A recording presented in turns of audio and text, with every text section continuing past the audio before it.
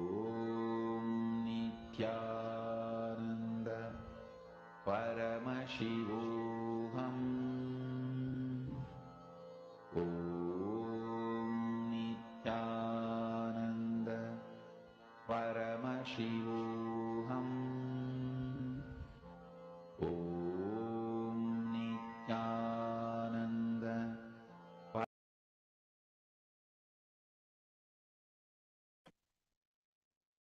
Slowly start to wiggle your toes and your fingers and rock yourself up to a comfortable seated position. Yes. Congratulations for all the participants. You have finished the Prathama Vinyasa Krama, the first level of the sequence. Congratulations for all of you. So with this, we'll be now starting the next sequence, which is a very beautiful sequence, which is the Dvitiya Vinyasa Krama, which is the next level of Nithyananda Yoga. This series actually has a very beautiful combination of complex asanas and simple asanas. Because all participants, let's get started. First asana of this beautiful sequence is Yathasanishtasana. Sit in a posture that brings ease to your physical and mental space. You can be any posture as you want. Bring your hands in the Bindu Mudra, where index and thumbs are touching. Repeat the Mahavakya in your throat center throughout the whole yoga. Visualize the supreme point of Hinduism in your inner space. Yathasanishtasana. Paryankam tat samakhyatam yathasam sthavyatasiddhi.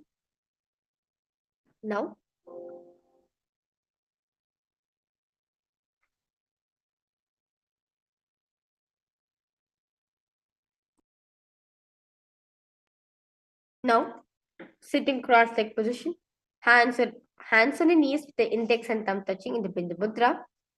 Now take deep inhalations, long deep inhalations and hold. Then take prolonged inhalations and exhalations. Samasana. Idaning garbhininaam yogaabhyasau yatha laghu shuka prashavalabhaya prochate praktare pathi. Now, place the left foot against the genital region and place the right foot over top of the left. Hands facing downwards on top of the knees in the Shambhavi Mudra, gaze at the nose in Muktasana. निपीड्यस्यैवनीं सूक्ष्मां दक्षिणेतरगुल्पतः वामं याम्येन गुल्फेन मुक्तासनमिदं भवेत्. Now, keep the legs in the same position as Muktasana. Switch the gaze to the third eye in Siddhasana.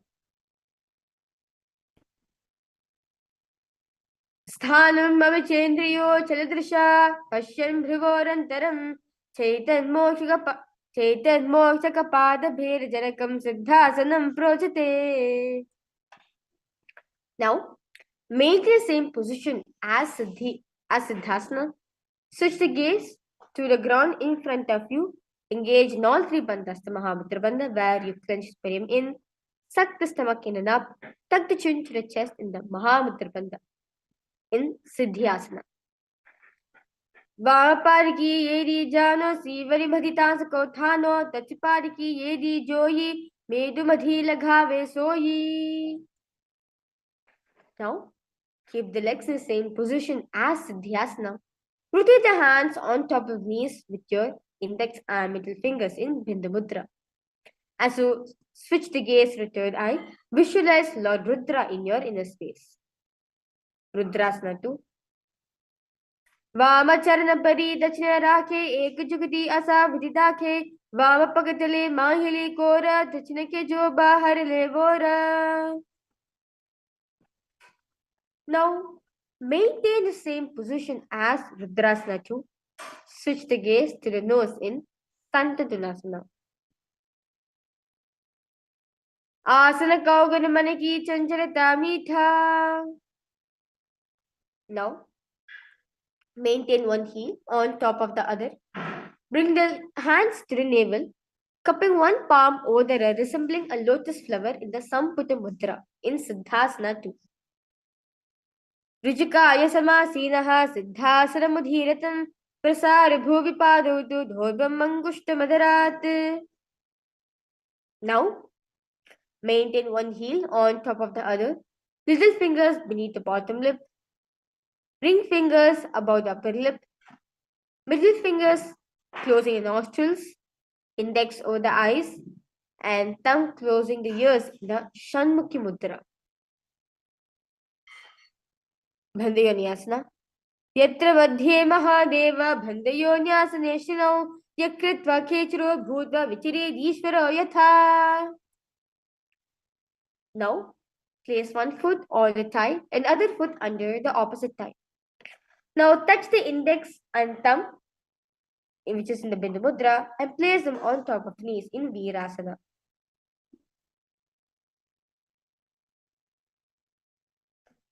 एकं पादमथैकस्मिन् विन्यस्रो निसंसितः इतरोऽस्मिन् तथा चोरं वीरासनमुदीरतम्.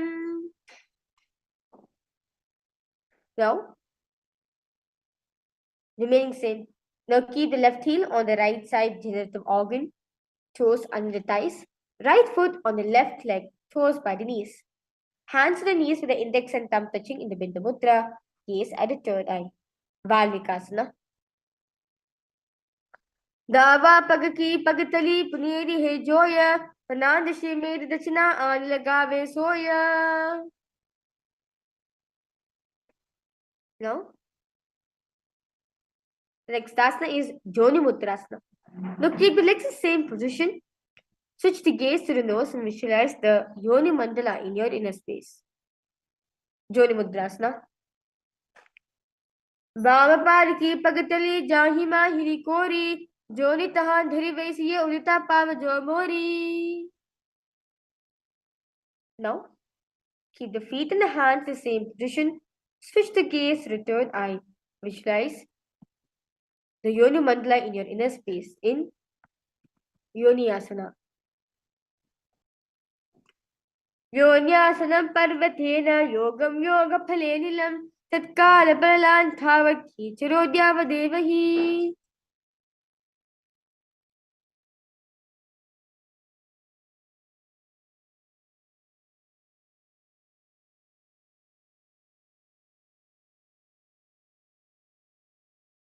Now, sit and bring soles of feet together, holding with both the hands in the Shambhavi Mudra.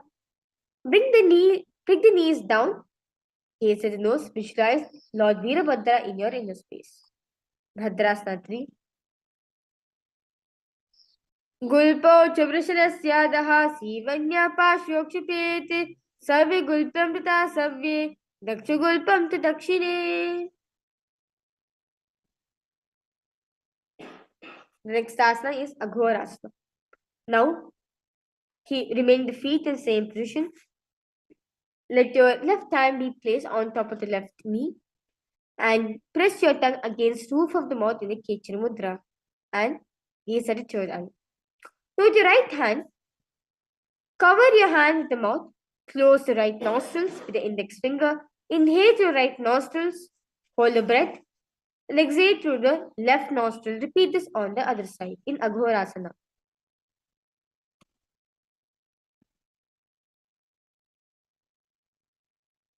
पूर्व कहो वृश्चिका जोई वाही विरियो की सोई सब अंगुर मुखबारी आनी मुख को संपुति करिठाने. Now, remain the legs in the same position. Place elbows onto heels. Rest the chin on the palms. Gaze at the nose. Engage in the Uddiyana Bandha in Kaneri Pavasana.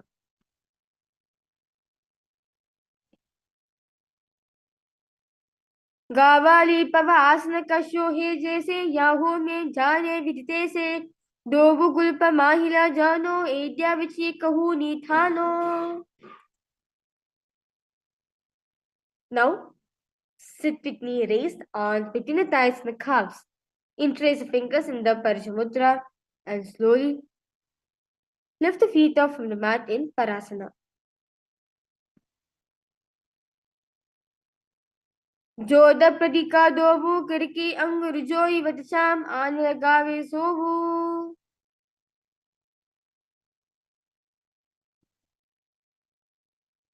The next asana is Gopi Chandasana. Now, interlace the fingers around the feet with toes together. Toes are groove in the throat, heels on the chin. Now,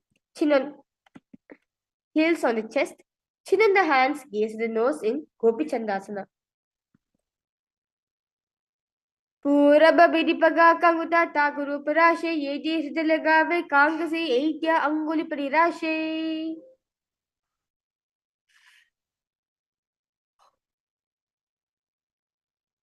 Now, insert the hands underneath the legs, holding the feet with the interlocked fingers. Bring the feet up to the chest. Bring the head down, touch the chin to the soles, gaze at the nose in Udharasana. Dovu Pagatali Sampradhane, Ubay Hastiki Urdahithane. Now, sit with feet together, arms under the legs. Raise the feet to your face. Fingers are interlocked, palms of the forehead in Vishishtasana. Dovu Pagatali Joy Sampradakare, Hadadovu Pagapichi Anitale.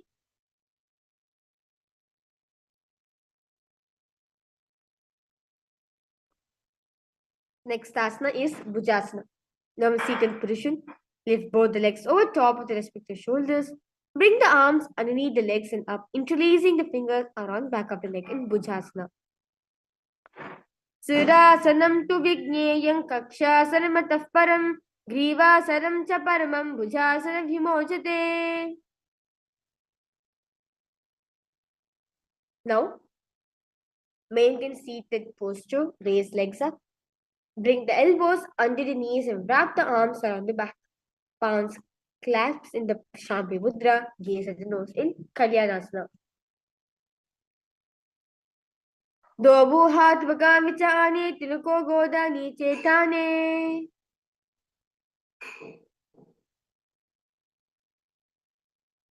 Now,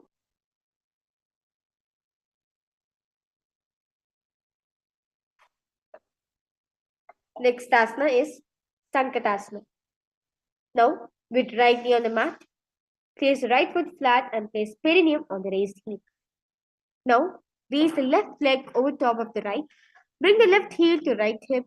Place the hands on the opposite knees in Sankatasana. वामपादं चितेर्मूलं संन्यासधरणीतले पाददण्डेन याम्येन वेष्टयेद् वामपादकम्.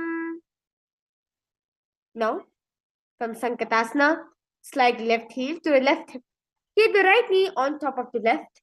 Place both the hands to the right thigh in Dhenukasana.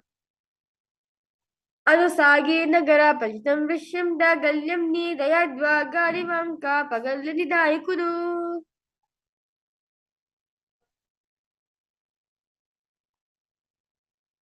Now, place the right foot on the left thigh and place the left foot on the right knee. Bring the left hand behind the back. Hold the right thigh. Place right hand onto the left thigh. Twist the body. Gaze at the third eye. Machandasana. Vamajanga parirachetane vamahasta dishane bahuro dashna pade he joyi takinali jopakare soyi. Now, from Machandrasana, untwist and hold onto your respective big toes. Lean your forehead so it touches the ground. Chest should be touching the knees in Machandrasana too. Pratama jivano charno jujoyi vamajanga parira kesoyi.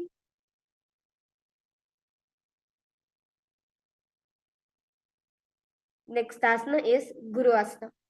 Now, maintain your feet in the same position. Inflate the fingers, place them on top of the knees in Guru Asana. Urmodapādasya kanishtikāpadeshe ghulpān sanstapate va jhanuttarpada pashni.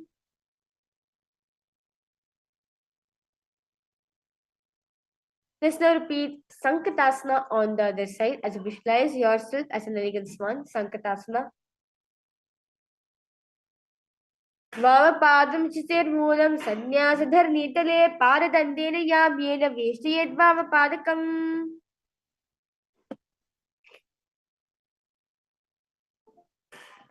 Let's now repeat Gomukhasana on the other side. Let's now repeat Asana on the other side. Anusagi Nagara Panchtam Drishyam Da Galyamni. Vachandrasana 1 on the other side.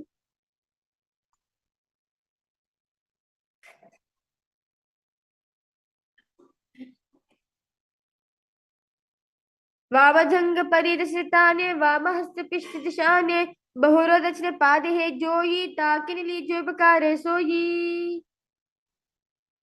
Vachandrasana 2 on the other side. प्रथम जीवनो चरणो जोई वामजंग पीरा के सोई. Let's now repeat Guru Asana on the other side. Guru Asana. उर्मूलपादस्य कनिष्ठिकापदेशे गुल्पा संस्थापदेव जानुदर्पारपाश्नी.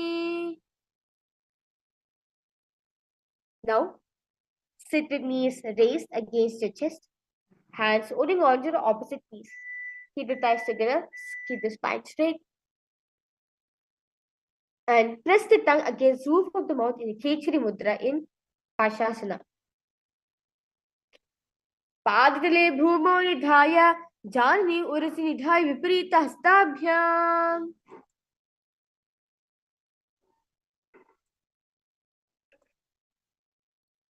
The next asana is Bodhishokhasana. Now, remain the legs in the same position. Wrap the arms around the legs and hold the opposite wrist. Place the chin onto the knees. Gaze at the nose in Bodhishokhasana. दोवु पगतले भूप धरे कोरमाली ऐसे करे. Now, from seated position, place feet flat on the mat. Place arms under the knees and hold on to the opposite elbows. Gaze at the nose in Kurakatasana.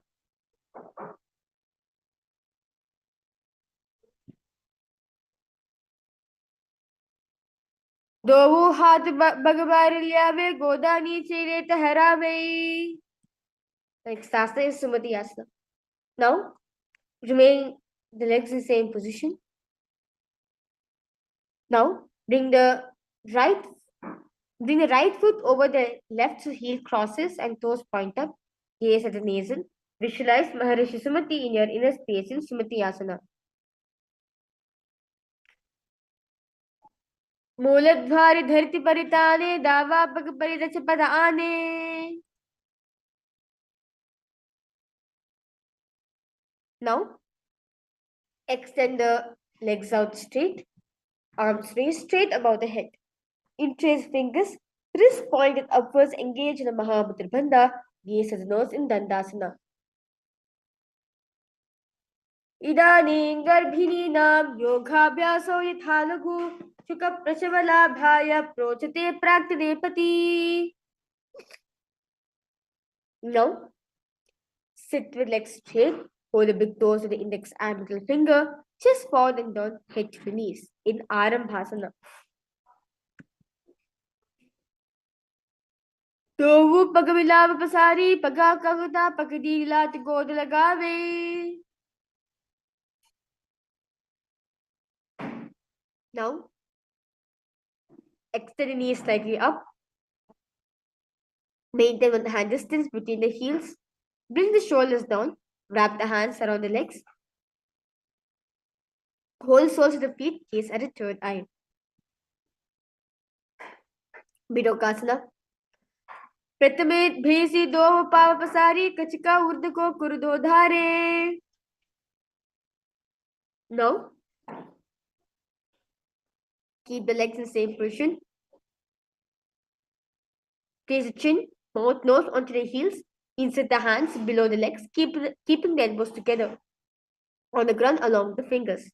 Palms facing upwards, gaze the nose in Jalandhari Pavasana. दोवु येदी मेलिकेदी चाहत पसारी पुरिचिबका नासिका तारी गभू परिधारी. Now, sit up. Sit and extend both legs out. Lift one foot behind the neck. Lean forward and down as in Paschimottanasana. in Ud Paschimottanasana. Paschimottanasam sthing kritva ekam padam grivan ritva tishthet Ud Paschimottanam bhavati. Anantasana. Now lay on your back. Lift the right leg over. Lie on your back. Lift the right leg behind the neck. Left hand holds the foot from the top. Straighten the body. Gaze at the nose in Anantasana. उत्तानशैली एकैकं पायी ग्रीवायां विन्यस्य.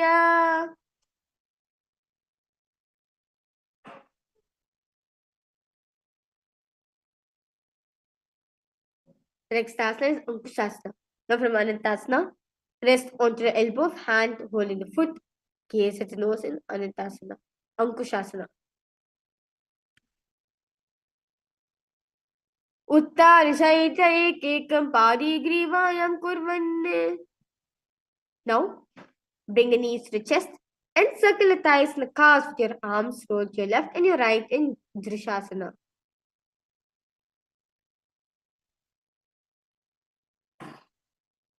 उत्तानशयनं जानुने हृदयवस्थम्भा झङ्गासहितूरिणी करद्वे भद्र सव्यपासव्यं लोदये दृशासनं भवति. Let's now repeat Urdhva Paschimottanasana on the other side.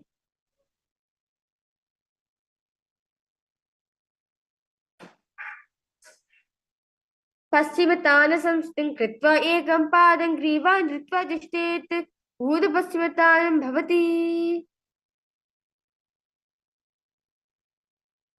Let's now repeat Anantasana on the other side. Anantasana.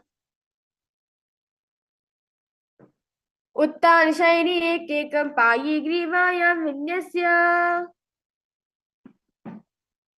Let's now repeat Ankushasana on the other side. उत्तानशैली एकैकं पादं ग्रीवायां कुर्वन्.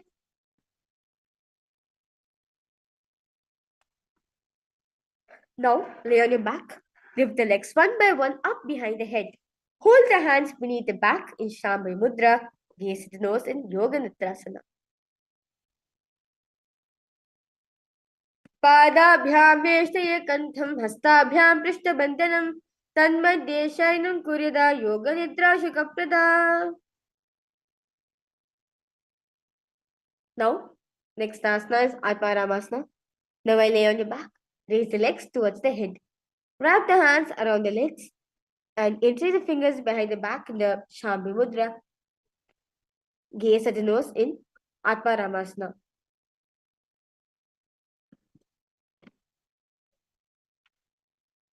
आत्मा रामास्य प्रथमो सूदो सोवे पग ऊंचे आगने. Next asana is Kochikasana.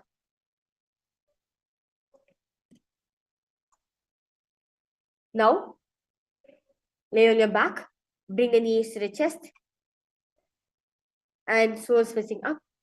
Arms extended sideways, gaze at the Choda in Kochikasana.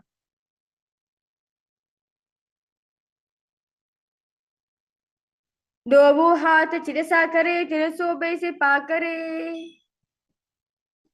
The next asana is Jatara Pravritti 1, 2, and 3. This is a very beautiful sequential asana. So I request all participants now to lie on your back and knees to the chest. Now, reach the arms reach to the side at the shoulder level. In Jatara Pravritti 1, keep one knee bent, twist and bring to the ground on the opposite side and keep the other leg extended straight. In Jatara Pravritti 2, keep both the knees bent to one side. In Jatara Pravritti 3, keep both the legs straight to one side, head looks in the opposite direction. परिविद्धे कुक्ष भाग्ये तदा हि परकीर्तितः भक्तकोणं सुप्तकोण मोदकोणमतापि च. Let's now repeat Jatara Pravritti 1, 2, and 3 on the other side.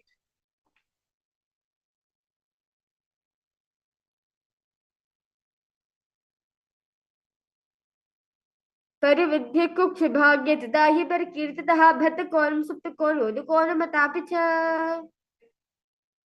Now, Lay on your back. Bend the knees, place feet flat on the ground. Hold the ankles and slowly lift the feet up. Gaze his nose and breathe Padipitam.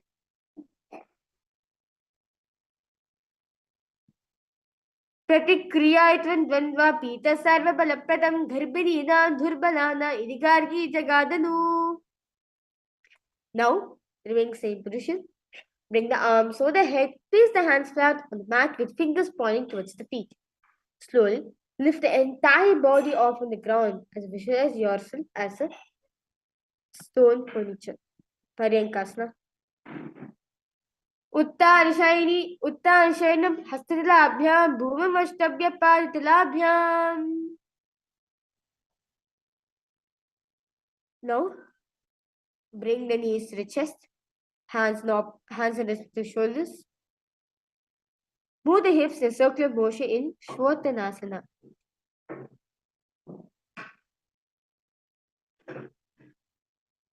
Shavasana संस्थाप्य जानिनी सम्ये नामो आनीय हस्ताभ्यां कन्दराभद्वा भामये श्वोतनं भवति.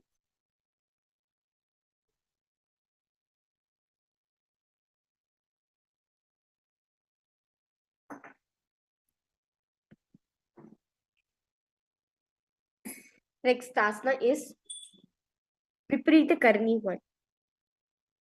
Now, lie supine, raise the hips and legs up. Elbows and hands external mat below, helping to balance the body up straight. Now move the legs around and around in Viparita Karni 1. Bhutale shashiro dhatva kenaye charanadvayam. Next asana is Viparita Karni. Now remain same position. Stop the movements of the legs in Viparita Karni 2. Karni Viparitagya Sarva Divyadinashini. Now, take the feet over the head, toes on the floor, hands stretched on the ground, palms clasped in the Parishamudra in Langhalasana.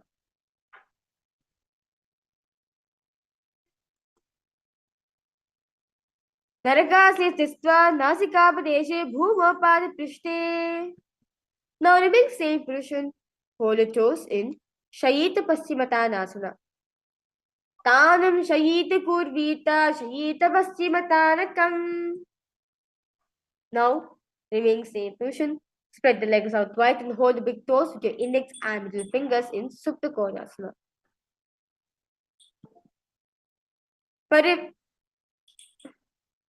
Paravidhikukshibhagya tadahi parakirtaha bhattakonam suptakonam modakonam matapicha. Now, bring the legs over top of the head, toes on the ground, hold the ankles, keeping your core straight. Keeping knees straight in Chakrasana. Shavasana pado kuryan mastakau paro yukramenata shigrameta sarvasya sadhanam.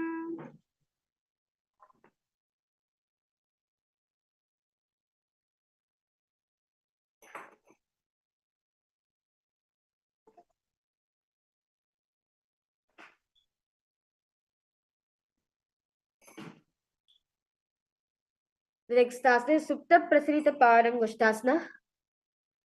Now lay on your back, keep the legs vertical. Hold the big toes in the Prana Mudra with your index and middle finger. Open the legs out wide. Uttara Padam Krauncham cha Maricham Veera Bhadrakam Vidrajam Trikonam cha Suptangashta Prasarine. Now bring the legs together, straight in front of you in Supta Paramashivaham. Uttanapadam Krauncham cha Varijam Veera Bhadrakam Vidrajam Trikonam cha Suptangashta Prasarine. Now, from this beautiful asana, move the legs into Padmasana position. Lay on your back and hold on to the opposite elbows over the head and gaze at nose in Matsyasana.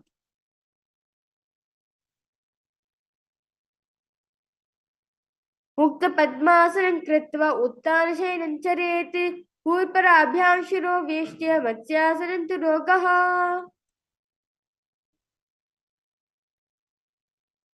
Now, Place backside right hand on top of the left, gaze at the nose in Paramashivoham. प्रथम करे पद्मासन आचे सूर्यो सोवे भूपरिपाचे. Now, while lying on your back, lift the legs in Padmasana. Lift the hips and legs up. Hands supporting the hips, elbows on the floor. Tuck the chin to the chest in the Chandra Bandha. Gaze at the nose in Sarvangasana. अथ वक्ष्येति संक्षेपात् सर्वाङ्गासनमुत्तमं यकृत्वा योगिनिपुनो विद्याभिः यथा. Now, lay on your back. Place one foot on the opposite thigh. Now lift the other knee towards the head. Extend both arms straight. Hook the fingers forward. Gaze at the third eye in Vrishchikasana.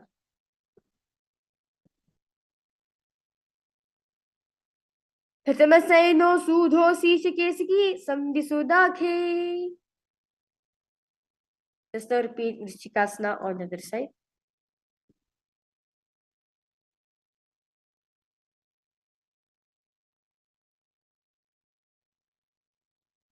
Prathamasayana sudho sishikesiki samvisudakhe. Now, we'll be entering the very beautiful asana, which is the Vrishaparikshepa. Now, lay on your back, interlace the fingers around the neck, lift the body up, both the feet up on the ground, off from the ground, extending one leg straight and other knee to the chest. Alternate extending and raising again and again in Vrishaparikshepa. उत्तान शयनं कृत्वा अनुलोभिः कन्दरां भत्वा भूर्पुरं नीत्वा नितम्बेन. Relax yourself.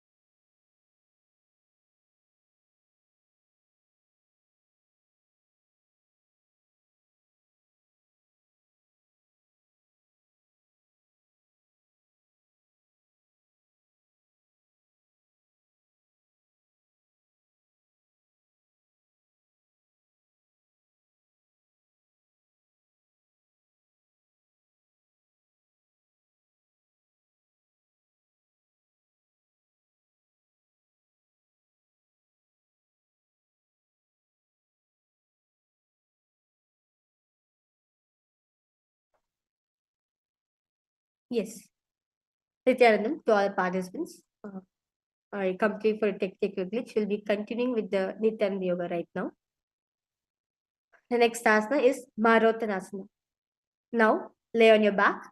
Lift the legs one by one, touching the ears with the knees. In Marottanasana. श्रोत्रदासंस्थि कृत्वा जानद्वयं पर्येन कर्ण्यो संस्पृशेत् मारोतनं भवति. Now, while laying on your back, place soles of the feet flat ground.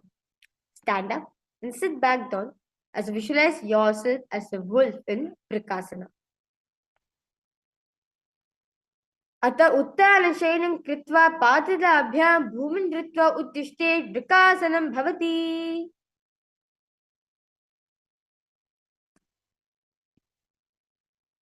Next asana is Luthasana. Now lay on your back. Quickly throw the legs above the head. Completely roll over. Finish in a prone position. Repeat this again and again in Luthasana. उत्तानशयनं पादौ श्रियङ्गभूमौ स्थापयित्वा.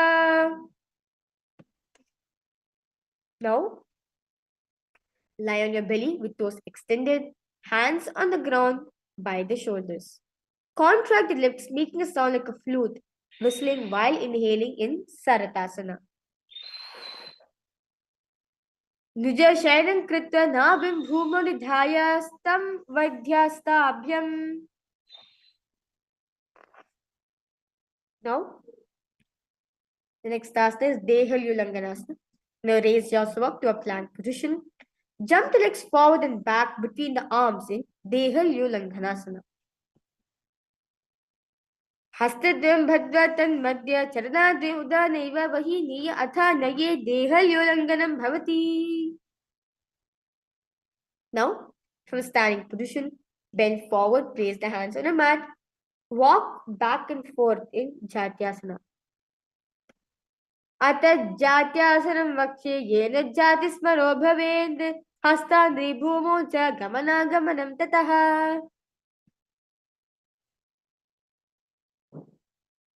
We will be entering into the first karana of this beautiful sequence, which is Lolitika Karana. Now, stand with knees bent, feet pointing outwards. Bend the elbows, keep the hands at the chest level. Now, move the arm, cross the body, then bring back to the center. Tilt the head back and open the chest up towards the sky. Move the head in all directions in this karana.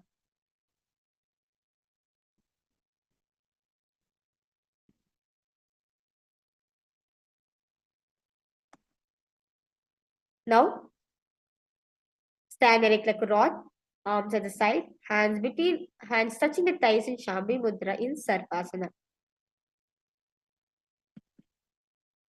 अतः सर्पासनं वक्षे वायुपानाय केवलं शरीरधन्दवत्तिष्ठे रजोबन्धस्तपादयोः. Next asana is Ushta Sadanasana. While standing, place all fingers on the mat and stand on the feet. Feet on the fist. Begin to moonwalk like a camel as you visualize yourself as a camel in Ushta Sadanasana. मुष्टि कनिष्ठिकापदेशे भूमौ निधाय उपरपादले संस्थाप्य उष्टवत् उष्टसाधनं भवति. Now, remain same position. Begin to moonwalk like a horse as you visualize yourself as a horse in Ashvasana. मुष्टि कनिष्ठिकापदेशे भूमौ निधाय उपरपादले संस्थाप्य अश्वत् शरीरं चलनीयम् अश्वासनं भवति. Now, stand straight with feet together. Interlace the hands behind the back and pull them down towards the calf in Parshamudra. Slowly open your chest. Slowly open up your chest in Kapota Nikatasana. पादत्ले भूमौ निधाय पृष्ठभागे हस्तो जङ्घापर्यन्तं नीत्वा कपोतनिकटं भवति. We will entering to the next karana or this beautiful sequence, which is the Tala Pushpaputam Karanam. Now, stand tall with palms together in Namaskara Mudra. Gently bend the knees and keep toes pointing outwards. Simultaneously open up the palms, raise one heel off from the ground, slightly lowering the waist and shoulder of the respective heel. Visualize you're holding an offering, a bouquet of flowers to Paramashiva in this beautiful Karana.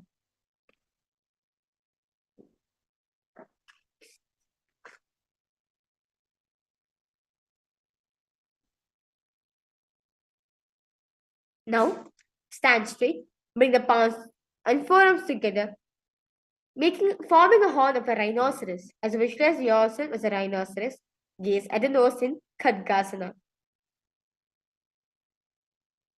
नुज सरतमस्मान् कृत्वा पादलोभ्यो भूममष्टभ्य उत्तिष्ठे खड्गासनं भवति. Now, sit down all the way low. You can go to the ground. Stand up. Do like this again and again in Uttanottanam. पुनः पुनः उत्थातव्यम् असीतत्व इति उत्थानोत्थानं भवति. Now, stand up straight. Raise the arms over the head. Jump repeatedly in Musalasana as you visualize yourself as a mace. सारलं स्थित्वा ऊर्ध्वं बाहु नयेत् वारंवार मुद्रां कृत्वा नयेत् मुसलासनं भवति. Now from standing position, pull the sole of one foot towards your belly. With other legs sit down and stand up. Alternate in both the sides in Uchirshaka.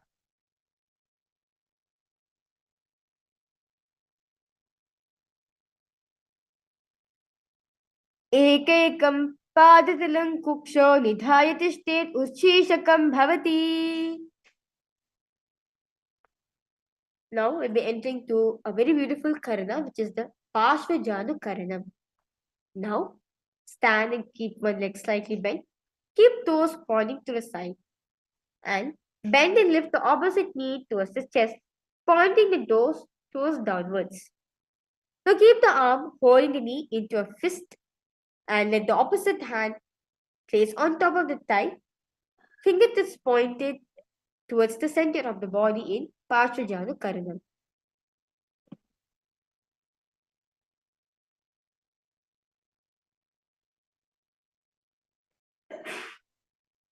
The next asana is Tandavasana.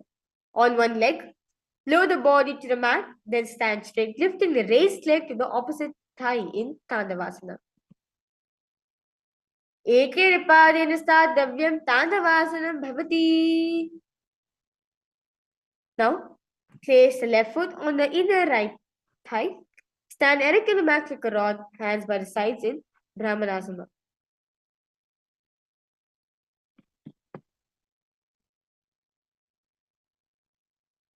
ब्राह्मणासनमावक्षे यकृत्वा यकृत्वा ब्राह्मणो भवेत् एकपादमरोधत्वा तिष्ठे दण्डाकृतिर्भुवि.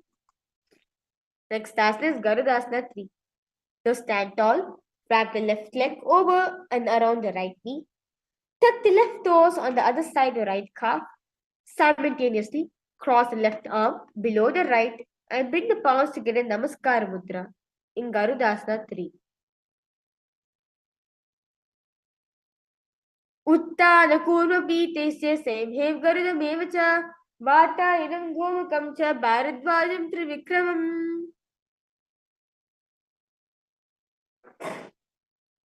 Now, stand straight on the right leg, left foot on the opposite thigh, hands relaxed by the knees in Ekapadasana.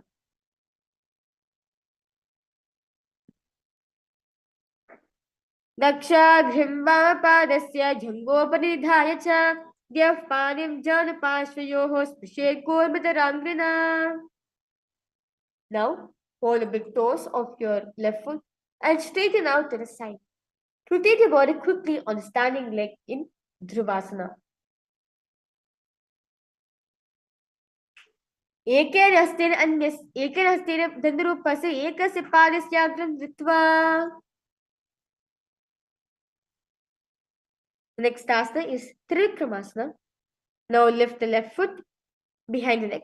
Sit and stand tall. Alternate between sitting and standing in Trivikramasana.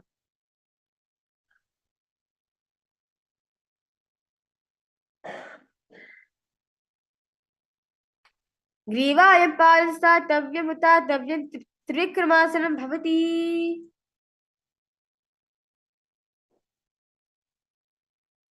Let's now repeat partial jhana karanam on the other side.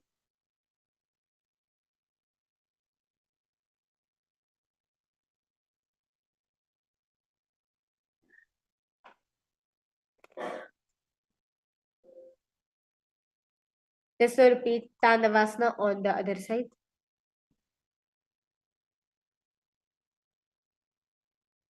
Tandavasana. Ekere pade sthatvyan Tandavasanam bhavati. Brahmanasana on the other side. Brahmanasana. ब्राह्मणासनमावक्षे यकृत्वा ब्राह्मणो भवेत् एकपादो धत्वा दृष्टे धन्दा कृतिर्भुवि. Garudasana 3, repeat it on the other side. Garudasana 3. उत्तान कूर्मपीते से सेमहे गरुडमेव च. The next asana is Ekapadasana on the other side. As you continue to visualize the supreme pontiff of Hinduism, Swamiji, in your inner space. दक्षाग्र्यं वामपादस्य जङ्गोपनिधाय च द्यः पायं जानपाशयोः स्पृशेत्पूर्वतराङ्घ्रिणा.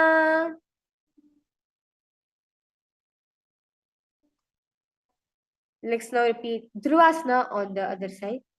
As you visualize yourself as a North Pole star. Dhruvasana. एकेन अस्थिर्दण्डरूपस्य एकस्य पादस्य अग्रं धृत्वा. Now,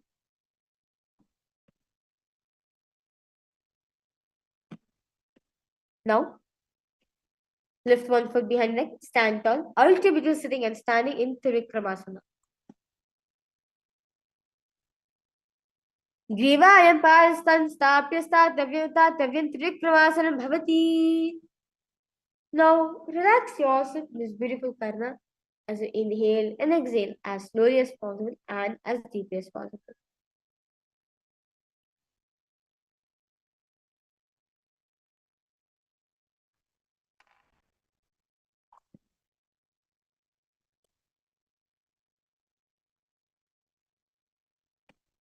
The next asana is Gorak Anjali Asana.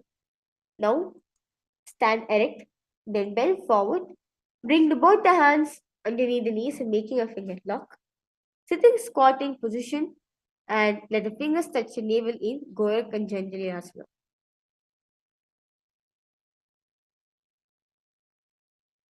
प्रथम ही उभय होय बहुरी नीचे पुनि होवे. Next asana is Kanchasana. Now, remain in the same squatting position. Insert the hands between the thighs and the calves. Then wrap it around behind the butt. Keep the chest upright in Kanchasana.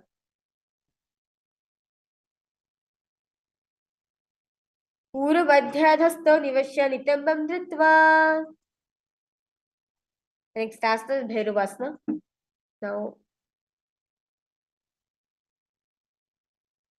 Now remain in the squatting position.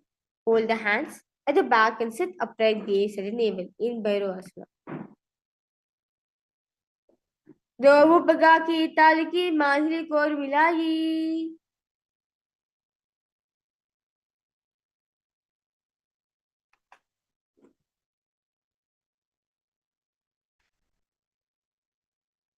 Now squat all the way down. You can go to the possible. You can go. Now bring your elbows up close to the head, palms joined over the back. Join over back facing downwards, gaze at nose in Varahasana.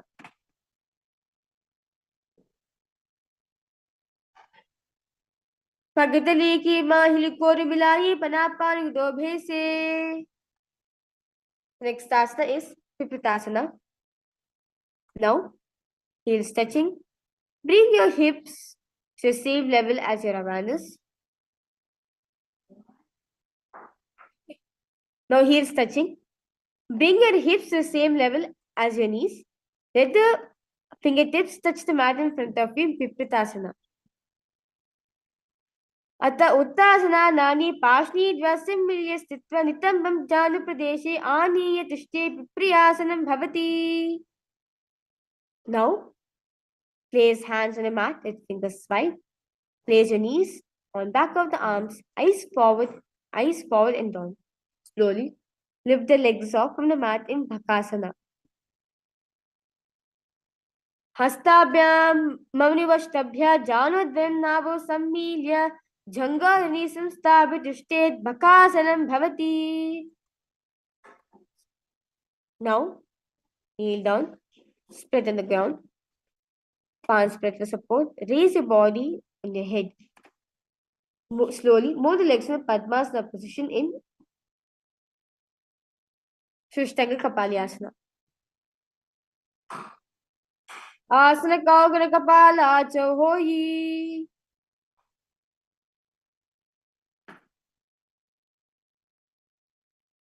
Now, sit down with feet that heels comes outside of the hips.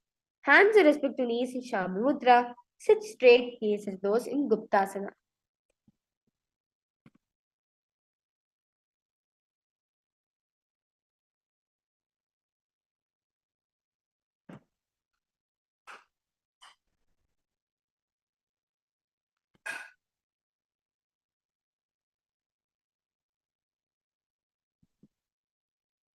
Guptasana.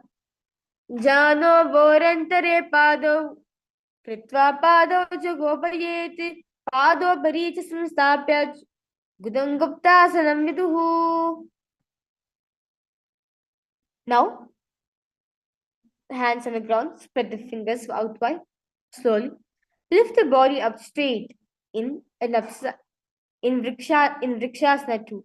As you visualize, you are a tree with deep roots into the ground. Vrikshasana 2. Saptachakrakshaalunaya Vrikshasana Visheshakane Jananendriyadadhyaya Konabhetan Samabhyaset. Now remain same position. Switch the gaze to the third eye in Shibhuvasana.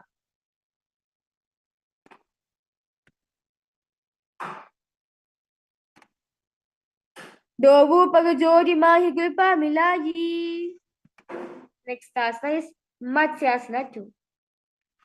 Now from Bakasana, jump the legs back onto the hands and the feet. Palms by the chest.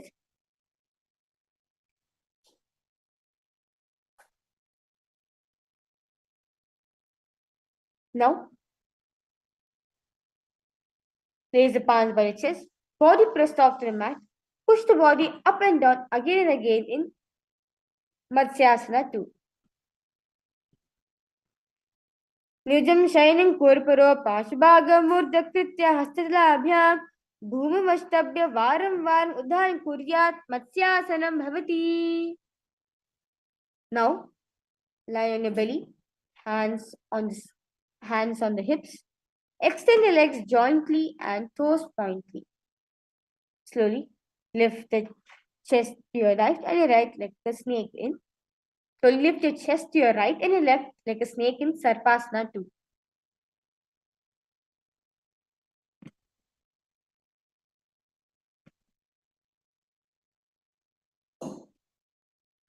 Sarpasana.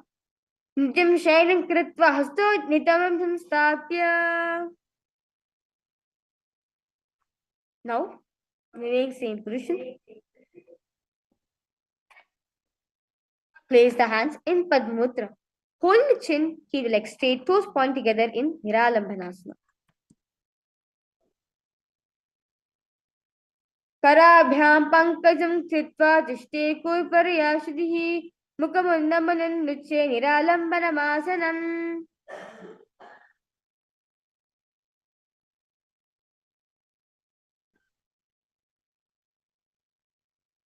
Now, lay on your stomach. Place hands flat on the mat in front of you. Straighten the arms between the bent knees.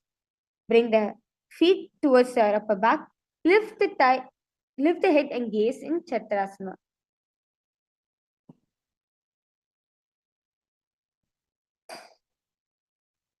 अध्यासन स्थित्वा हस्तदाभ्यां भूममष्टभ्य नुया चक्रासनं भवति.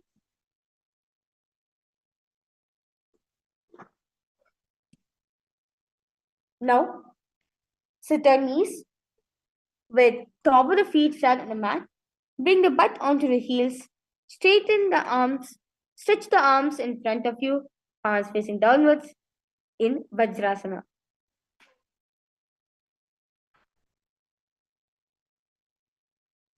इदानीं गर्भिणीनां योगाभ्यासो यथा लघु सुखप्रसवलाभाय प्रोच्यते प्राक्तनेपति. Now, raise.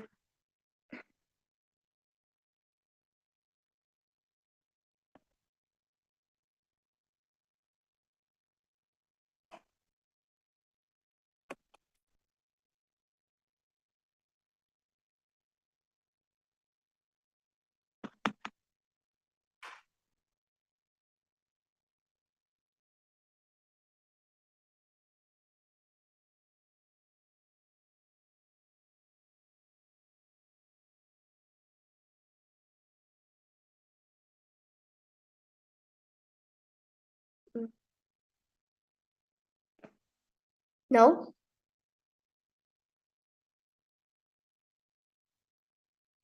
from Gajasana, alternate striking the ground with your hands in Nishasana as you visualize yourself powerful asana. गजासन संस्थो एकैकम्बां भूमौ तादिये क्लेशासनं भवति. Now, from Gajasana, lift the legs into the air. Slowly bring the forehead to the mat in Ajasana. गजासन संस्थो पादाद्वयं मन्त्रकानि कृत्य मस्तकेन भूमिं स्पृशेत अजासनं भवति. Next asana is Dhanantarasana. Now, next asana and Dhanantarasana. Now, sit on heels, legs together. Place hands on the respective knees. Keep the spine straight, gaze at the nose in Dhanantarasana. पूर्व विधि परिहादकी काकसीस्यो पदा शराभोदी.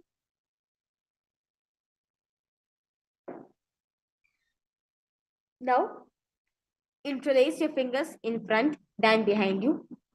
Stretch the arms forward and then to the sides and backwards in Angamottanam. हस्त्योर अंगुले भद्वा हस्त्योर Madhya serve तिष्ठेत Angamottanam. Next asana is Garudasana 4. Now, sit on heels in Vajrasana. Feet turn out to the sides. Now, thighs and knees resting on the ground. Keep the spine straight. Hands on the knees in Garudasana 4.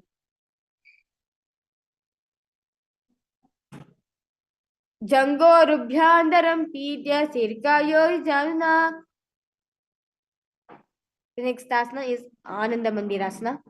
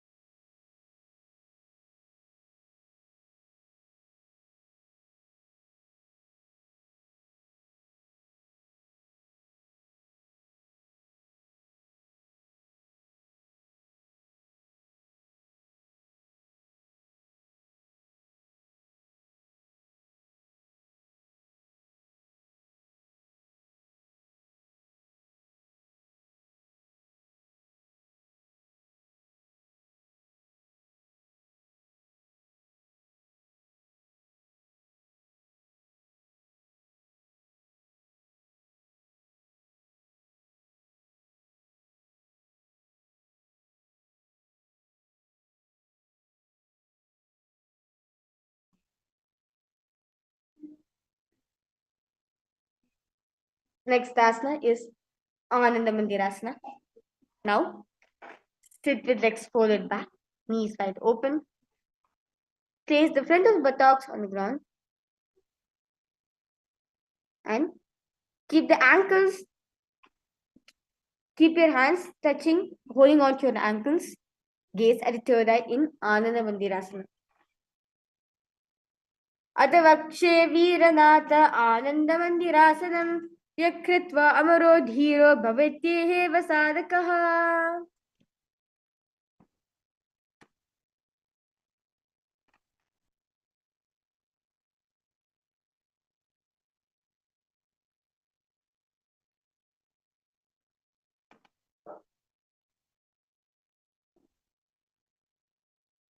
Next asana is Mandukasana 2. Now, sit on ankles, knees spread out wide, hands under the knees, gaze at nose in Mandukasana 2. पृष्ठं सम्पीड्य गुल्पाभ्यां जाम्वागे सवलयाकृतिः हस्तोपादतले क्षिप्तो मन्दुकं पाददोषेत्.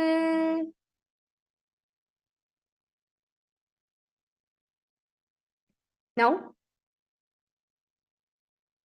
keep your toes on the mat, heels up, together place perineum on the heels. Place palms on the ground, spread fingers wide open, and base of the hand touching the toes. Gaze at the nose, stick out the tongue, and exhale in Narasimhasana. दोहू परा पानी हो वैसे ये दी मेरा गोदा निवेसे.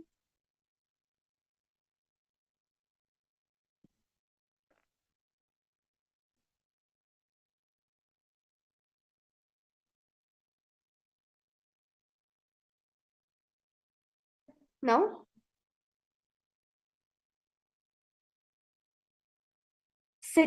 now, remain in the same position. Make a hollow of palms and place it on your mouth. Keep thumbs under your teeth, close the lips, gaze at the nose in Vishnakasana. As you visualize yourself as a beautiful, auspicious goddess in your inner space. Vishnakasana.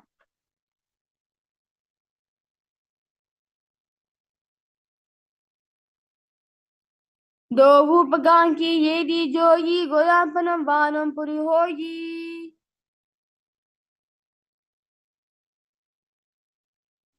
Now, remain same position. Imitate as of monkey scratching and gaze at the third eye. Makadasana. दोहु पगतली संपद आने तिलकी बिष्टि भू परिधाने मूलद्वारे ज्ञापरिल्यावे मुदहदा ऊच तहरावे.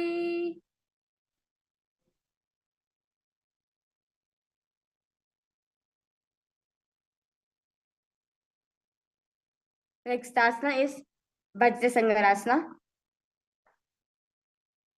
Now, stand on toes, soles of the feet, stand on toes, hold soles of the feet together, sit on the heels, slowly lift the knees off from the floor. Hold the elbows behind the back, gaze at the nose in Vajrasangarasana. Visualize the embodied diamond-like strength for yourself and for the whole world in this asana, Vajrasangarasana.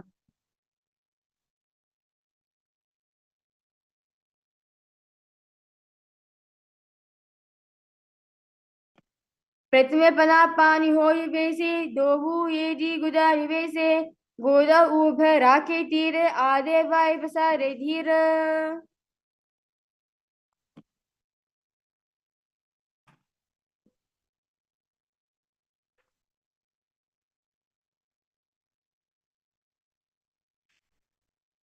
Now, keep toes down, cross the ankles behind, sit on the heels.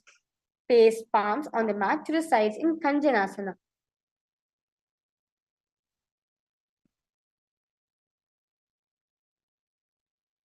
Kanjanasana-mavakshi yaktitva sustiro bhavet Krishnam padatale bhadva hasto bhumo pradarayet. Next asana is Kurmasana. Now, with toes flat, cross the feet and place perineum on the back of the heels. Keep the knees wide on the floor and rest the hand on the knees. Vijayokasana.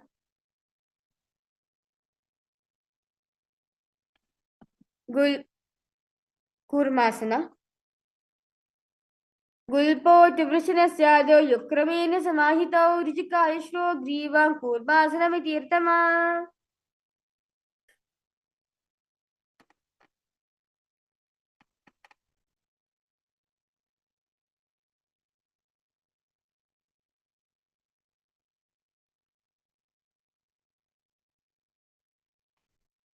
The next asana is Yogasana.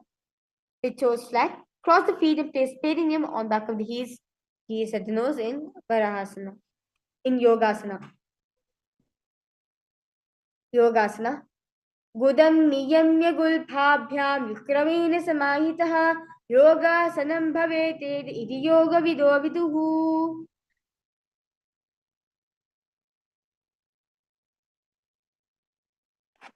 Next asana is Vijayokasana.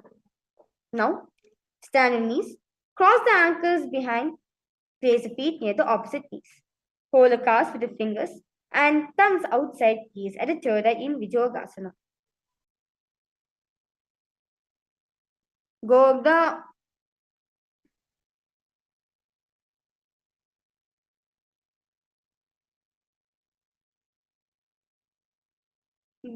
वामनो उभय होई, गोदा आधारा के धोई.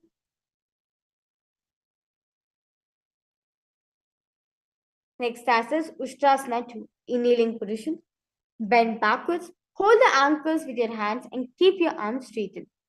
Push the hips forward, tilt the head back. Visualize yourself as a camel in Ustrasana 2.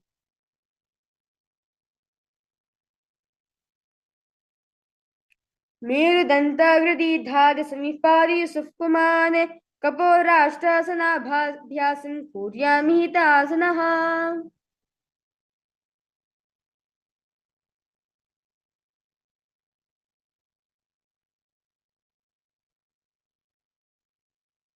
Next asana is Jatyasana. Now, hands holding the soles of the feet. Slowly lean back, bring your elbows and back of the head on the mat, gaze at the navel. Jatyasana 2. Dobu yedi samput kare sole moolatvari tharidere.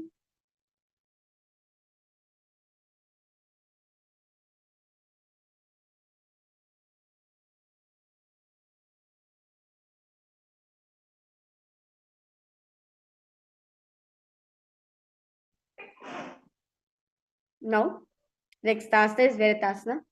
Lean back. Use support of your hands if needed. Rise up.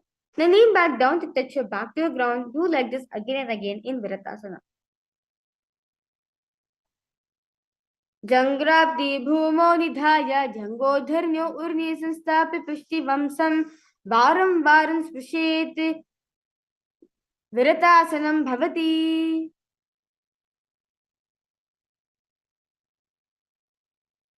Now, from Viritasana, raise the hips higher. Bring forearms on the mat. Hold the back of the heels. Bring the head in between the feet in Kapotasana. मेरुदन्ताग्रदीर्घाज समीपादि सुप्कुमाने कपोराष्टासनाभ्यासं कुर्यामि हितासनः.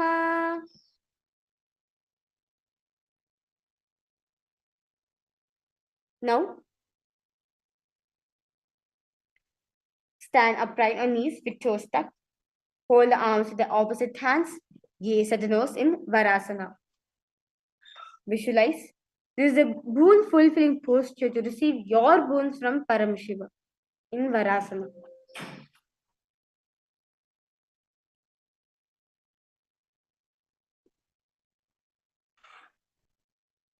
Janani bhumo संस्थाप्य हस्ताभ्यां बहु परस्परं धृत्वा सरलं तिष्ठेत् वरासनं भवति.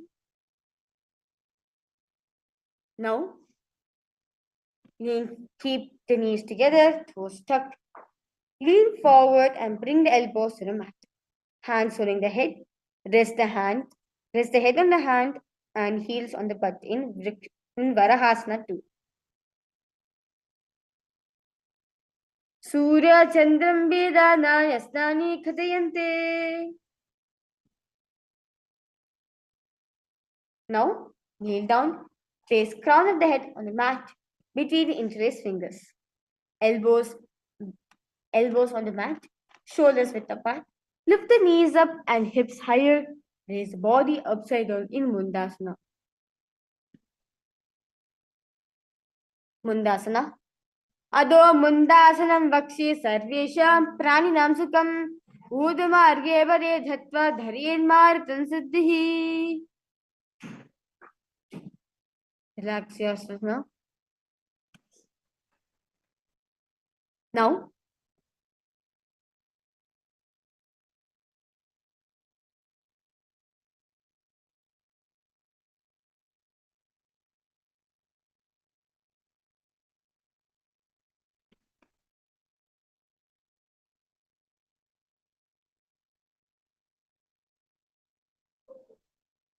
kneel down, head between the knees, elbows adjacent to the knees, hands holding the head.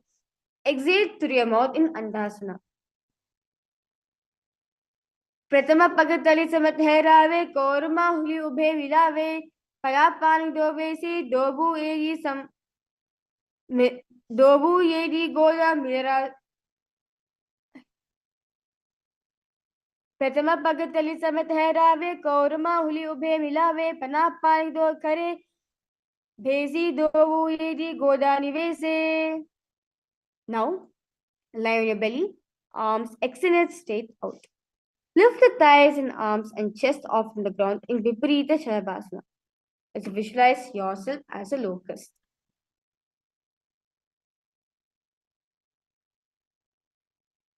Shalabhasana Bedasya Natu Berunda Namake Gandha Berunda Sahite Shisha Dandasanam Tatha. The next asana is Kapalasana. Now lie on your belly, arms at the sides, palms down. Keep your forehead on the ground. Keep the chest on the mat. Lift the legs up together in Kapalasana. Kapalam bhumo nidhaya urdhapadam nayet kapalasanam bhavati. Now lay on the stomach, hands by the sides. Lift the legs up.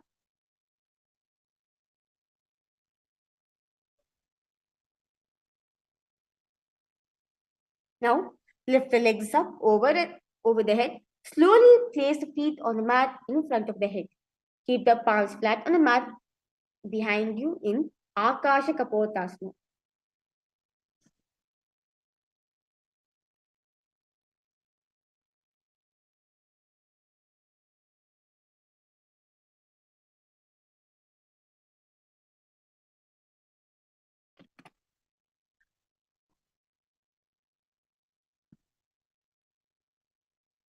उष्ट्रासे स्थित्वा चरणौ भूमोर्तप्य मस्तकोपरि नीत्वा पृष्ठपादेन भूमौ स्थापयते आकाशकपोतं भवति.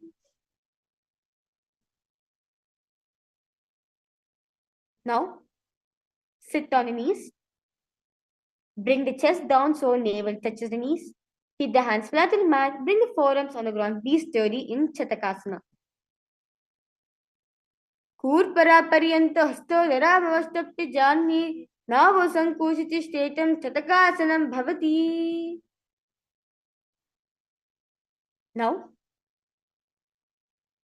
kneel down, hands and elbows on the mat. Raise the legs, bend the back to touch the feet on the shoulder, touch the feet on the head. Lift the chin and hold as visualize yourself as a scorpion in Vrishchikasana 2. Vrishchiva puchha padimangri pashni ditva shishire chivikam vidayakau yetre dishandasti sadakastva vishavaham Vrishchika sanyamasanam. Now place perineum down on your right heel. Keep the left foot outside of the hip, ankle to the side, and place the hands on the mat, resembling a bull in Vrishasana. Yama ghulpe pad mule vama bhage padeteram विपरीतं स्पृशेत् भूमं वृषासनमिदं भवेत्.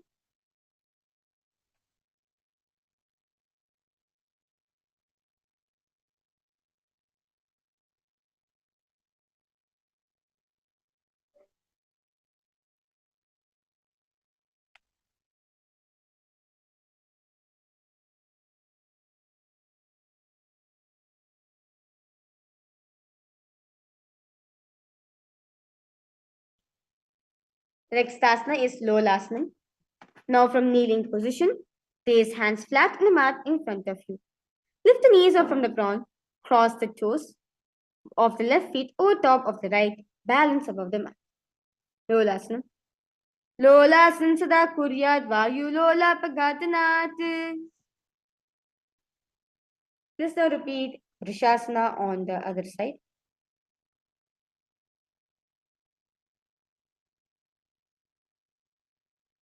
Yamagulpe padamule vamabhage pateteram.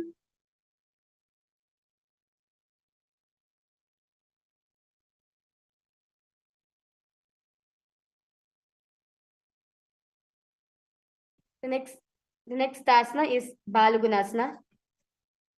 Now, place the left toes on the ground, sit on the heel of the left foot, place the right foot flat on the ground, with the knees raised towards the chest. Palms the respective knees, maintain an upright position in Balagunasana. Asana Kaugana Jalavikara Jagi. Next asana is Grahasana. Squat with feet flat on the mat. Bring the elbows under the thighs and wrap the hands around the shin. Hold onto the ankles from the outside in Grahasana.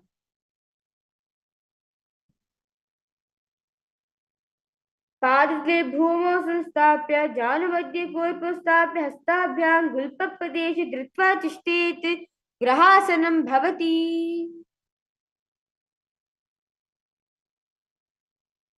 Let's now repeat Balagunasana on the other side as we visualize Balagunehi, one of the 84 siddhas in our inner space. Asana Kaugana Jalavikara Jayi. Next asana is Utkatasana. Now, squat on toes with heels up and knees off from the mat. Place perineum on the heels and hands on respective knees. Keep the spine upright in Utkatasana. Yujaspijosti yata udajano yatrasne padalopari snebhya managuttarak andaran ma sprishya pitam spitimuka takyam.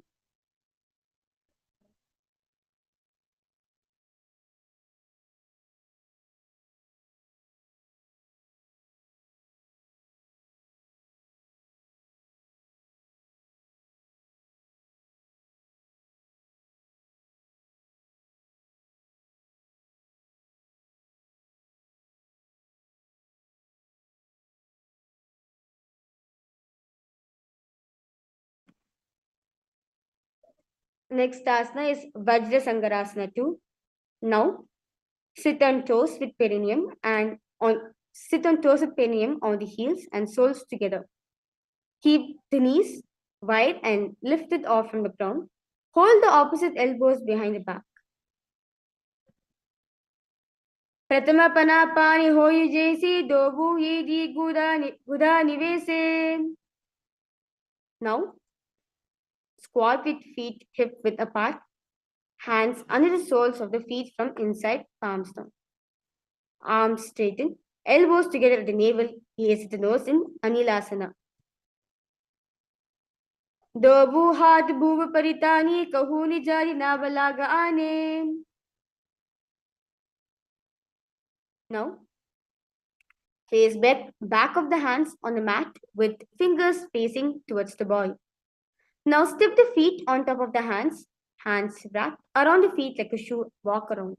Visualize you're wearing the padukas, walking the length and breadth of India. Padukasana. Hastitilo padade kritva jishte gachet padukasanam bhavati. Now, place palms on the mat. Place both the feet upwards into the air and let them fall back down. Do like this again and again As you visualize yourself as a rooster in Kukurodana. हस्तते भूमौ कृत्वा पादते च ऊर्ध्वमुदं कृत्वा भूमौ पतेत्. Now,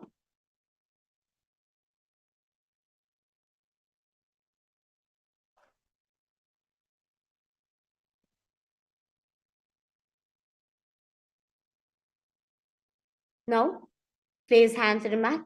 Raise the legs upwards into a handstand position. Move around on your two hands as if you are dancing in Viparita Nrityasana.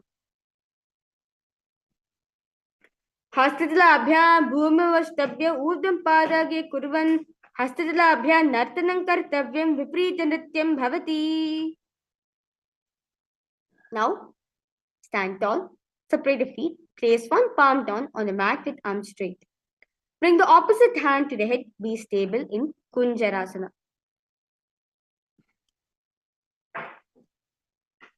अतवक्षे Mahadev कुञ्जरासनमुत्तमं करेणैकेन पादाभ्यां भूमौ तिष्ठे शिरः करः.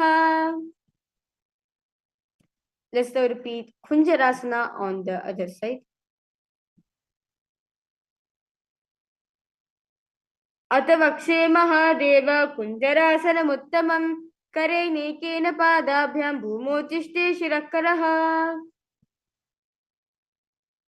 Now, sit on the ground with feet flat and heels comes close to the body.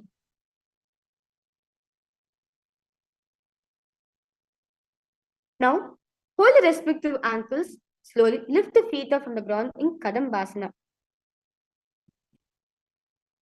पाष्टिभ्यां भूमवष्टभ्य हस्तद्वेन घुल्पो धृत्वा तिष्ठेत् kadambam bhavati.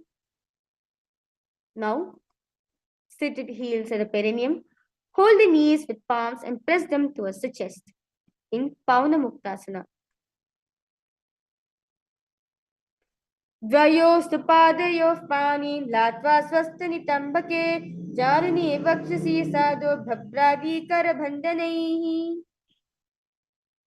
Next asana is Chakorasana. Now, sit and lift one leg behind the head. Place both the hands flat on the mat and extend the opposite leg up with knees straight.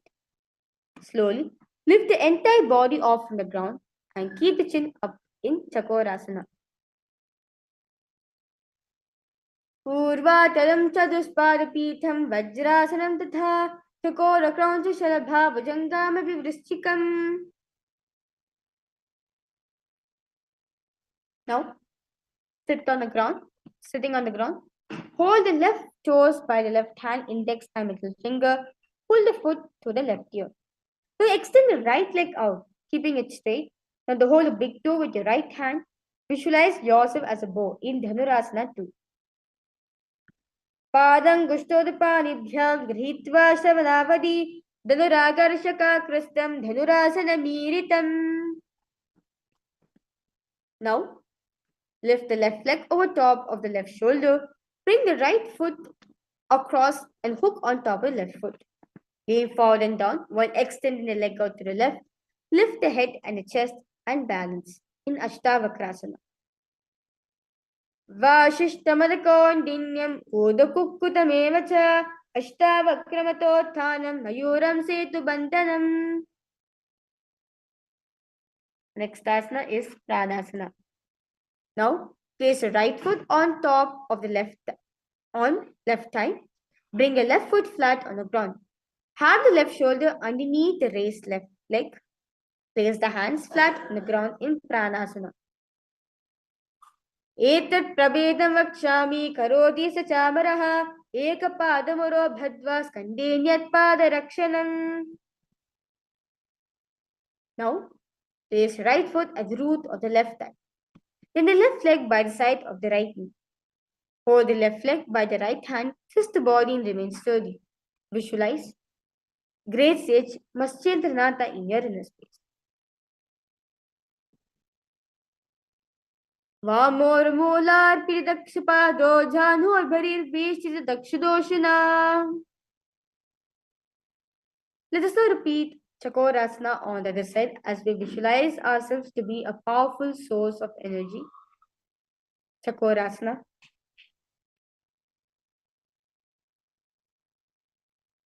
Purvatadam chadushpadapitham vajrasanam tatha chakorakrancha shalabha bhajangamapi vrischikam. Next asana is Dhanurasana 2. Repeat it on the other side. Padam gushtodupanibhyam grihitva shavanavadi dhanurakarshaka krastam dhanurasana miritam. Ashtavakrasana on the other side. Vashishtamadakondinyam udukukkudamevacha ashtavakramatotanam mayuram setubandhanam. Let's now repeat Pranasana on the other side.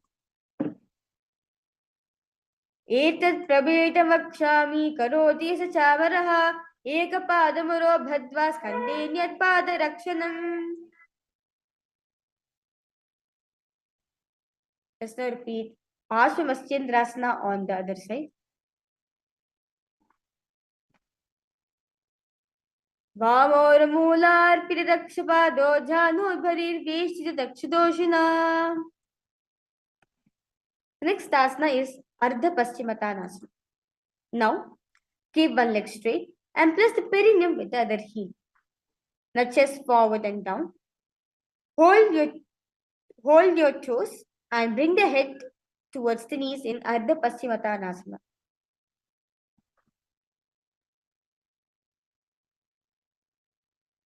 Ekam padam prasarya ekam padastha pashnina sivani sampi dadya hastadvena prasarita padangushtam dhritva. Next asana is Kranchasana. Now, place your right ankle outside of the hip. Hold the soles of the right foot and lift the leg up towards the forehead. Keep the knees straight, gaze at the nose in Kranchasana. Vashishtamadakondinyam udakukkudamevacha ashtavakramatothanam mayuram setubandhanam. Let's now repeat Ardha Paschimottanasana on the other side.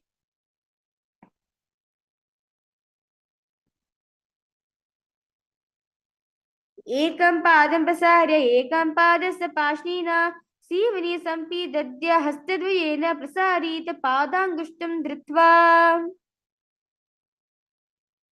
Let's now repeat Kranchasana on the other side as we visualize ourselves to be as a crane.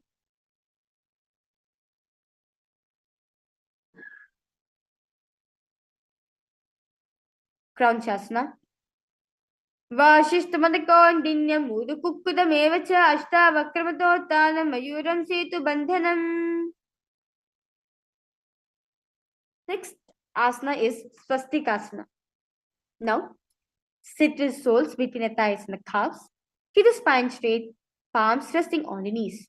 Visualize it embodying peace, well-being, good fortune, and prosperity for yourself and for the whole world, like the swastika.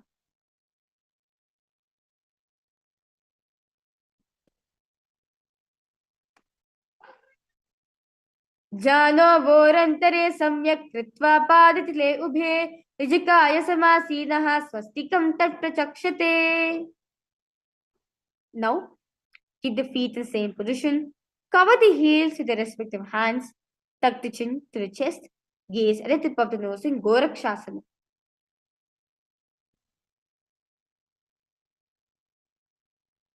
Jano vorantare pado uttano vyakti samsitau gulpo chachatya hastabhyam uttanabhyam priyatataha.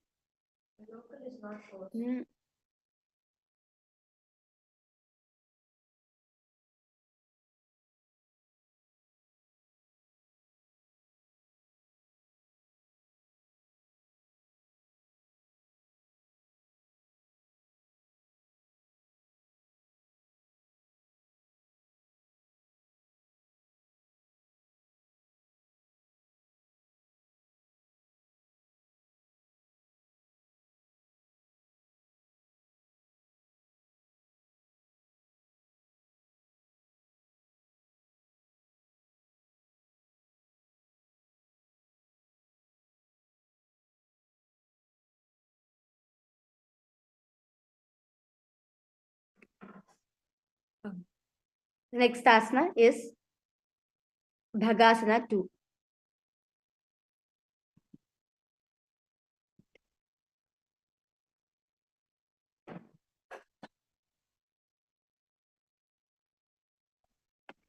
Now, bring the left heel to the perineum, right foot on the left thigh.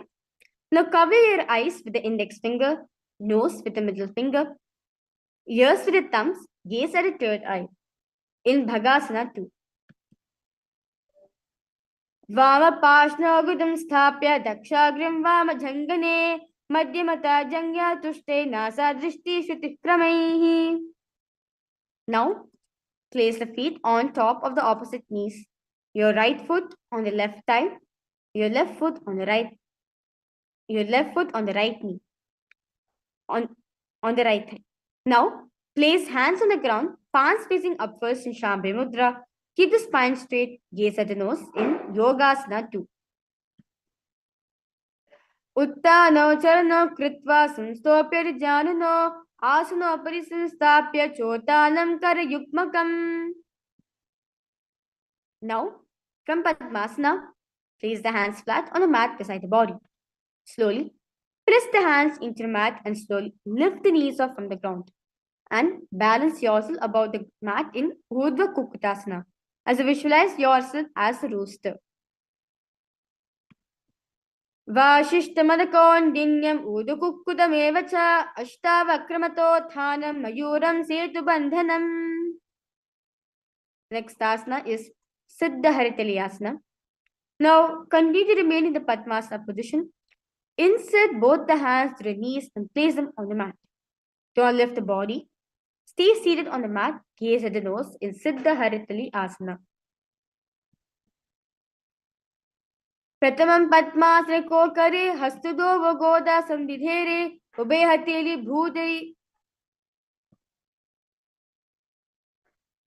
हथेली भूदे राके पहुंचा गोदा संधि में दाखे. Next asana is Hamsasana. Now, place the hands on the mat. Slowly lift the thighs up to the shoulder and legs off the mat. Stay balance yourself above the mat, gaze at the nose. Visualize yourself as an elegant swan in Hamsasana.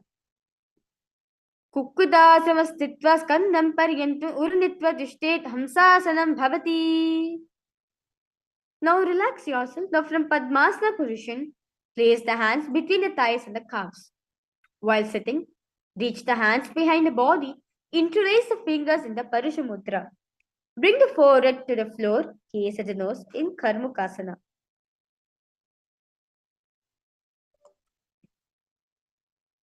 प्रथम पद्मासने को करे गोदा संधि माही करि धेरे तरपा दूसरी करो दो आने कोन्या ऊपर संधिले थाने. Now, from Padmasana, insert both the hands through the thighs and the calves. Bend the elbows and hold on to respective shoulders with your hands in Shambhi Mudra in Kurmasana 2. बामी जंग पर दक्षिण पावा दहिनी जंग पर बामिल्यावा.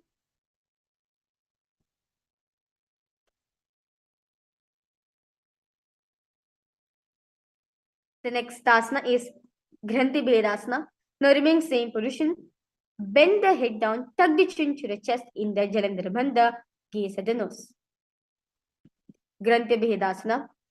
अतवक्षे नीलकंठ ग्रंथिभेदासनं शुभं ज्ञात्वा रुद्रो भवेत् क्षिप्रं सूक्ष्मवायु निषेवनात्.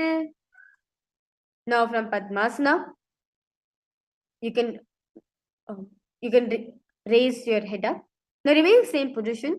Lay on your back and bend the elbows. Hold on to your respective shoulders with your hands in Uttana Kurmasana. कुक्कुदास्रबन्धस्तं कराभ्यानत कंदरं पीतं कूर्मवरुत्तानमेतदुत्तान कूर्मकम्. Now, raise yourself up from Padmasana. Place both the hands through the gap of the thighs and the calves. Place one hand flat on the mat. Hold its wrist with the other hand. Slowly lift the body up and hold in Pangu Kukkutasana. कुक्कुदाश्रवत् चित्वा एकेन हस्तेन अन्यस्य मणिबन्धं धृत्वा. Let's now repeat Pangu Kukutasana on the other side.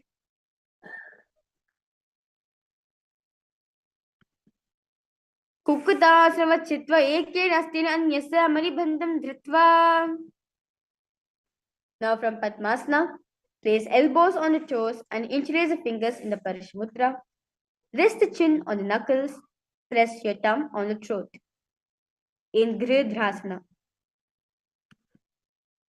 Jano borantare pada uttano vyakti samsito gulpi chachatya hastabhyam uttanabhyam prayatnataha. Now, remain in Padmasana position. Hold one hand over the other, palms facing upwards. Keep the spine straight, gaze at the nose in Padmasana 3 as you engage in the Mahamudra Bandha. Uttano charano vidhaya vidivat shakti sthito yogirat. Now, continue to remain in the Padmasana position. Place the palms on top of the knees in Shambhi Mudra. Keep the spine straight, gaze at the nose, visualize Paramashiva in your inner space in Padmasana 4. एतत् पद्मासनं कुर्यात् प्राणवायुप्रसिद्धये शुभासनं सदा ध्यायेत् पूरयित्वा पुनः पुनः. Now, from Padmasana, hook the right hand index and middle finger around your right toe. Lift the elbow as if you're pulling a bow back and move the big toe around. Now place the left hand on the opposite knee, keeping it straight. Repeat this on the other side in Karmakasana 2. अतान्यासनमावक्ष्ये योगपूरकरक्षणात् कृत्वा पद्मासनं पाद अंगुष्ठभङ्गयोः स्थितम्. Next asana is Karmakasana 3. Now from Padmasana, cross the arms behind the back and hold the big toes with your index and middle finger. Now inhale through the tongue, straighten like an arrow in Kakuchanti Kumbhaka as engaged in the Mahamudra Bandha, gaze at the nose. Karmakasana 3. कर्मकासनमकृत्य उदरे पुरयात् सुखं तथा वायुर्वसो याति कालेन सूक्ष्मवायुना. Now, release the Mahamudra Bandha. Now engage in the Mula Bandha where you clench the perineum in. Lift the chest up, gaze at the third eye in Dridhasana. ऊरोभ्याम्योपरि स्थाप्य पादयुग्मं प्रयत्नतः दक्षिणं सव्यदेशे च सव्यं दक्षिणदेशके. Now remain in the same position. Lay down on your elbows, gaze at the nose in Nagrasana.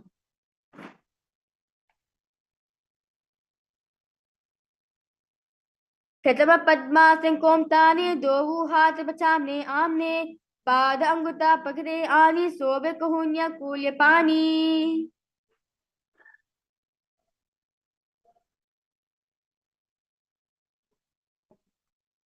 Next asana is Kandukasana. Now lie on your back, bend the knees and feet on the ground. Embrace your knees to the chest in Paramashivamudra. Head touches the knees in Kandukasana. वेत्रासे स्थित्वा हस्तपाद निष्कर्मोदं नयेत् पृष्ठवांस भूमन् पते Kandukasanam bhavati. Now lay on your back. Place the soles of the feet on the ground. Hands interlock under the head in Shambhi Mudra. Gaze at the nose in Urdhva Pavanasana. प्रथम सूधो San करावे गोदा उभरा शिलावे गुल्प माहिला अंगुष्ठ दोही करे कसा मेलरा सोही. Now remain same position. Place upturned palms under the heels in Shambhi Mudra. Slowly lift the hips up. Visualize yourself as a powerful alpha ape in Markata Pitasana. उत्तान शयनं पादतले उत्तान हस्य स्थापयेत् पृष्ठभागं मूत्रमयेत् मर्कटपीतं भवति. Now raise the hips up, support your hips with hands and place at the waist, elbows bearing the weight of the body, chin presses at the throat in Jalandhara Bandha, gaze at the nose in Uttanishka Pitakasana. Janghor balini naschet Uttanishka Pitakam अप्रमत्तः प्रकुर्वीत भुक्ते प्रागजितेन्द्रियः. Now lie supine, raise the legs, Raise the hips and legs up. Elbows and hands external mat below in Narakasana. Griva kantene bhumim vishtamba padagradvayam urdhamutrayet Narakasanam bhavati. Now bring hands to the lower back, keeping your elbows on the mat. Raise legs up vertically, then slowly lower and angle them, keeping your core engaged in Triya Naukasana. Naukavasthitta Udapadagra-dvayam naye Triya Naukasanam bhavati. Now relax the hands on the mat, keep the legs vertical and hold in Dvajasana. Triya Naga Griva Pishtakurparehi Bhum Vashtabhya Kalakshena Padagradvayam Urdham naye Dvajasanam bhavati. Now lie supine, completely relax yourself. Lie on your mat. Visualize.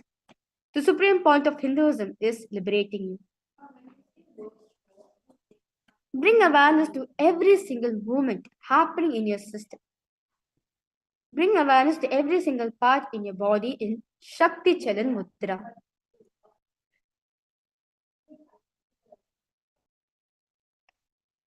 Mritasanam. Uttanam Shavavat Bhumau Shayanam tu Shavasanam. Shavasanam Shramaharam Chitta Vishrantikarakam.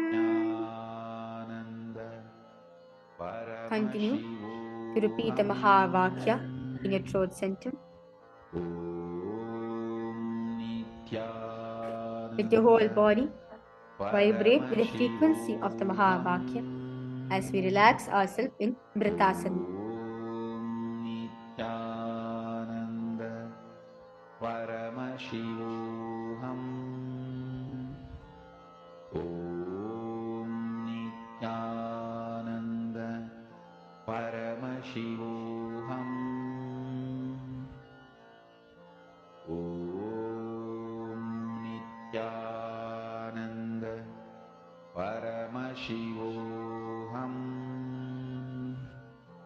Om Nithyananda Paramashivoham. Mahavakya, spiritual lullaby for samadhi, and Suprabhatam, wake up call, wake up song for Paramashiva. This Mahavakya is spiritual lullaby for you to fall into samadhi. Suprabhatam, wake up song for Paramashiva to wake up in you. Just remember this one powerful cognition. This Mahavakya puts me in samadhi. This is spiritual lullaby for samadhi, and Suprabhatam, wake up song for Paramashiva in me. For Paramashiva to manifest. With this one spiritual powerful cognition, chant this Mahavakya.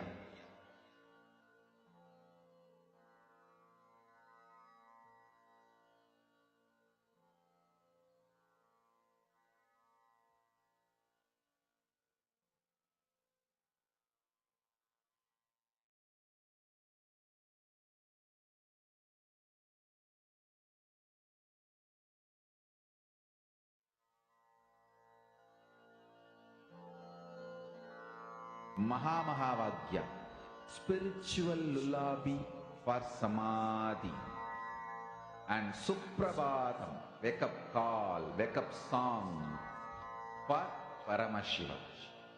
For Paramashiva to manifest. With this one spiritual powerful cognition, chant this Mahavakya. Om Nithyananda Paramashivoham Om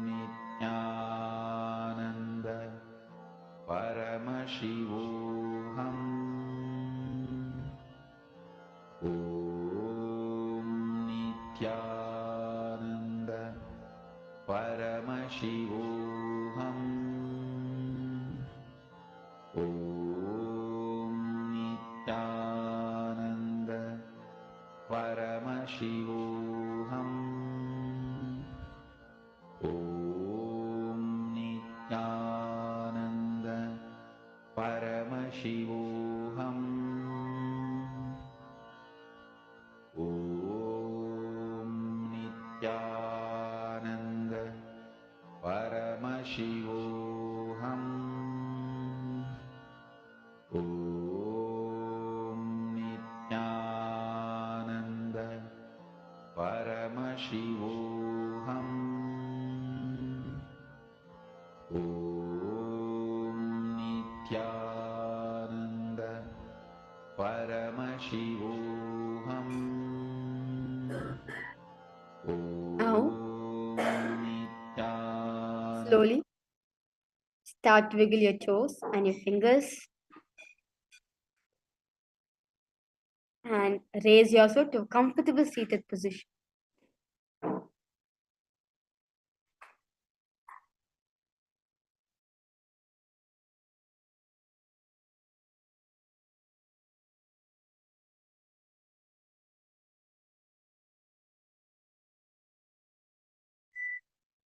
Yes. So congratulations for all the participants. We have finished the Dvitiya Vinyasa Krama. I now request all participants, right? After this, we'll be having a very intense power manifestation session. So request all of you to stay back for the power manifestation. As now, as Swamiji says, yoga is divine connecting with you. Now you connecting with the divine. So now all of us are nothing but body just carrying Paramashiva's energy. In this space, the best thing you can do right after this is doing power manifestation. So, in a beautiful space, I request all of you to sit in a cross-leg position with your head, neck, and spine in a straight line. Bring the palms together in front of your heart, Namaskar Mudra. Close your eyes. We'll be now ending this session with the Purna Mantra.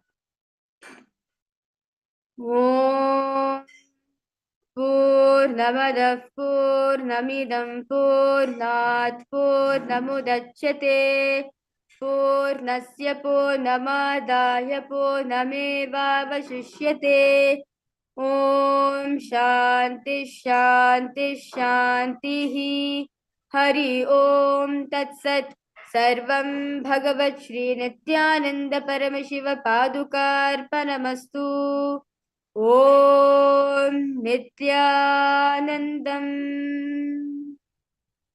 Thank you, everyone. Nithyanandam.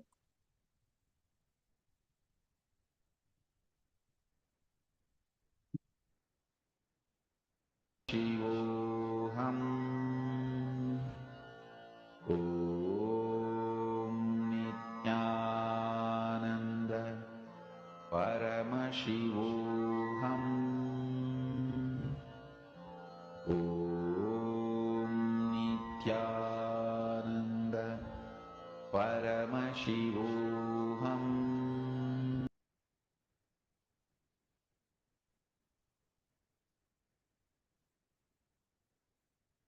Nithyanandam, everyone. Welcome to the Paramashivoham Level-1 program. With the blessings of the Supreme Pontiff of Hinduism, Jagat Guru Mahasannidhanam, His Divine Holiness, Bhagwan Nithyananda Paramashivoham blessings. Let's start our sessions with the Sadguru Vandanam. So please sit straight with folded hands in Atmanjali Mudra and chant along with me. Nithyanandam Paramasugadam Kevalam Jnanamurtim Gangatitam Gagana Sadusham Tattvamasyaadilaksham Ekam Nityam Vimalamachalam Sarvadi Sakshibhutam Bhavatitam Trigunarahitam Sadguruntam Namami. Nithyanandam, everyone. Now we are going to do the third eye power manifestation session. And I request all of you to be who are off camera, Joey, Christina, Asia, and Van Chungli, Puja Karin, Sunyu, and many others. Please come in front of camera.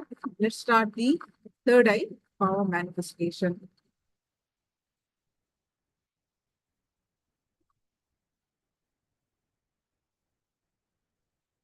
Please post your powerful cognitions from Living Enlightenment book.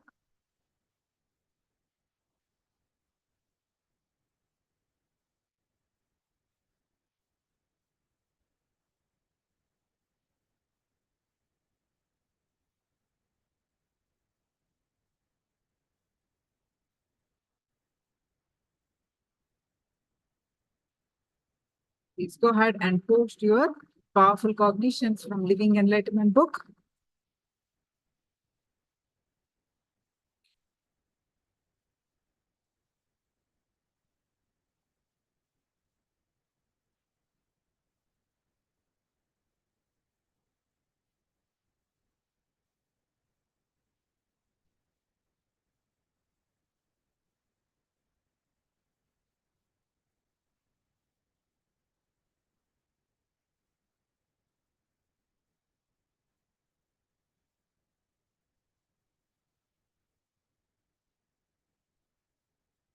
Puja Kareem, Fine Jungli.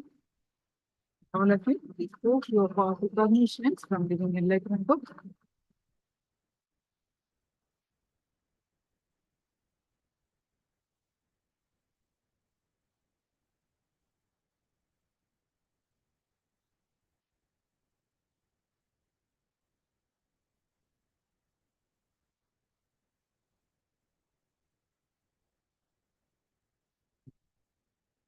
Christina, complete the sentence, ma.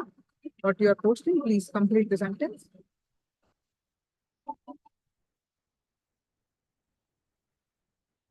Please complete the sentence.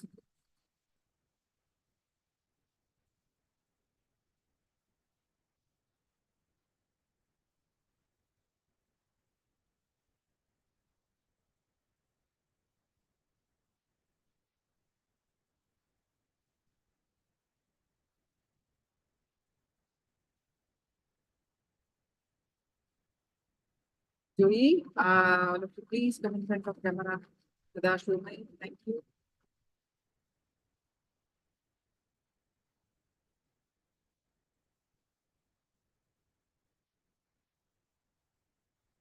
Post a 10-minute experiment. What is that 10-minute experiment?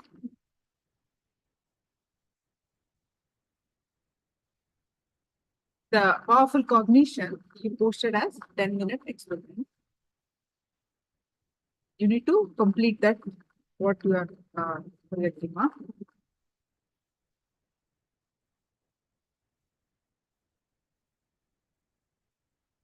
Okay. So now all of you, please sit straight with your head and back straight line. As to the third eye power manifestation.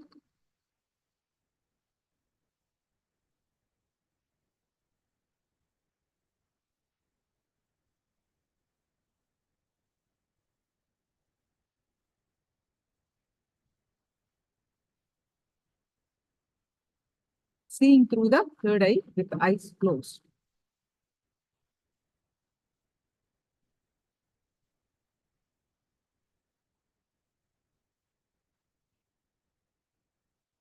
Now, please sit straight with your head and back straight line. Bring your complete awareness on your third eye. Close your eyes and tie your eyes with eye band.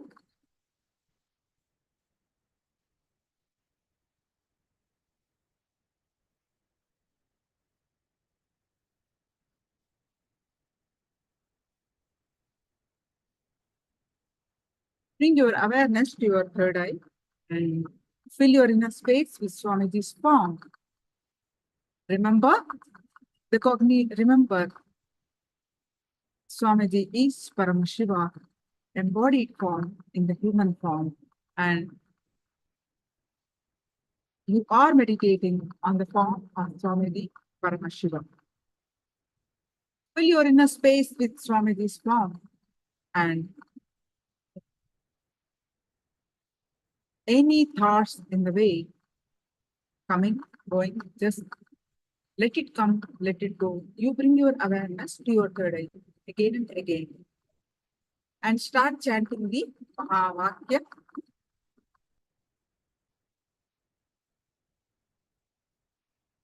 Om Nithyananda Paramashivoham.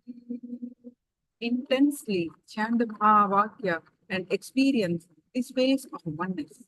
With that space of oneness, scan through your third eye and manifest the power of third eye. I'm going to project the picture. Please close your eyes. Make sure you close your eyes and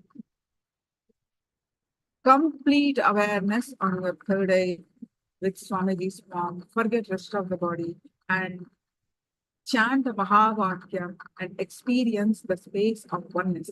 With that space of oneness, scan through your third eye and manifest the power of third eye. So I'm projecting the picture. Please close your eyes.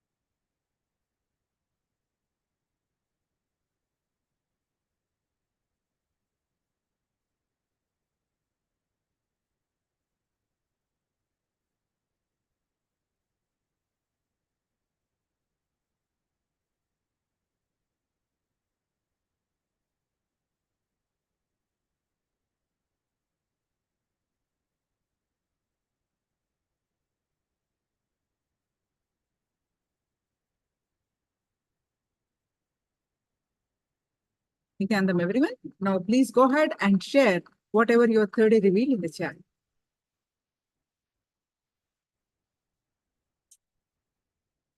Please go ahead and share whatever your third eye reveal in the chat.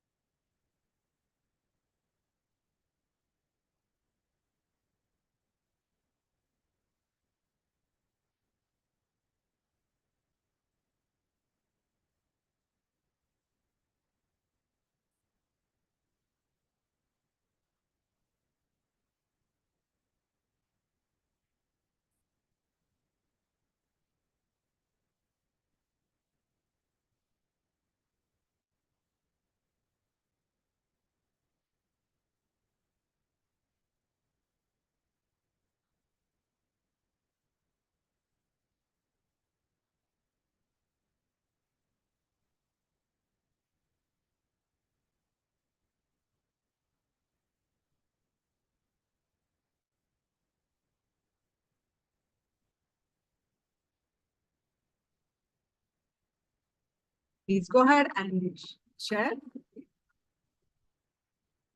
whatever your third eye reveal in the chat.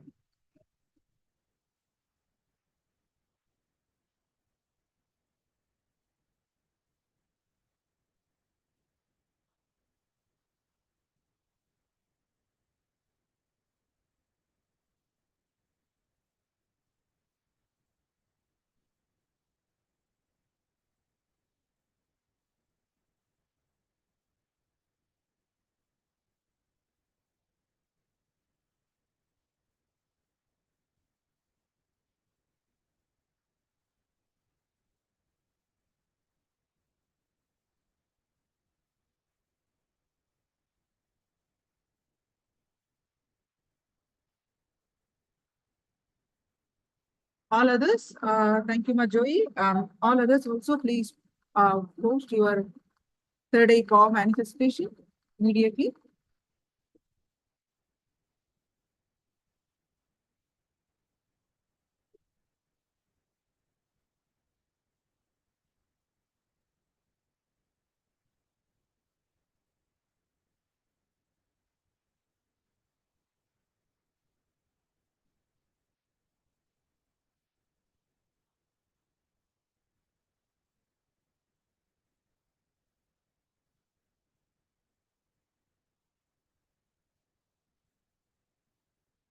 Please go ahead and share your third eye call manifestation.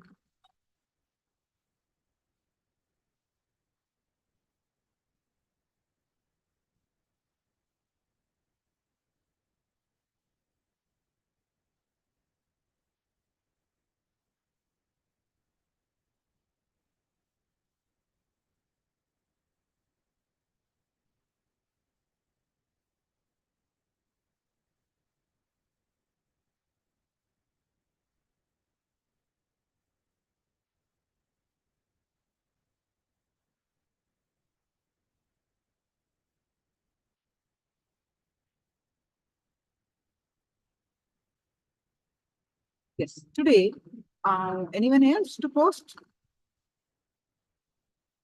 I'm going to project what I have projected now.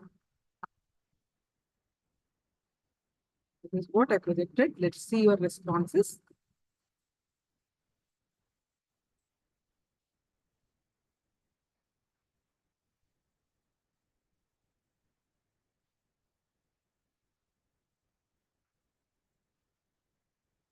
Okay, so Joey.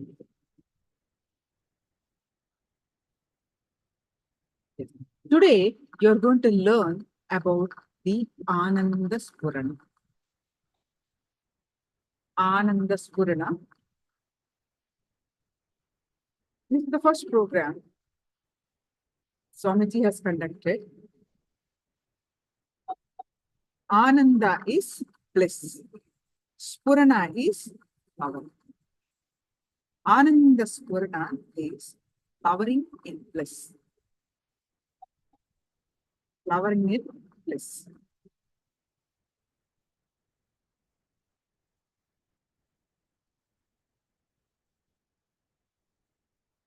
Ananda is bliss, not just happiness. Bliss. I typed it. I typed it. Ananda is bliss. Spurana is flower. You flower into the bliss eternally. That is the meaning of this program. By understanding, see, tell me one thing. What is the root cause of our suffering? Why we are not able to be happy? What is the root cause of suffering? Why we are not able to be happy? Anyone tell me?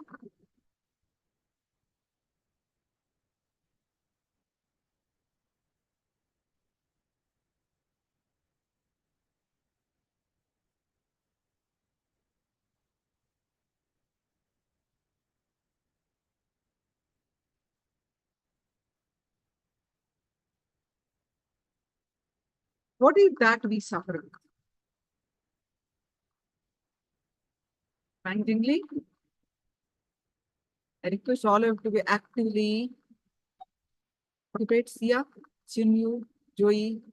What is the root cause of our suffering?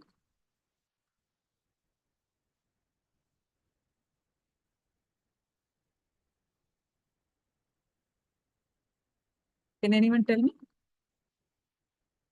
If I ask you a question, are you happy all the time? Just scan through 7 days, last 7 days. Last 7 days, are you continuously being blissful, happy, feeling light in the body, feeling on the top of the world, just blissful for no reason? It's not that you have some success, it's not that you have something, but for no reason, you are just happy, blissful. Are you like that?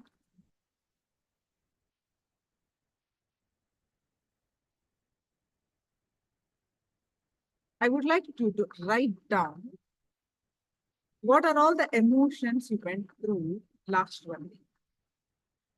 Our emotions are the reason for our suffering. All the emotions, what are the emotions that you went through last 1 week? Puja Karan, are you able to understand now? What are the emotions? Just take 1 week time, last 1 week. How was your last one? How are you? How did you do last 1 week? And what are the emotions that you went through last 1 week? Can you do this internalization? How was your life last 1 week? Authentically, sincerely, right? How was your life last 1 week? What are the emotions that you went through? Scan through each day. Scan through each day and write down what emotions you went through last 1 week.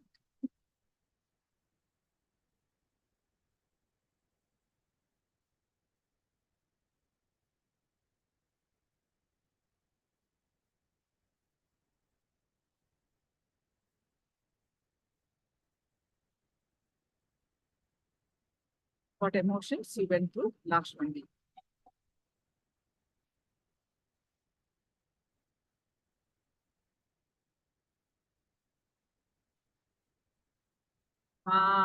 Joy says that sometimes happy, but sometimes no happy too. When the bad emotion came, quite moody. Yes. You write down what are the bad. Understand, it's not that you, Joy, all of us go through this. All of us go through this. So I'm just asking you, each one of you, you don't have to type it. You can write it in a pen and paper. You can share it in the chat, or you can share it in, you can write it in a pen and paper.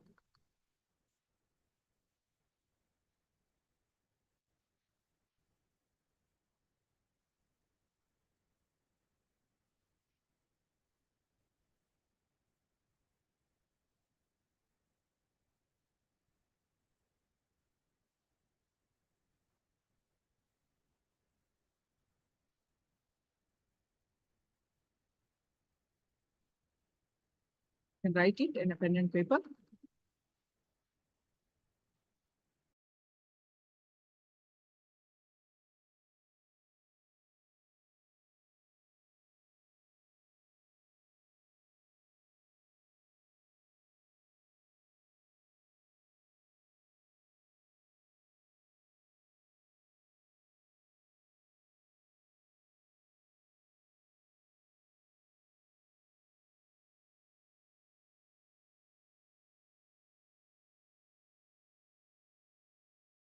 And Wang Jungli says, feeling calm during the class and sometimes feel anxious. Thank you all for sharing. Others also, please share. What are the emotions that you go through?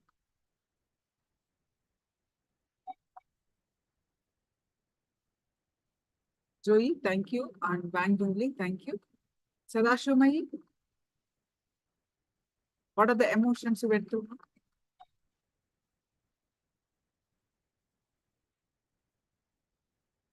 Ananda Lakshmi Yogini. Few more seconds.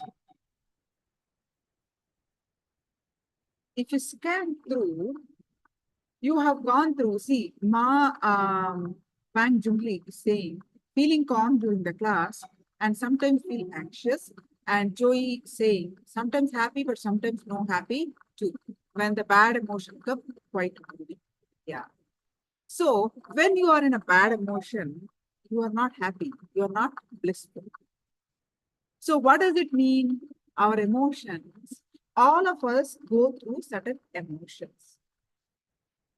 All of us go through certain emotions and we are not happy at that time. You agree with me? All of you agree with me? When you go through certain emotions, we are not happy.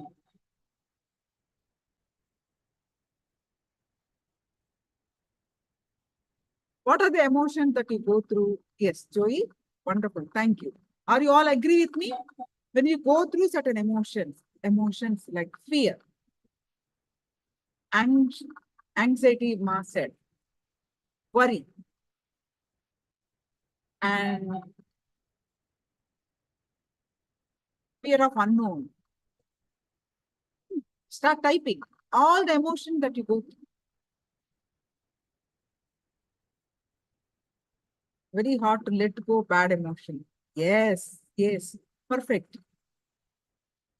It's true, Joey, it's true for all of us.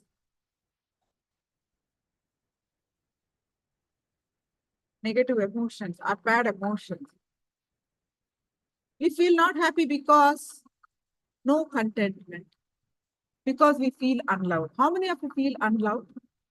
Nobody loves me. Nobody cares for me. You feel that sometimes in life? You worry about the future? I think my life is stuck. Are you able to relate with these emotions? You feel so low in life, feeling not loved, feeling that nobody loves me. So all of you are going through these emotions, right? Are you all agree with me? Can I have a thumbs up? Can I have a hand over? Hand wave?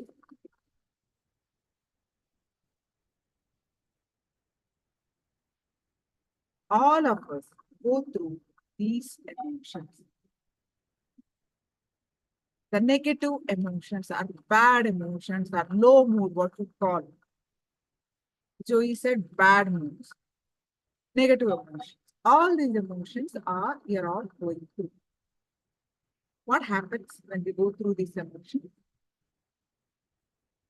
Our chakras gets blocked. When we go through these emotions, our chakras gets blocked. There are 7 major chakras.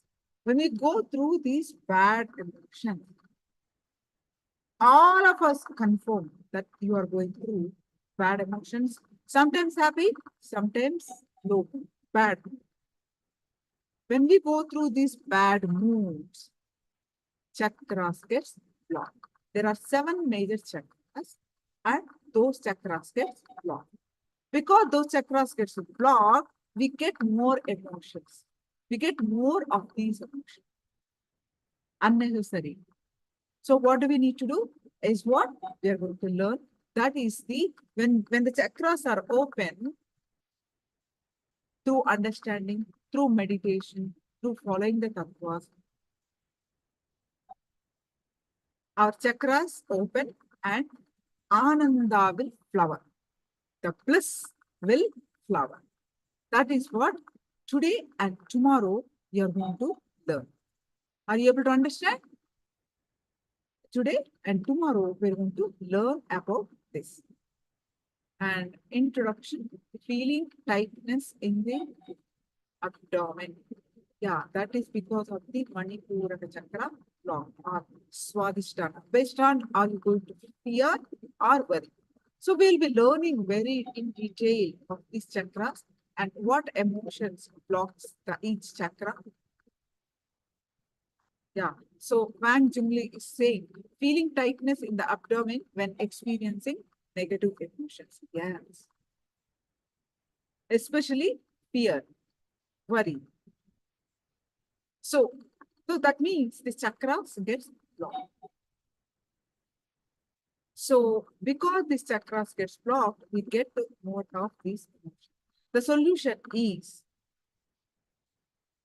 understanding about these, what these emotions are doing to us, and doing the meditations to cleanse this chakra. So we'll be learning more of this today and tomorrow also. Half the chakras we learn today and half tomorrow we'll be learning in detail way. So this is the program that Swamiji is to conduct from the beginning. And this is the program I also attended for the first time and feeling literally light, blissfully. First time I felt the lightness, the being so happy in life. So we are going to embark on this journey of Ananda Spuran. Are you all excited to learn these chakras and how to unblock them? How many of you are excited? You can confirm in the chat.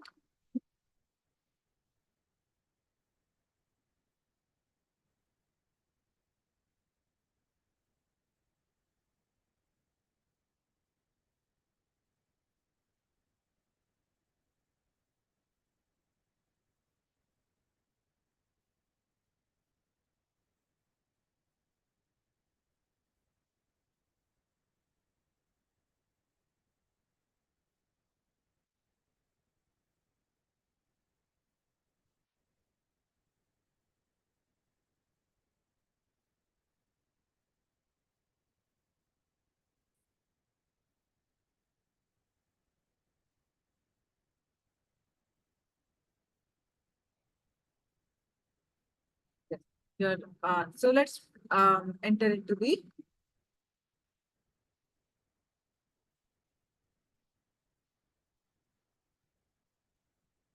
first session. Our next Acharya is here.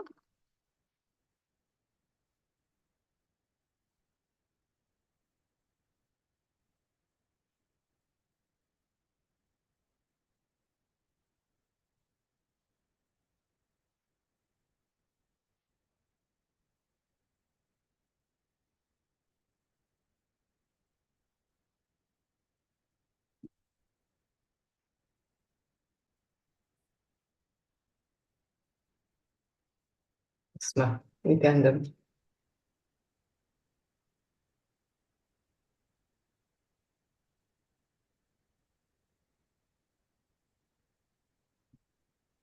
Nithyananda, everyone. Let's get started. We will have a beautiful experiential process over the next 2 days. Like Swami was sharing, this has been one of the breakthrough programs that all of us have attended with Bhagavan in person, where for the very first time, a beautiful liberation from the clutches of all the negative emotions was experienced by all of us. And for the very first time, we actually felt so light, pleasant, and joyful and blissful about our very existence. Okay, so let's get started. We'll begin with the Sadguru Vandanam. Please sit straight with your head, neck, and spine in a straight line. Put your hands together in Atmanjali Mudra. Om Dhyanantam Paramasukhadam Kevalam Gnanamurtim Dvandvatitam Gagana Sadrusham Tatvamasyadilaksham Ekam Nityam Vimalamachalam Sarvadhi Sakshi Bhutam Bhavatitam Trigunarahitam Sadgurum Tam Namami.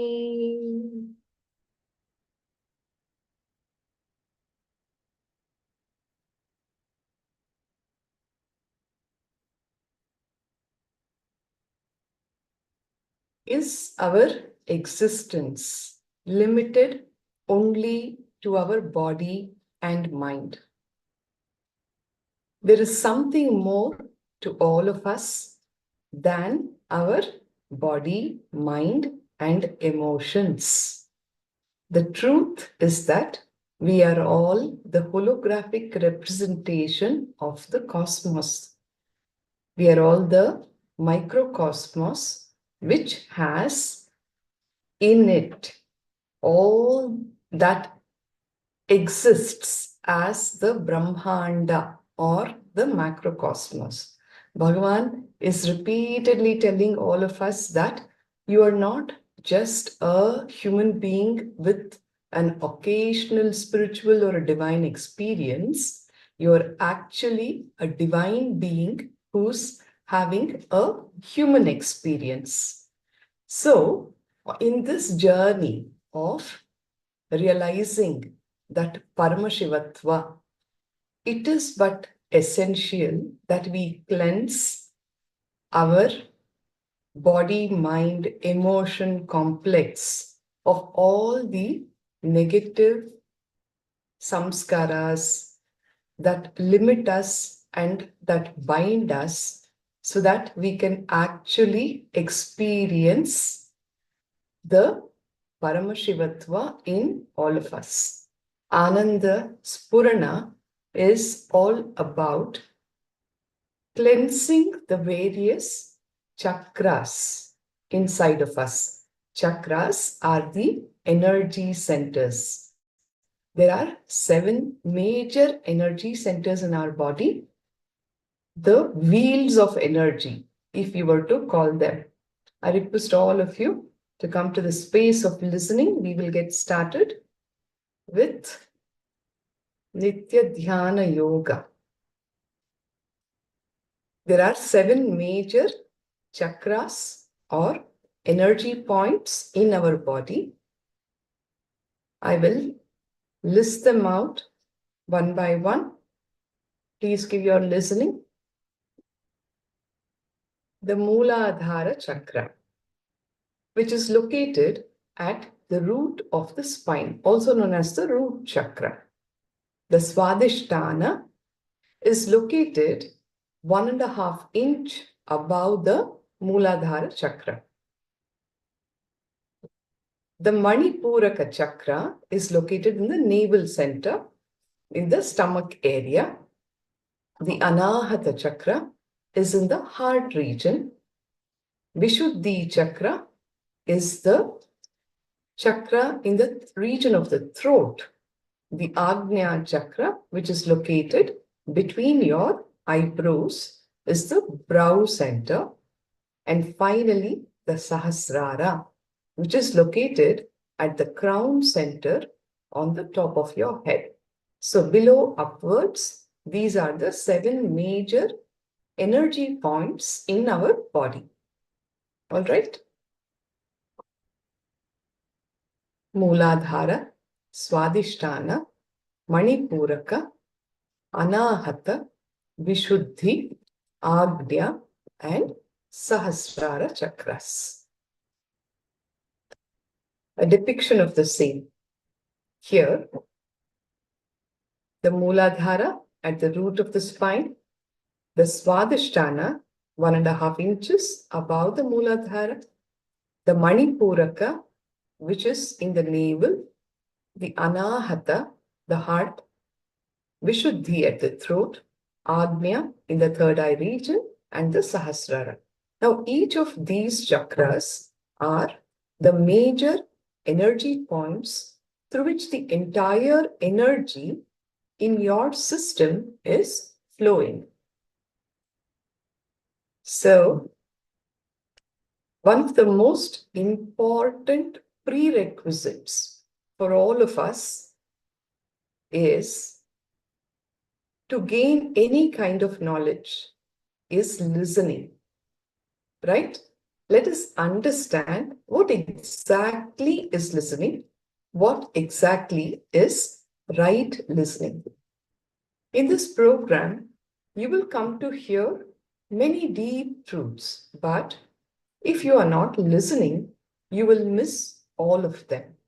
So let us come to the space of listening. See, hearing and listening are two different things. They're not the same.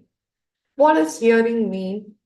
Sound gets into your ears and it creates greed, fear, or different emotions. In hearing, you are busy with some thoughts and ideas in your head. You are too busy in your inner space. Now, this kind of hearing is what we call default listening.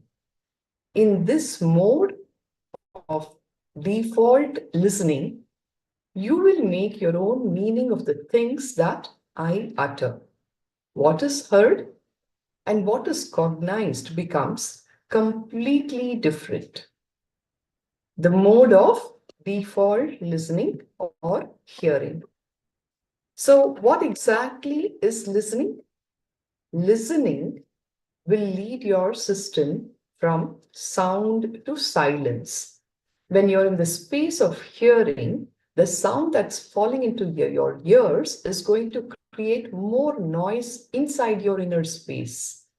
It's going to trigger so many more conversations which are based on fear and greed.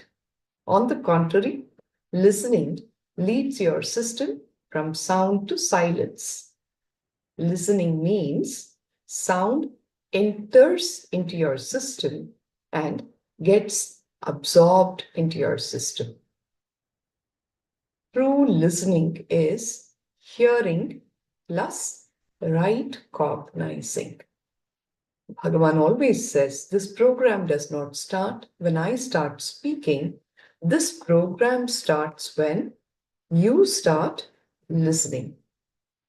So, are we all listening?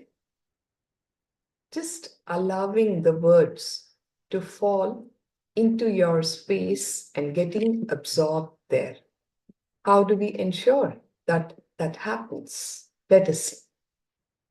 The Shastra Pramana for listening comes from the Mandukya Upanishad. It starts with the hymn, Om Bhadram Karne Vishruniyama Deva Bhadram Pashe Makshapityir Yajatraha, which means, dear shining ones, may we through our ears listen to that only which is auspicious. May we through our eyes see only that which is auspicious. Essentially, it is saying that we have to train the ears and the eyes to listen. Any idea that stays in the mind is just a philosophy.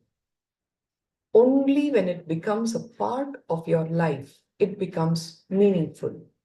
Isn't it? If it is just a part of your intellect, it's just going to add to your ego, your cerebral layer. Any truth, any idea, only when it becomes a part of your life, it becomes meaningful to you. So what is it that makes the great truths relevant to life? What makes great truths work in life? It is listening.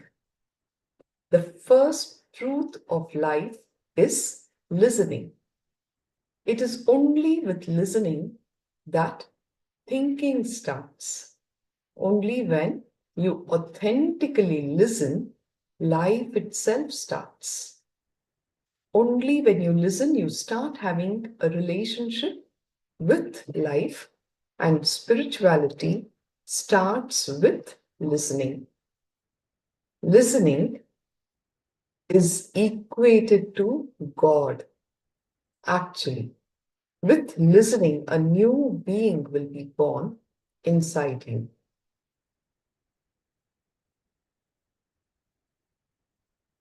Whether a child wants to become an engineer, an architect, a lawyer, doctor, whatever, he has to start listening. Whatever a child wants to become, he has to listen to that. If all the truths have to flower in you, you have to listen. Listen with awareness. We are all here taking time off from so many different activities. While here, let us make ourselves completely available in the space of listening, and that is the only thing that you need to be doing for these truths to become a part of you, your part of your very being. Only if you are here listening with awareness, these truths will flower inside you. If you do not listen, you can continue to sit here for 2 days, 21 days, or even 21 years. It will not be useful. It is like you're immersed in an ocean of nectar, but not allowing even a drop to enter you. Right? So, let us get into deeper understandings on listening. There are 3 important Vedic concepts: Shravana, Manana, and Nithyananda. When we listen to deep truths, if we are not listening, what happens? Without listening, they are not understood. Without understanding, there is no practice. Without practicing, those truths are not lived. Without living, there is no clarity. Without clarity, there is no experience. And without experiencing, they sound empty. And we miss out on the truths. Isn't it? Only when you listen will you understand. When you understand, you practice. When you practice, you are actually living the truth. When you start living the truth, you will have so much more clarity about it. The clarity brings in experience. If that is failing to happen, these are just empty sounds. We miss out on the truths. Emptiness is nothing but is poverty in feeling. All the loneliness, depression, confusion, perversion that people experience are all various expressions of emptiness. Are you all with me?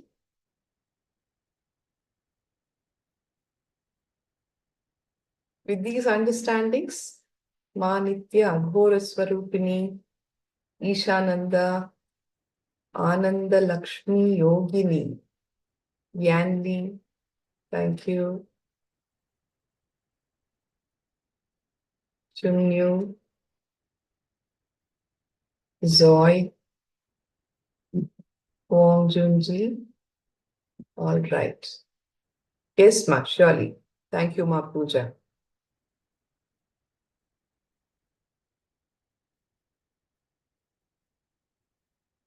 So shall I continue from here then?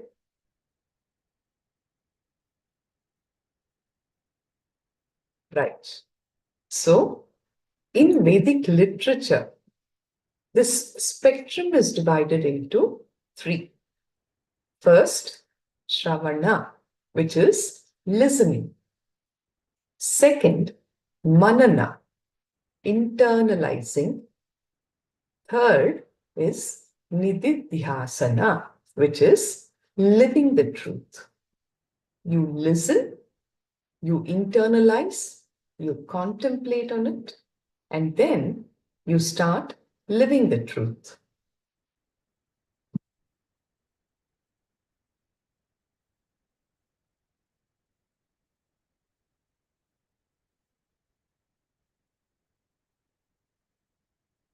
The Shastra Pramana from the Brihadaranyaka Upanishad says, Bhavati Atma va are drashtavyaha shrotavyo mantavyo nididhyasitavyo maitreyi Atmano va are darshanena shravanena matya vignana nedam sarvam viditam.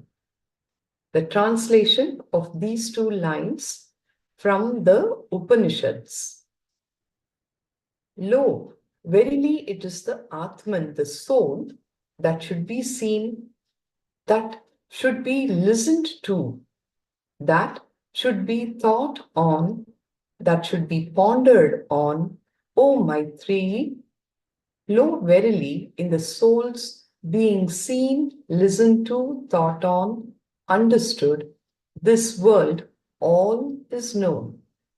This is the sage Yajnavalkya, who's recommending to his wife Maitreyi the form of sadhana, which consisted of darshana, that is seeing, shravana, listening, manana, internalizing, and nididhyasana, living. He says, just with the practice of these, you can actually know everything that is to be known in this world, which is verily the realizing of your self, the Atman. Usually, many teachers say, how much ever you listen, only when you practice, you will achieve it. But I say, how much ever you try to practice, only when you listen, you achieve it, says Bhagavan. We often say we are trying to practice, but because without listening, we will only try to practice, not actually practice. There is a shift here. Understand, most teachers will only tell you how much ever listen, only when you practice you will achieve. But here Swamiji is saying the very first step has to be perfect. It's only when you listen that you will achieve it. Without listening, you will only be trying to practice, but you will never actually practice and you will never achieve it either.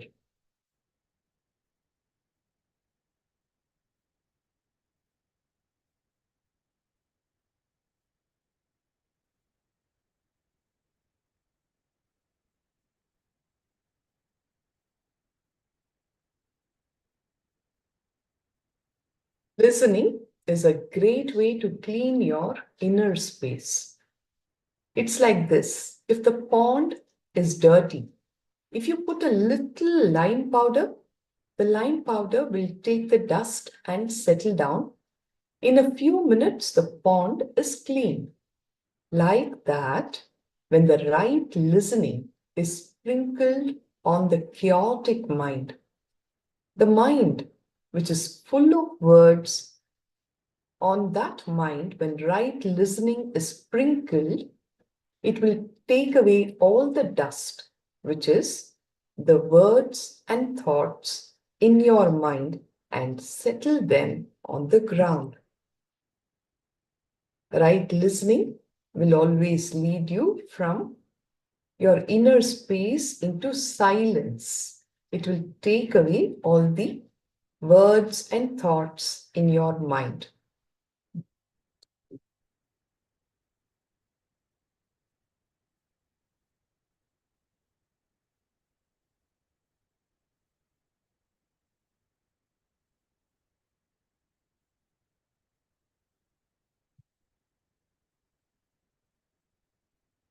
to be aware how much non-listening has become a part of us.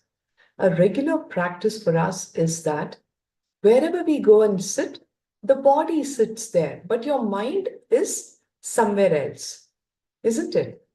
After 5 minutes, we turn our ears off. We start thinking of business, our son's marriage, whatever.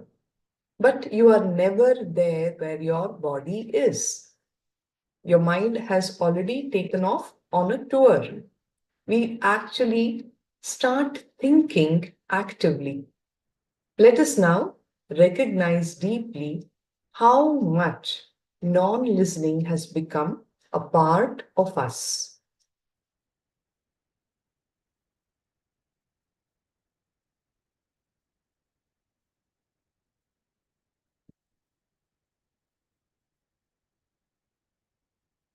There are two states of non-listening. We all go through two states of non-listening. In one state, that is sleep state, the mind is disconnected from perception and we don't listen. The second state is the semi-conscious state. In semi-consciousness, the mind is still connected to perception. Yet we are not listening. We are just thinking of something else. It's just a way to escape from sleeping and yet not be present. When either of them are showing up, simply stop them. When sleep is showing up, stop it. When you know that your mind has taken off, you're there, you're not sleeping, but still your mind is thinking of something else. You are present, but present in semi-consciousness. So when these two are showing up, stop them and get back to the space of listening. So be aware of these two states. Now, how do we see if you're listening? If your eyes are closed, be very clear, you are thinking about something else. When you are processing the words, your eyes will be blinking continuously. But if you are internalizing the truths, your eyes will freeze. There will be no movement absolutely. Please contemplate on what is being shared here. If you're continuously blinking, you'll see when you have many thoughts, your eyes will be continuously blinking. The words are happening, you're listening to them and you're processing them. Simultaneously, a lot more words are happening in your inner space. That is where your eyelids will be fluttering a lot. You'll be continuously blinking like this. If you think that, oh, okay, I'm sitting and listening with closed eyes, be very clear. Even there, you're thinking about something else. Only when you're internalizing the truths, your eyes will freeze. They will not look hither, and they will not be blinking either. What is it that stops us from listening? It is the inner chatter in our mind, right? Wherever you are, whether you're in class, whether you're with your friends, with your family, catch yourself how much you are actively listening to what is happening around you. You're barely listening. And what is it that is stopping you from listening? If you look in, you're continuously having an internal conversation in your mind, the inner chatter, as we call it.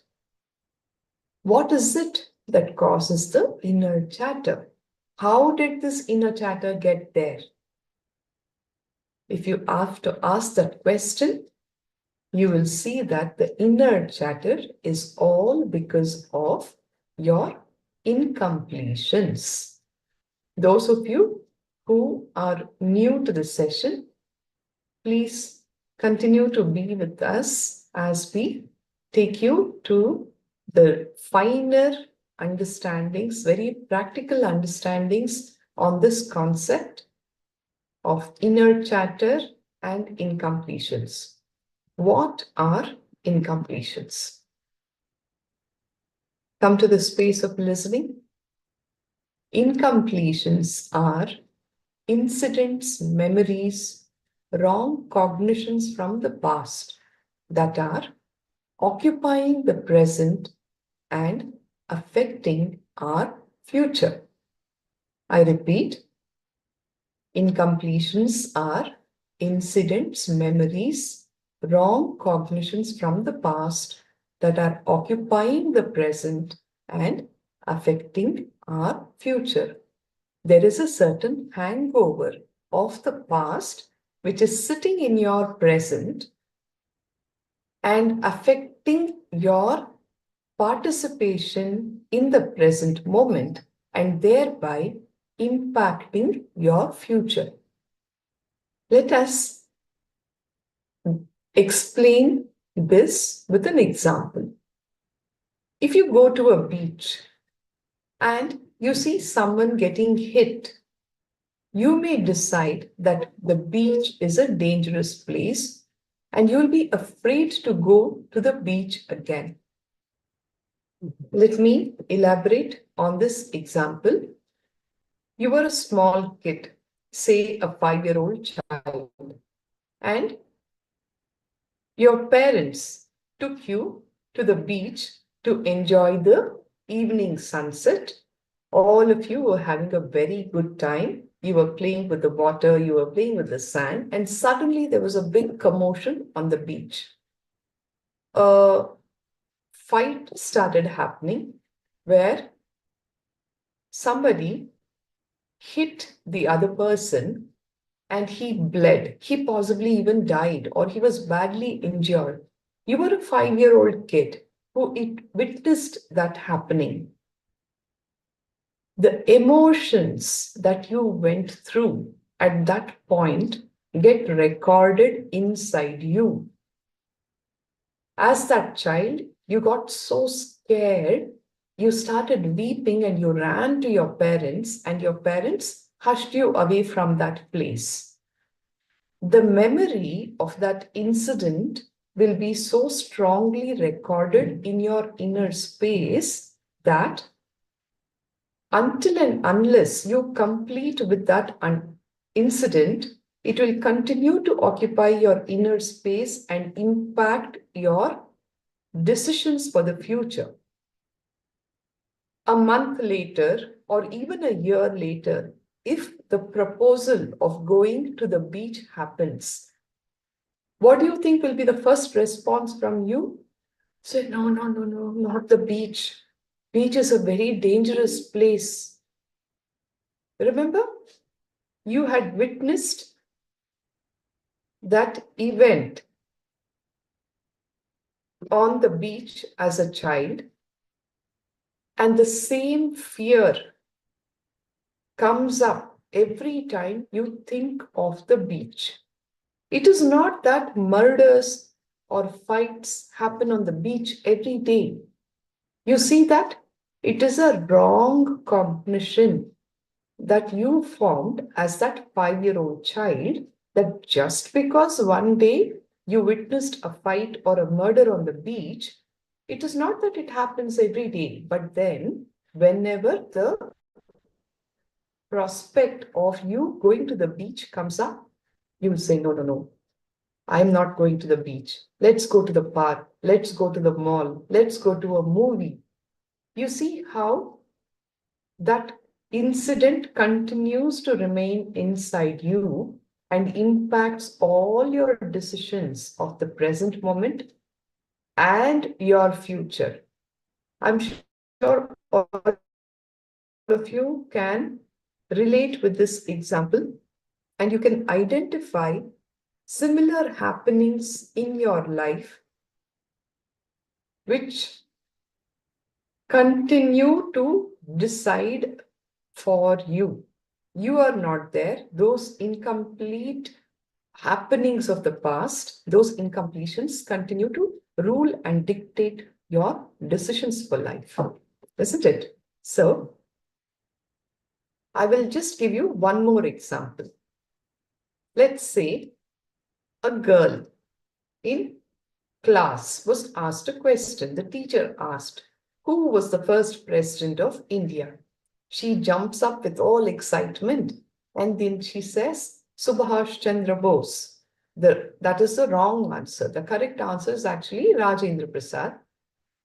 The girl, in all her excitement, she stood up and she gave the wrong answer.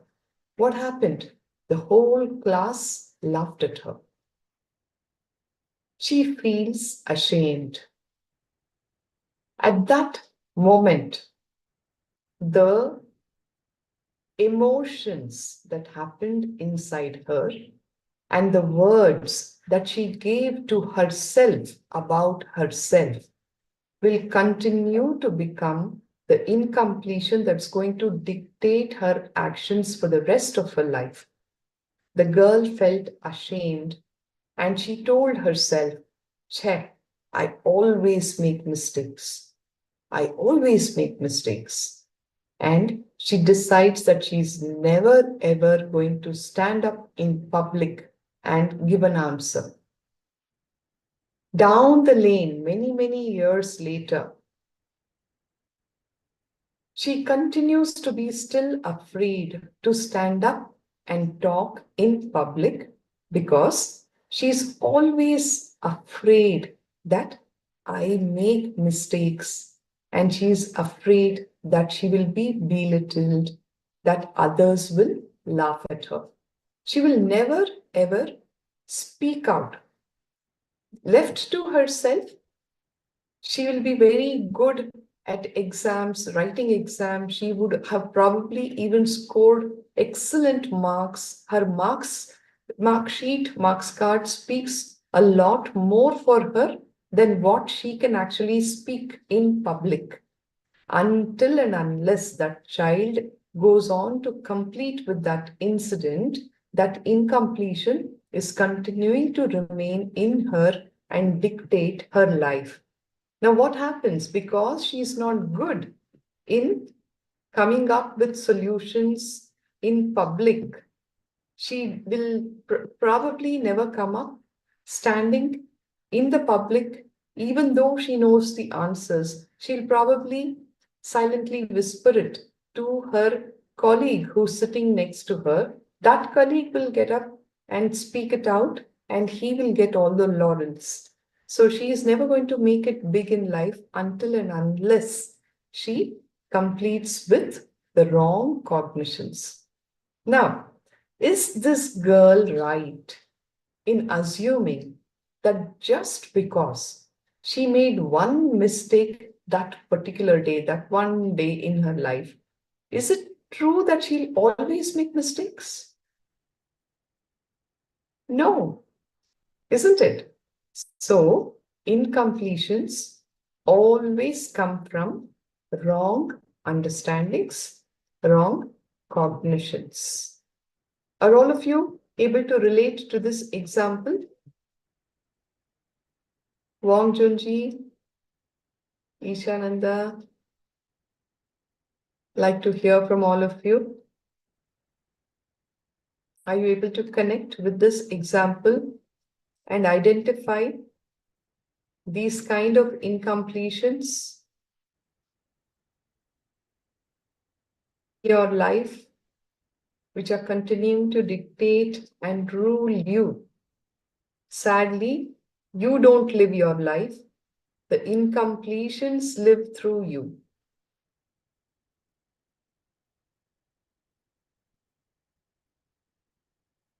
So what are the effects of these incompletions? Incompletions create more incompletions. For example,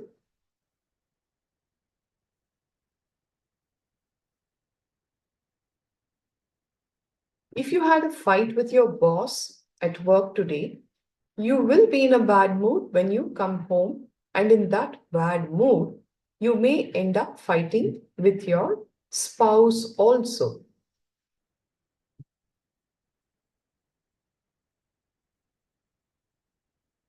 So, how is it that these incompletions stop us from listening?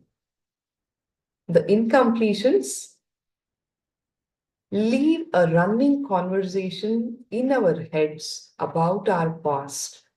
We are constantly thinking about what happened in the past, and these create an inner chatter and stops us from listening in that moment.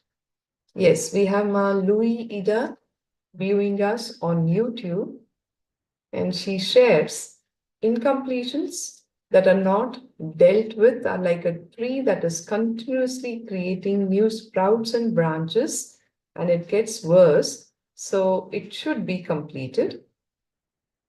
And she says, yes, when doing something specific, I would have the same reaction, even though the situation is not the same, but I still react the same.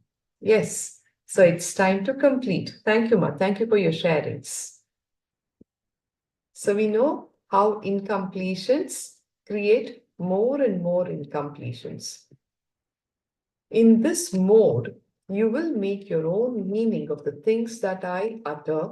What is heard and what is cognized becomes completely disconnected. And we may also have incompletion with the person who is talking to you. And this will always stop us from understanding exactly what the person is saying, but we will always interpret their words in a different manner. Even if the person is speaking a lot of sense, there's so much of truth to it. Just because you have an incompletion with that person, you will still make your own interpretation of those words.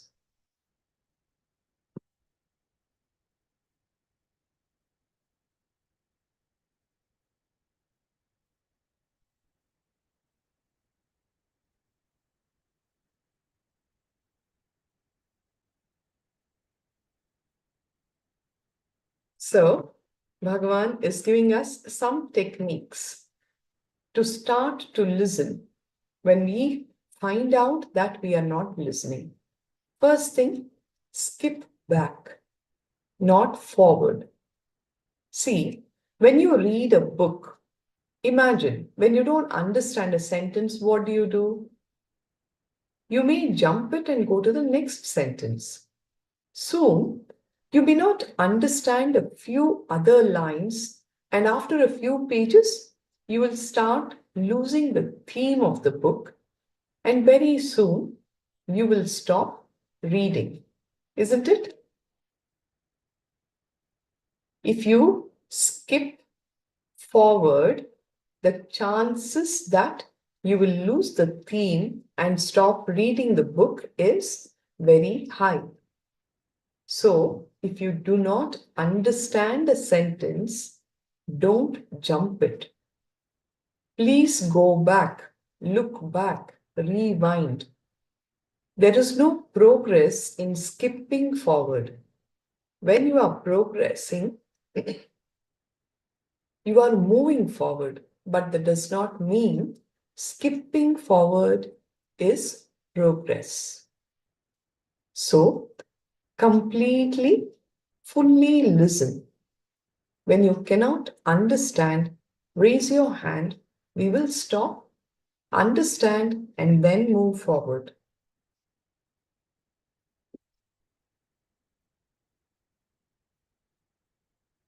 That is why we stop in between multiple times to check with you if you are with us with all these understandings. Please ask questions if you need more clarity. You can stop us anytime in between, because when you are skipping, moving forward is not progress. Progressing should happen with properly internalizing all the truths. So with completion, what happens? It will lead you to right listening. After skipping back, the next step is to understand what is stopping you from listening. We know now it is usually an incompletion, a wrong cognition from the past.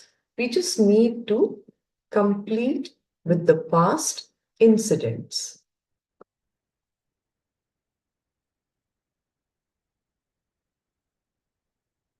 Radharani Kandaya Nithyanandamma. Nice to have you joining us. Completion is nothing more than reliving the past with a new cognition. That's it. We lived the past with the wrong cognition. If we relive it with the right cognition, then the effect of the past incident will go away. We will later teach you how to do completion, but for now, have these understandings. This girl who made that mistake in class walked out with that wrong cognition that I always make mistakes. She just has to sit and relive that whole incident with the right cognition. Just that one day I made a mistake. It's okay. And move on. Once you make a mistake doesn't mean you always make mistakes. Okay. So right listening or authentic listening is what we are looking at. We understood how incompletions stop us from listening. And we also looked at identifying those incompletions in us. So let us move on to understanding authentic listening. J. Krishnamurti, a great enlightened master who happened, says listening is God. Buddha lists right listening as a part of his steps to end suffering. Right listening can happen when you are ready to listen to anything. With authentic listening, we are hearing without any interference from incompletions. When we listen without incompletions, it is like a binary code on the computer. 0, 1, 0, 1, 0, 1, where hearing, cognizing, hearing, cognizing, hearing, cognizing is happening. With incompletion, it becomes very chaotic, where the person can either just let the words fall on empty ears, like 0, 0, 0, 0, 0. Just the hearing is happening, there is zero cognizing. Or you can go independently on a chain of wrong conclusions without even hearing to the other person, which is just 1, 1, 1, 1, 1, 1, 1. There is no hearing, but there is some independent wrong conclusions, a chain of it that is going on inside of you. With right listening, everything that echoes in your system reverberates in your inner space, leads you to silence. The words are falling inside your ears and generating a deep silence in your inner space. That is right listening. You're just simply absorbing all the truths. You're just simply imbibing the truths like a sponge. You're absorbing the truths and it is becoming a part of your very being. Then right listening is happening. In Vedic tradition, we use sound to transmit not just ideas, concepts, or knowledge. It is used to transmit the experience of energy also. The possibility for right listening happens more in the presence of a living master who himself has experienced the anahata dhvani.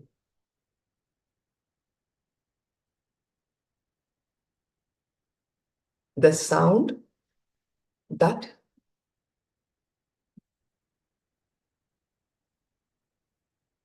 is unheard. The anahata dhvani. Swamiji comments that he has the ability to make anything that you want in life as reality, whether it is health, money, great relationships, happiness, peace, enlightenment, whatever. He knows the signs and he can make it a reality. This is Swamiji's commitment to each one of you.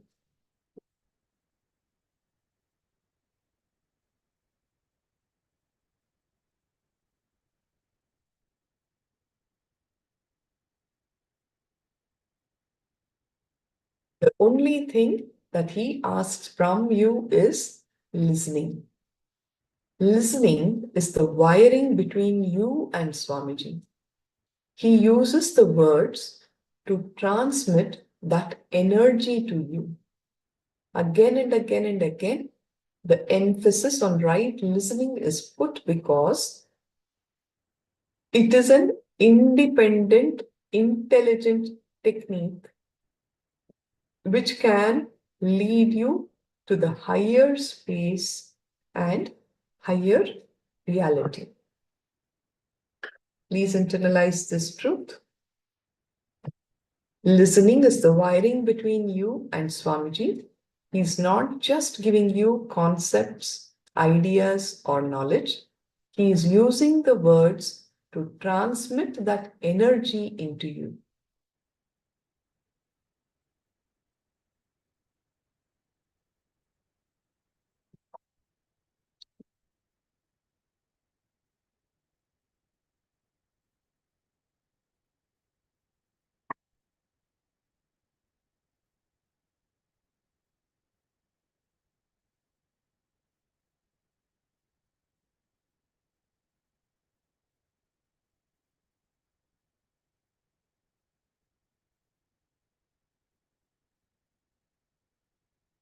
Take a resolution to listen now. The first resolution that you need to take is listening, Shravana. I declare I am in the space of authentic listening. For the next few days, I decide to be in the space of authentic listening. So let us all take this resolution now to be in the space of authentic listening so that we have that connection that with Bhagavan to receive not just the knowledge but the very energy which will raise us to a higher frequency. So,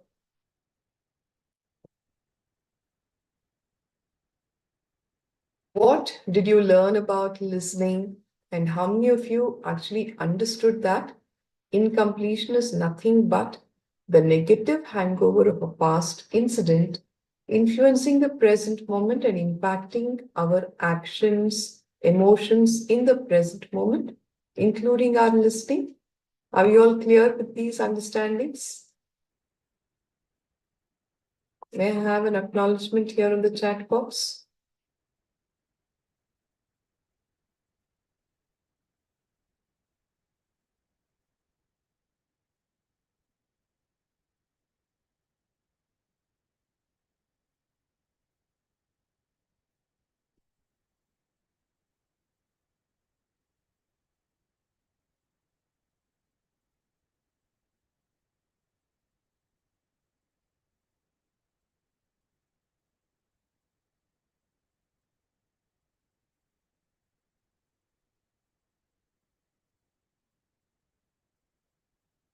Incompletions prevent us from actively participating in life, in the present moment. It's as simple as that.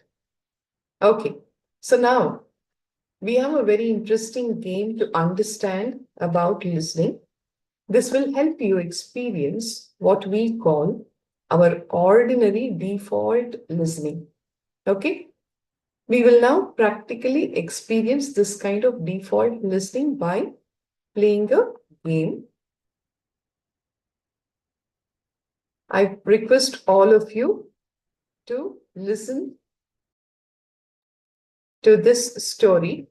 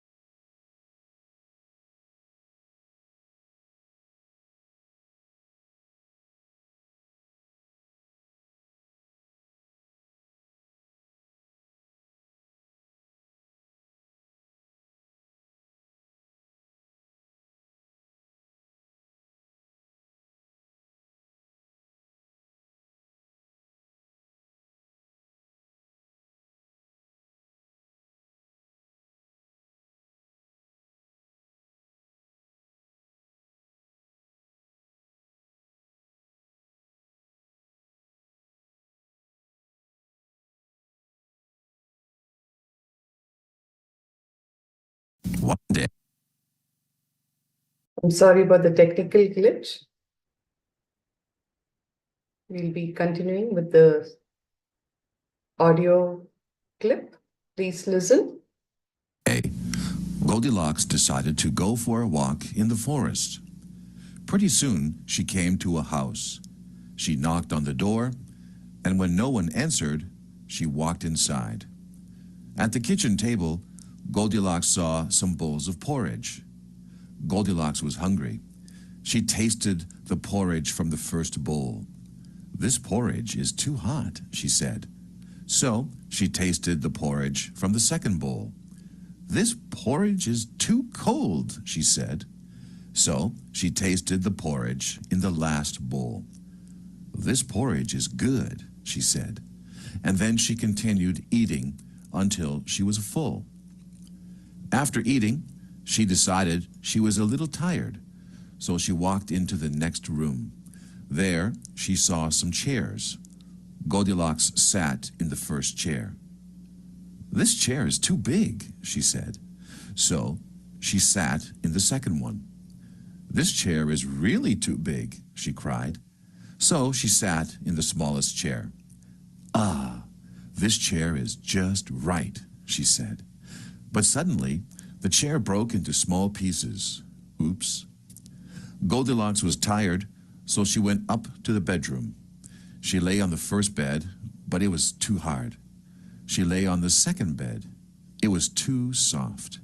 Then she lay on the third bed. It was just right.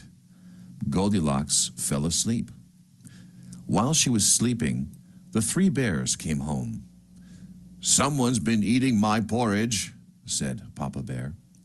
"Someone's been eating my porridge," said Mama Bear. "Someone's been eating my porridge too," cried Baby Bear. Someone's been sitting in my chair, growled Papa Bear. Someone's been sitting in my chair too, said Mama Bear. Someone's been sitting in my chair, cried Baby Bear, and they've broken it into small pieces. The bears decided to look around, and when they got to the bedroom, Papa Bear growled, Someone's been sleeping in my bed. Someone's been sleeping in my bed too, said Mama Bear. Someone's been sleeping in my bed, and she's still there, cried Baby Bear. Goldilocks woke up, and when she saw the bears, she jumped up and ran out of the room. Goldilocks ran downstairs, opened the door, and ran into the forest.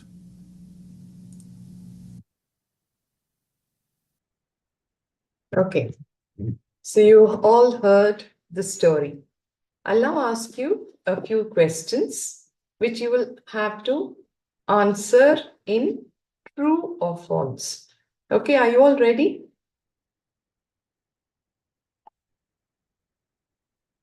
Yes? All right. So the first statement I'm making is Goldilocks was a small girl. True or false? Please note it down on your piece of paper. This is a test of your listening. The first statement I'm making is Goldilocks was a small girl. Is it true or false? Second statement. Goldilocks knocked on the door before entering the house. True or false?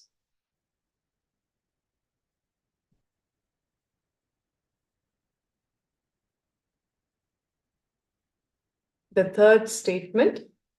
The bears had porridge for breakfast. True or false?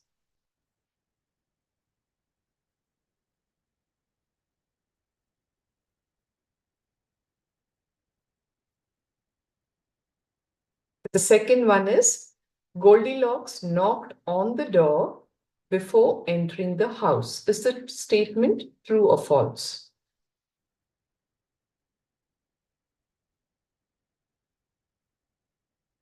The third statement I'm making is the bears had porridge for breakfast. True or false?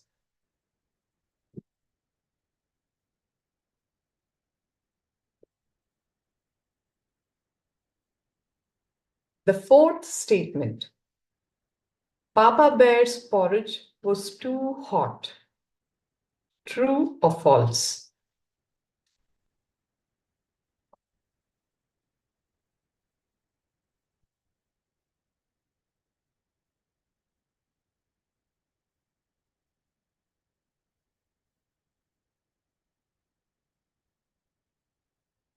The fifth statement.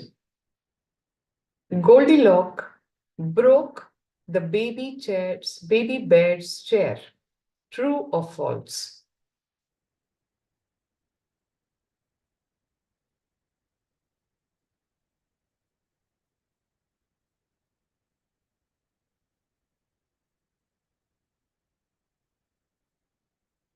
The last statement I'm making.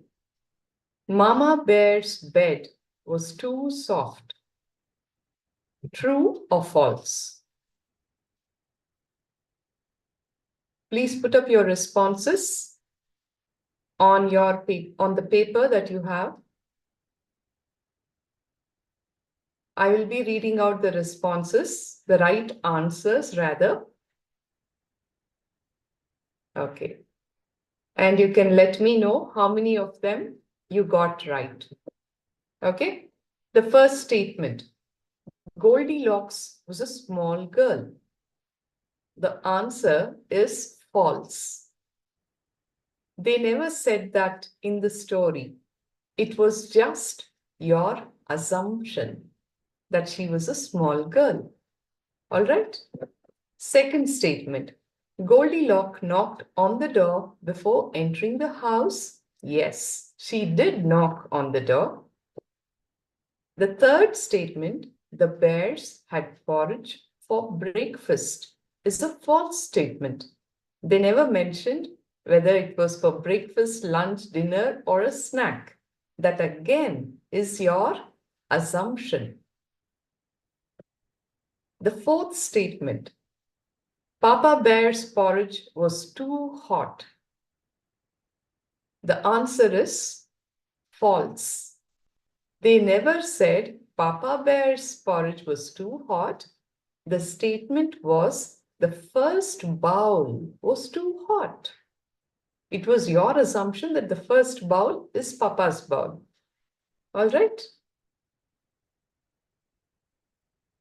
The next statement, Goldilocks broke the baby bear's chair, is true. The last statement, Mama Bear's bed was too soft, again is a false statement, which is your own assumption. In the story, what was told was the second bed was too soft. All right, I've read out the answers. I would like the participants to let me know how many answers you got right. Ishananda is laughing because he knows. How many answers were right, Aya, from your end? 3 of the 6. Now, do you understand how we barely listen? Even after so much has been spoken about right listening, wrong listening, default listening, we were given so many understandings about how our own incompletions will run a conversation inside our inner space and make us form our own assumptions of what is being spoken to us. So this was a live example of how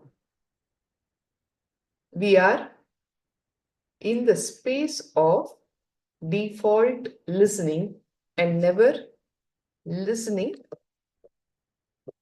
right. Okay. So the essence of this session, you will be able to listen only when there is nothing that stands between the speaker and your listening. That means that you cannot have any other thought in your head at the point when you are listening. Only when you bring completion in your space, listening happens. Incompletions from the past stops the listening, and when you begin completing with your past, your ability to be in pure listening goes up exponentially. So, let's take a vow. Let's take a vow to continuously take on this one spiritual practice of listening for the next few days, that you will be in the space of listening, listening, and listening. Just decide that you will be in the space of listening. All right? So with this, I will now move on to the next component, chakras. Okay? The introduction to chakras will begin with a small story. A learned professor from the West went to meet a Zen master in the East, in Japan. The professor had done a lot of research in many areas of study. He went to meet the master to get some spiritual knowledge, to understand spirituality in a better fashion. He arrived at the master's place and he saw that the master was brewing tea. The master saw him and gestured to him. He continued to brew the tea. The professor sat down and after a while started talking of his background, of all the studies, his discoveries, his travels around the world, his experiences with different people, his conclusions on various subjects and whatnot. Now, this master finished brewing the tea. He continued to be listening. He never spoke. He placed 2 cups between them and he began pouring tea into the professor's cup. He poured and poured and poured, and slowly the cup started overflowing. The tea spilled over the saucer and flowed on to the table. The professor was watching what was happening and he could not contain himself anymore. He screamed out, "Hey, master, what are you doing? Stop pouring, the cup is overflowing," he said. The master stopped and calmly said, "So are you." The professor was shocked but understood what the master was trying to tell him. The professor was so full, just like the teacup. Anything that the master might tell him would only overflow outside and not into him. So understand, if you really want to gain something, just be like an empty cup here. Be totally open and receptive. Be like a child, innocent, curious, like a sponge, ready to absorb. That is enough. I know some of you here have been attending multiple times because there is so much to take from these sessions. Even if you have heard some concepts, some words, it's my sincere request to all of you. If you're sitting with the thought that I know I've heard it, I'm sorry, it's wrong. There is multiple layers to the truth that Swamiji delivers based on where you are at this moment. The deeper layers of truth will reveal itself to you. So sit with a beginner's mind. Now that is one of the best qualities of a seeker or a person who is wanting to learn more. Always be there with a beginner's mind. Be like a child, innocent and curious, ready to absorb everything like a sponge. Understand, the happiness arises from our very being, from our self. It is unlimited because no external agent can stop it. The Ananda Spurana is what we are getting into. Ananda is bliss. Spurana is the fountain. The fountain of bliss in you is eternal, Nithya. And that is what we teach in our first level program, which is Ananda Spurana program, also known as Life Bliss program. We will teach you how to re-experience the bliss that you constantly felt when you were a child. All kids are so blissful, so joyful, irrespective of the surroundings, isn't it? We were all there in that space, reasonless joy, always so blissful.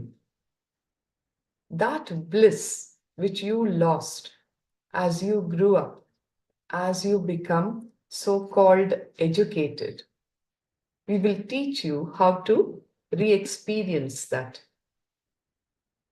Sadly, with societal conditioning, we block the energy centers in our body-mind system that connect us with the existential energy.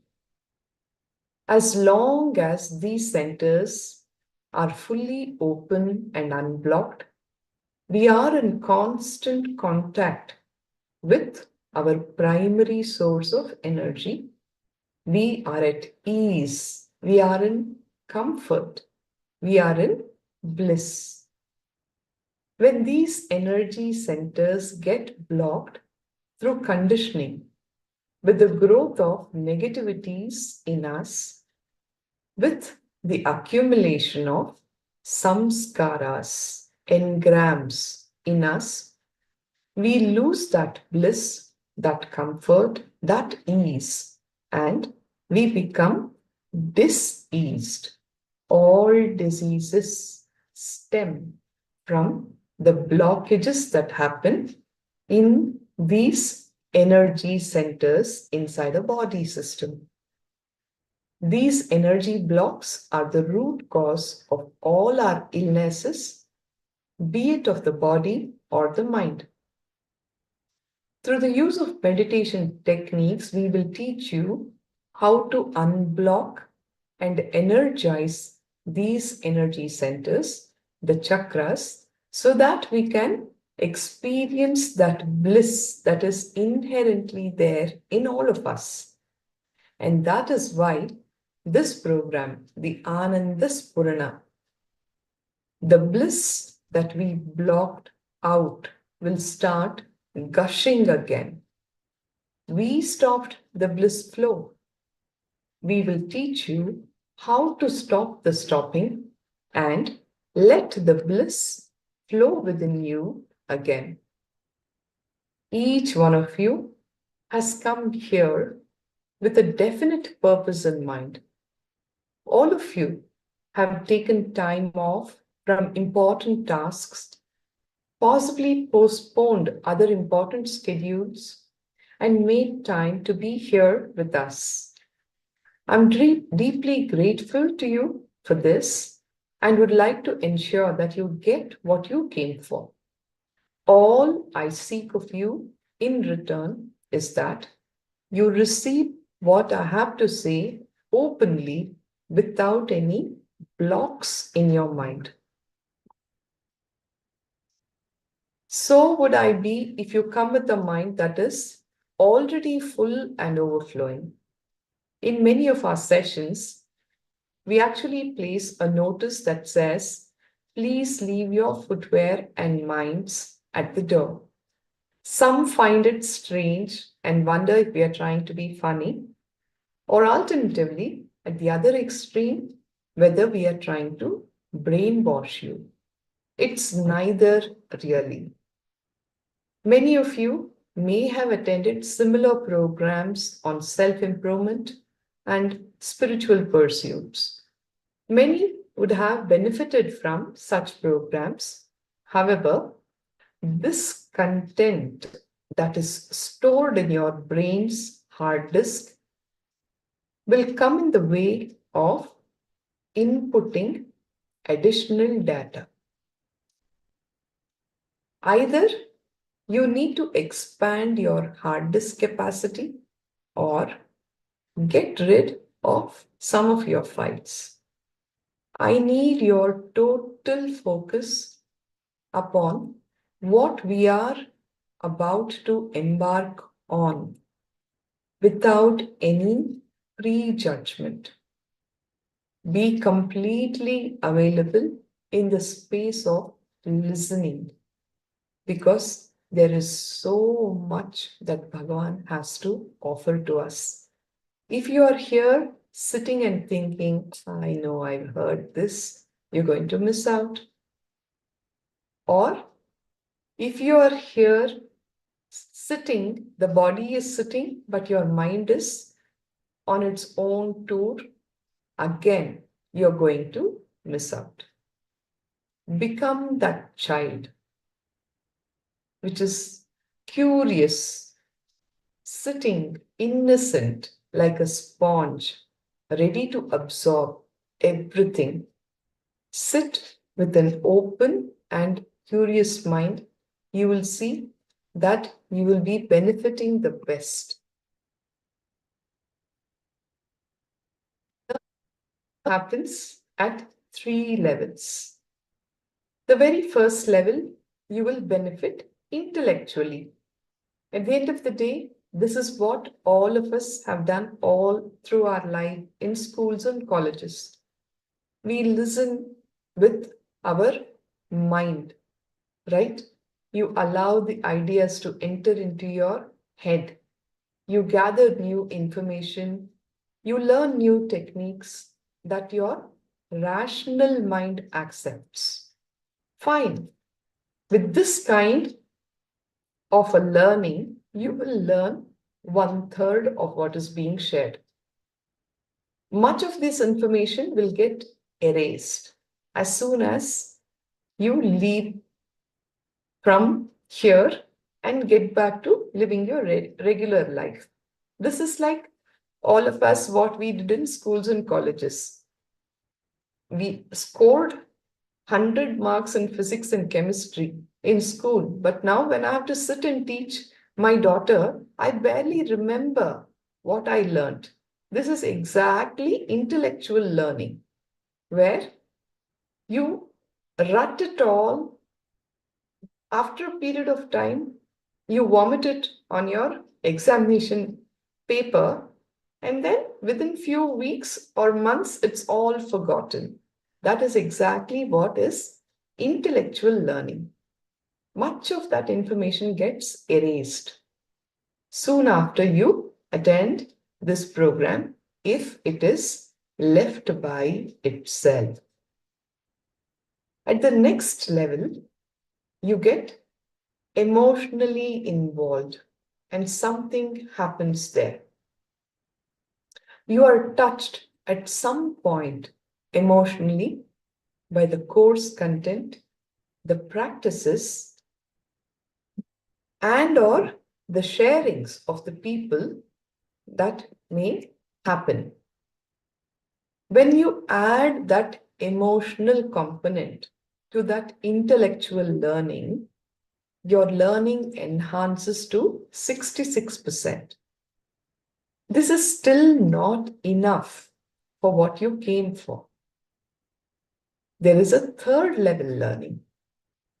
At third level, something happens to you which makes you say to yourself when you go home, hey, something has changed within me. Often, this transformation is noticed by the people who are close to you. That is when we know you have internalized this program and it has transformed you. For this to happen, I need your total and unwavering involvement. I need it 100%, not 99%, 100%. It is like water transforming to steam at only 100 degrees, not at 99. What you get is a quantum change, not incremental. The change is going to be quantum when you are 100% available. The quality of your experience will be of a different order. All right? What we are about to embark upon is a journey of our own transformation. A transformation to understand where we came from, who are we, our being, all the basic important questions of life. Who am I? Where did I come from? Why am I here? What is it that I'm doing with my life? Please be with me 100% on this journey. What we are about to embark on is a journey of our own personal transformation. The transformation here happens at 3 levels. One is the physical, second, mental, third, spiritual level.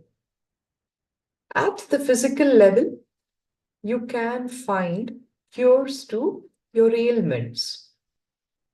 So many diseases and disorders can get cured. You may find solutions for your problems. At the mental level, a catharsis to your blocks.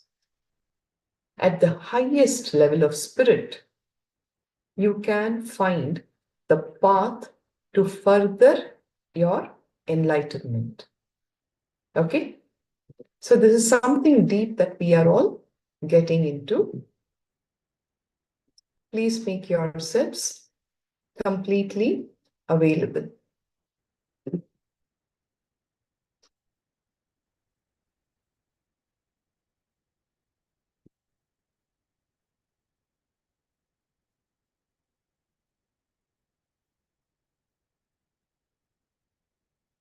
So today's program is called the Ananda Spurana.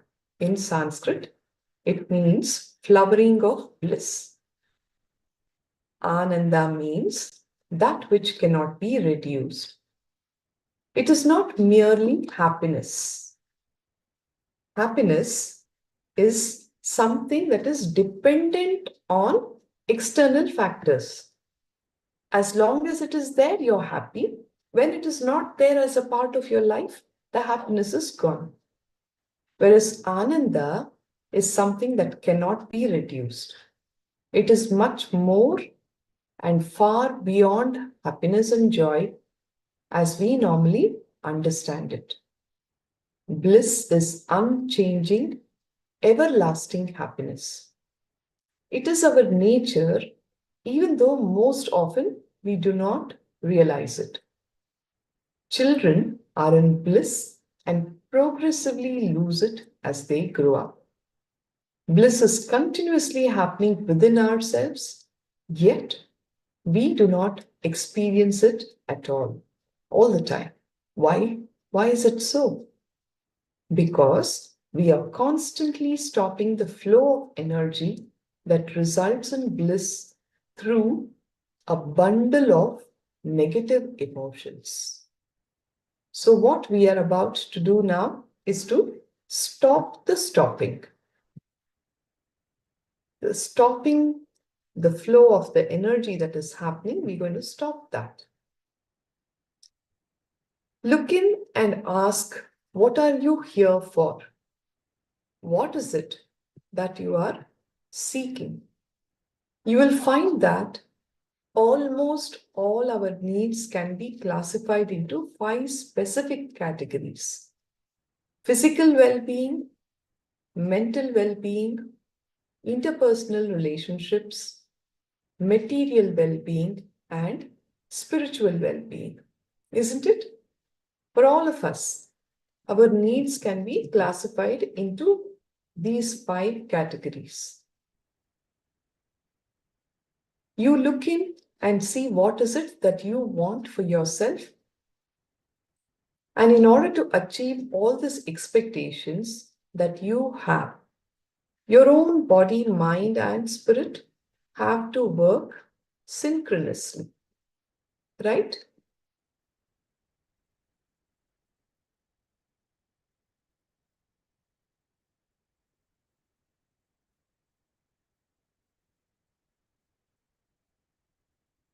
Only a person with a good physical health can have a sound and healthy mind. Body and mind are intimately related. A combination of a healthy body and healthy mind helps in effective interpersonal relationships, which in turn helps in whatever endeavors that we undertake, and financial success automatically follows. They are all interrelated. and intimately related. So you can't separate one from the other.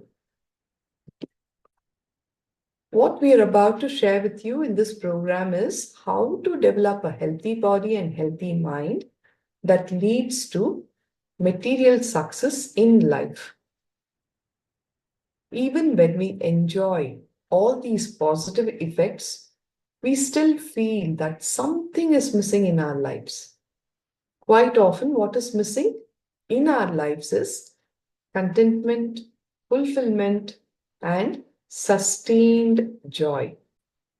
Even if you have the best of physical health, mental health, your finances are perfectly fine, your relationships are good, everything seems to be perfectly good in your life, but still you experience something is missing, and that is your contentment and fulfillment, says Bhagavan. And sadly, we continue to search for it at all the wrong places for the elusive experiences. Like this story, Nasiruddin was searching for his lost coin outside under the street lamp because there was no light in his own house. He lost the coin in the house, but there was no light in the house, so he goes out onto the street and looks for it under the street lamp. Looks like a funny joke, but this is the story of our own lives. We continue to search for bliss within, which is within us, everywhere but outside. Why is it so? Because we have not lit our inner self. What we hope to do is to provide you the light that helps you to find that which is always within you.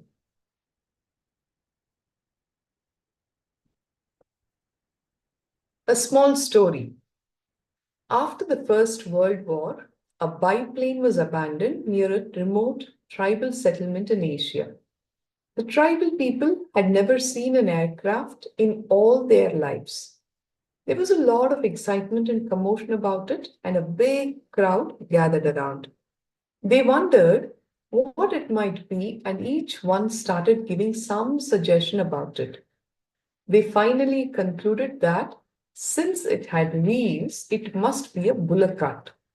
See, the eye will not see what the mind doesn't know. The whole life, these villagers have only seen a bullock cart. So the moment they saw the wheels on that biplane, they decided it must be a bullock cart.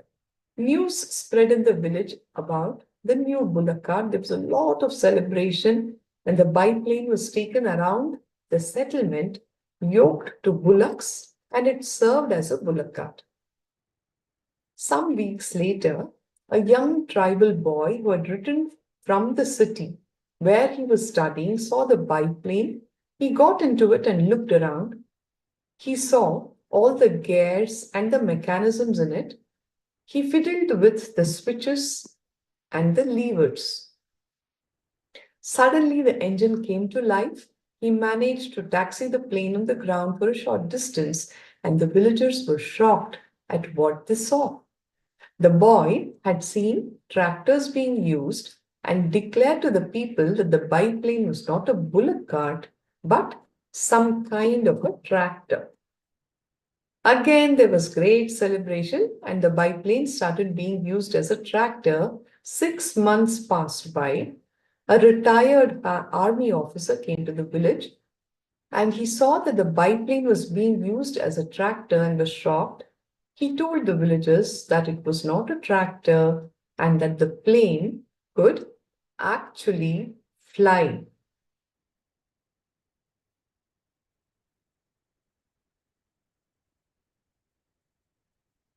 Villagers refused to believe him because the only things that they had ever seen flying were the birds. The army officer got into the aircraft, flew it for a short while and landed it. The villagers were wonderstruck, and they then understood its true potential. Similarly, like this story, most of us operate only as a bullock cart at the instinct level, surrendering to our emotions.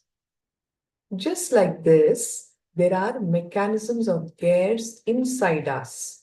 They are called the chakras, which are boundless energy centers.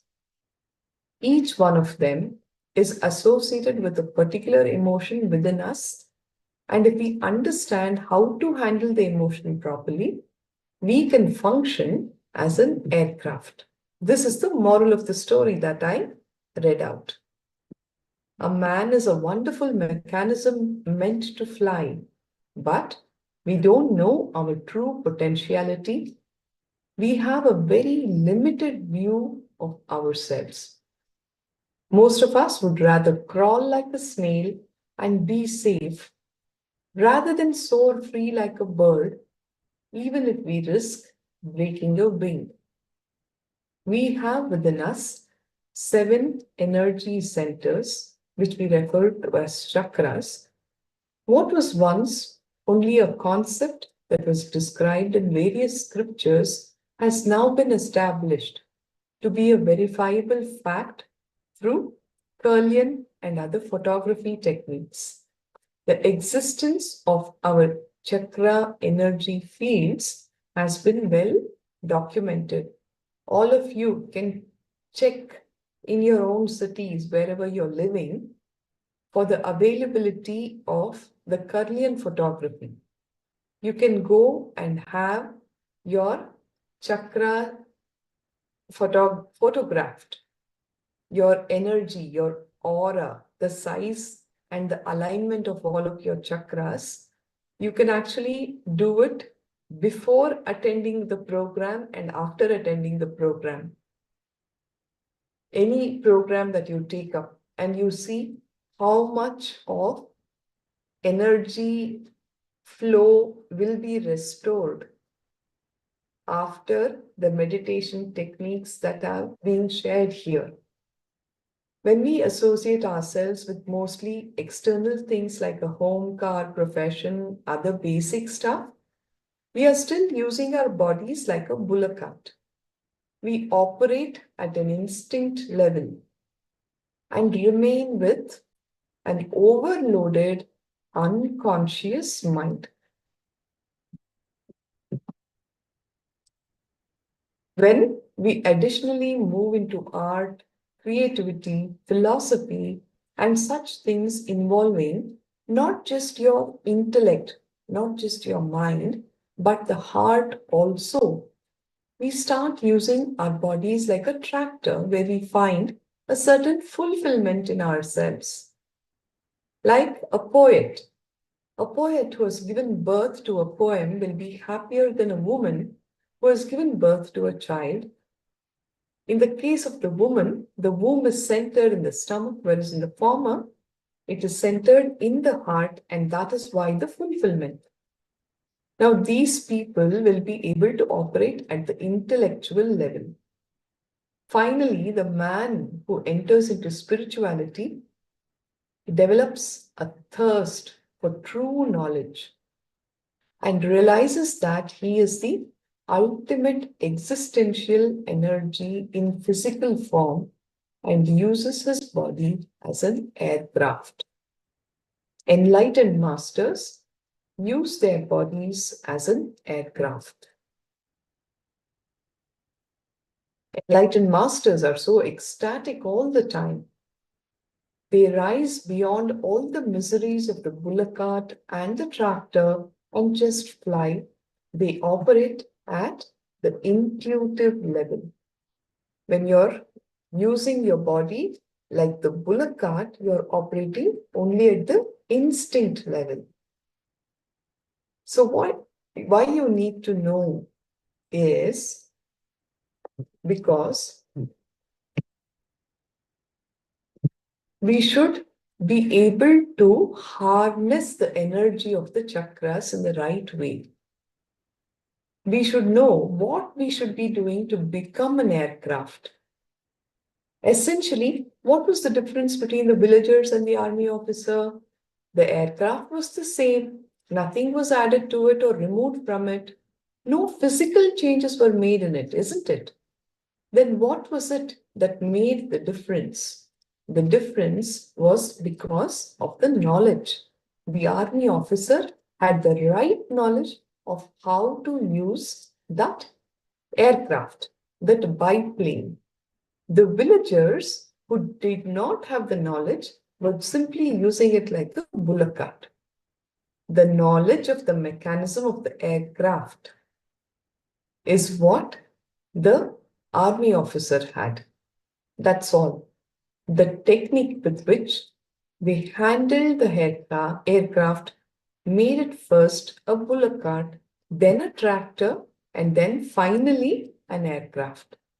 So let us all now get understandings about the chakras and how to harness that energy.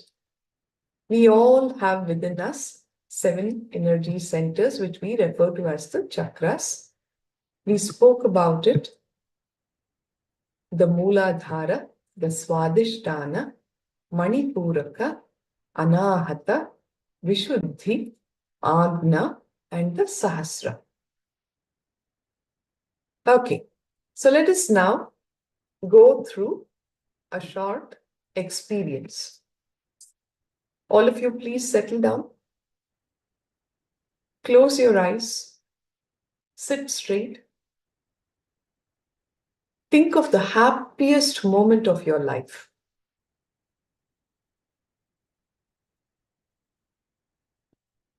Sit straight, close your eyes. Visualize the happiest moment of your life in full detail, in color.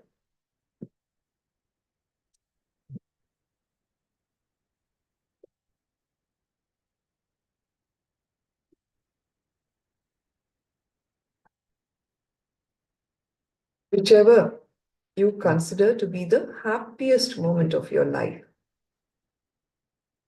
Live that moment right now. Think of it. Visualize it in great detail.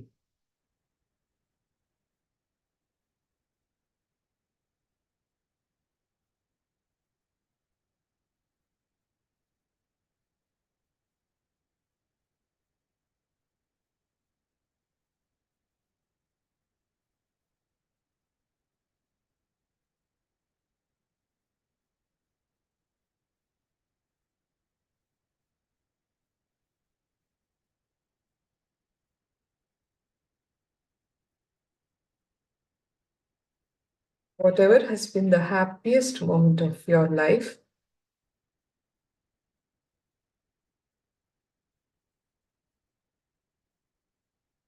live that experience all over again.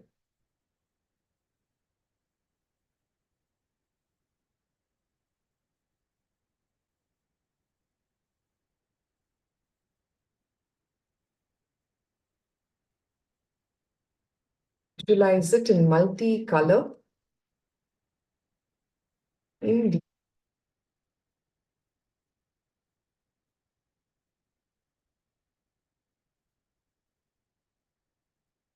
How are you feeling now?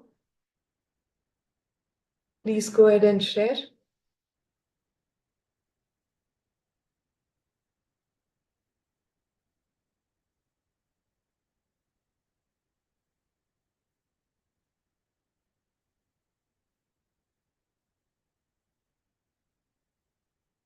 You're remembering and visualizing that moment. How do you feel inside of you?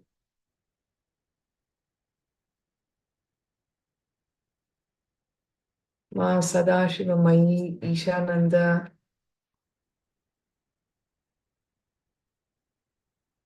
Wong Junji, Chunyu, Sukruti, Ananda Shivam Sendil.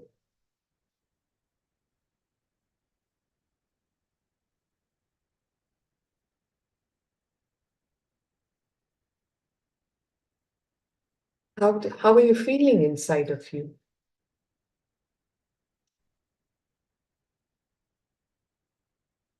I could see the soft smile on your faces as you are visualizing the same. But what has been your inner experience of that visualization? Please do share. Ishana Shivam Sendil Kumar says he's feeling very joyful. Yes, Saya. What about the others? Thank you. Thank you for sharing.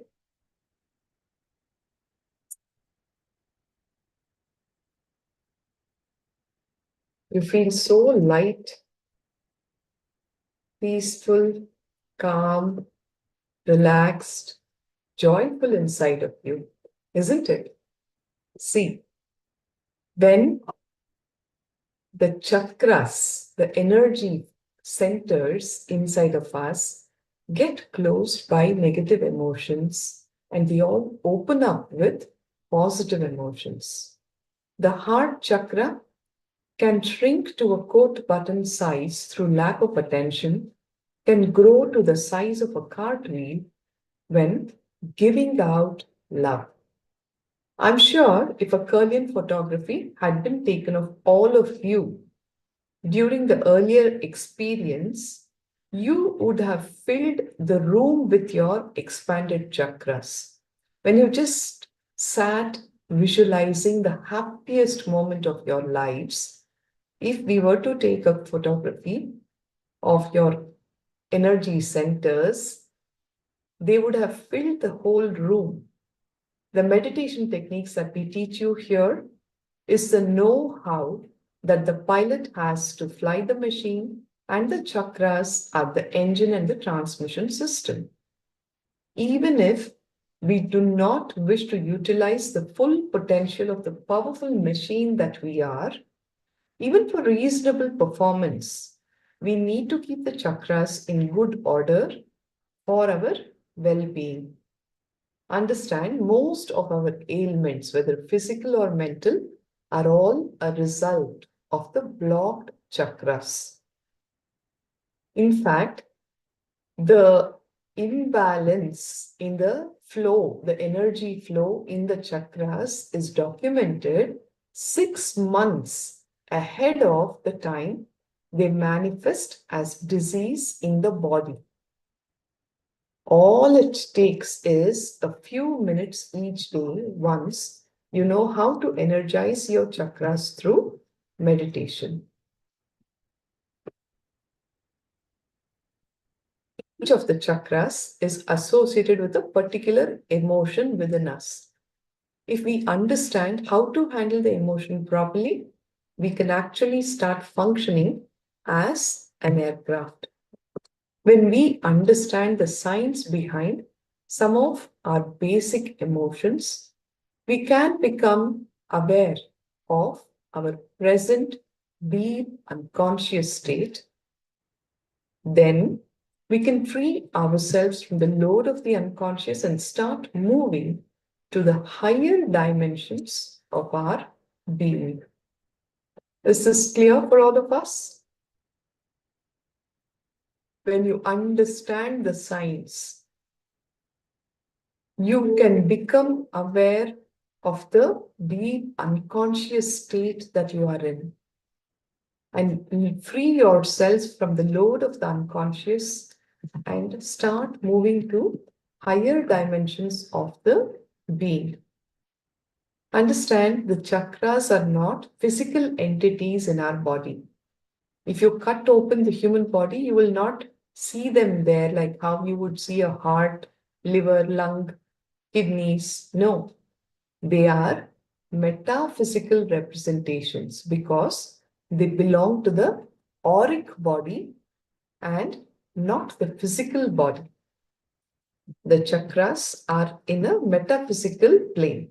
They are in the auric body, the 7 wheels of energy, the subtle energy centers in our body.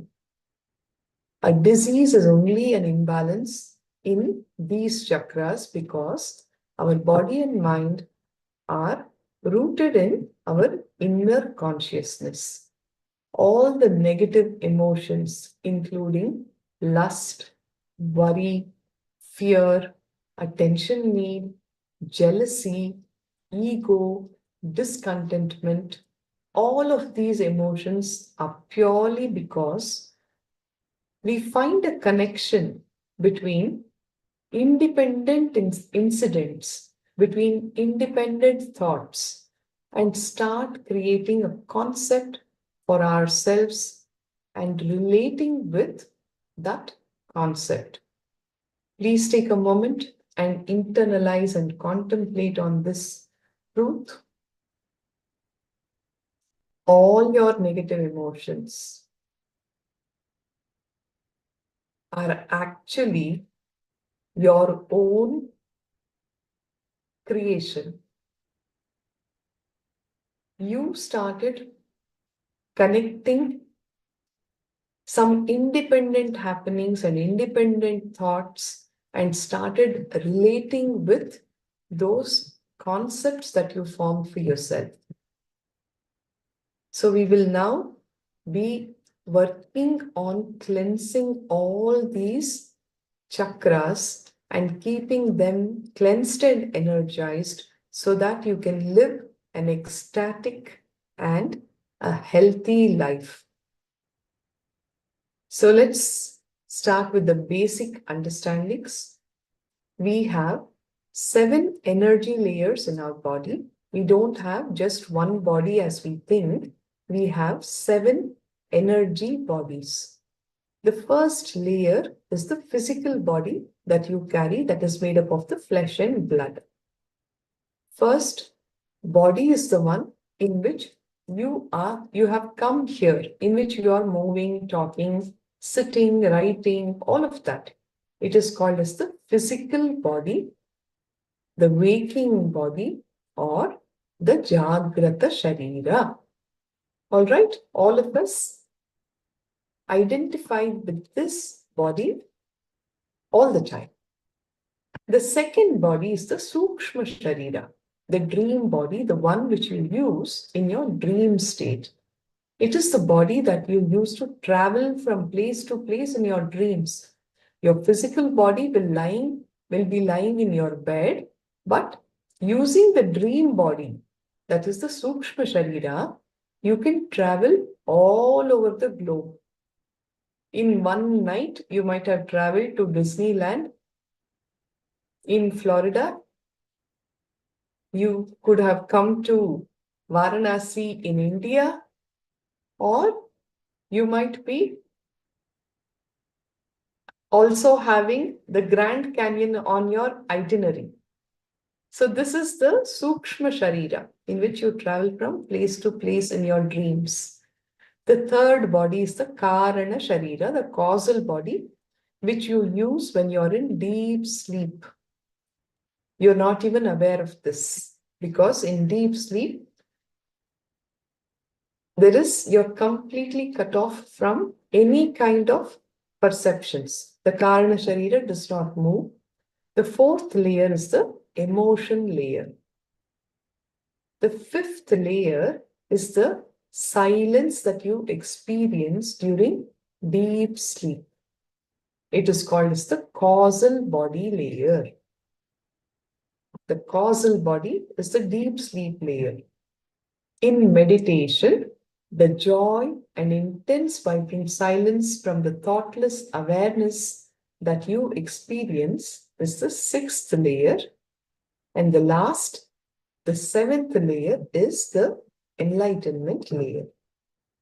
So, the first layer, that is the physical layer, the Jagrata Sharira, and the second layer, the Sukshma Sharira, meet the physical body at 7 points along the length of the physical body, and these 7 points are known as the chakras. There are 7 major chakras in our body that are responsible for our physical and mental well-being. Once again, the Mooladhara, the root chakra at the root of the spine, the Swadhisthana, the sacral chakra, which is 1.5 inches above the Mooladhara, the Manipuraka, the solar plexus chakra, which is at the navel, the Anahata Chakra at the heart, the Vishuddhi Chakra at the throat, the third eye chakra, the Agnya Chakra, and finally the Sahasrara at the crown. This is a tabulation of the various chakras and what causes the blockage and what unlocks the chakra, and what is the powerful cognition that we need to carry from this. The Mooladhara Chakra, which is at the root of the spine, gets blocked with lust and greed. What unlocks the chakra is when you drop your fantasies and welcome reality. Move from perception to reality is the powerful cognition from the Mooladhara. The Swadhisthana Chakra gets blocked by fear of death. Facing the fear by facing death itself unlocks the chakra. The powerful cognition about fear itself is fearlessness is not the absence of fear, but it is the courage to handle fear. Manipuraka Chakra gets locked by constant worry. When you stop worrying about your worries, the Manipuraka gets unlocked. Just know that all our worries are nothing but a collection of words in the languages that we know. That's all to it. Anahata Chakra gets locked by attention seeking. Seeking love and attention from others. When you express selfless love without expecting anything in return, the Anahata gets unlocked. Responsibility gives you tremendous control over life and makes you a leader. When you continue to express selfless love and don't expect anything in return, you will be a leader who takes on responsibility. The Vishuddhi Chakra gets blocked by comparison and jealousy. When you understand that you are unique and you continue to exhibit your individuality without worrying about others, the Vishuddhi Chakra gets unlocked. The Agnya gets blocked by seriousness and ego.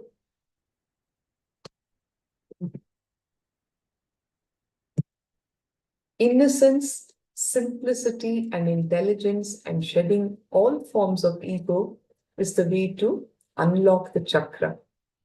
When you drop your aham, your ego, and dissolve into Paramashiva, into the divine, that is when your Agnya gets unlocked. And that is why you sit and chant Om Nithyananda Paramashivoham when you have to do your third eye sessions, power manifestation. That is the only way you can unlock the Agnya Chakra. The Sahasrara gets locked by discontentment. Being in the space of gratitude unlocks the Sahasrara Chakra. When you do not take life for granted and be sensitive and appreciative of everything that's happening around you, your Sahasrara will be unlocked. When were the chakras discovered?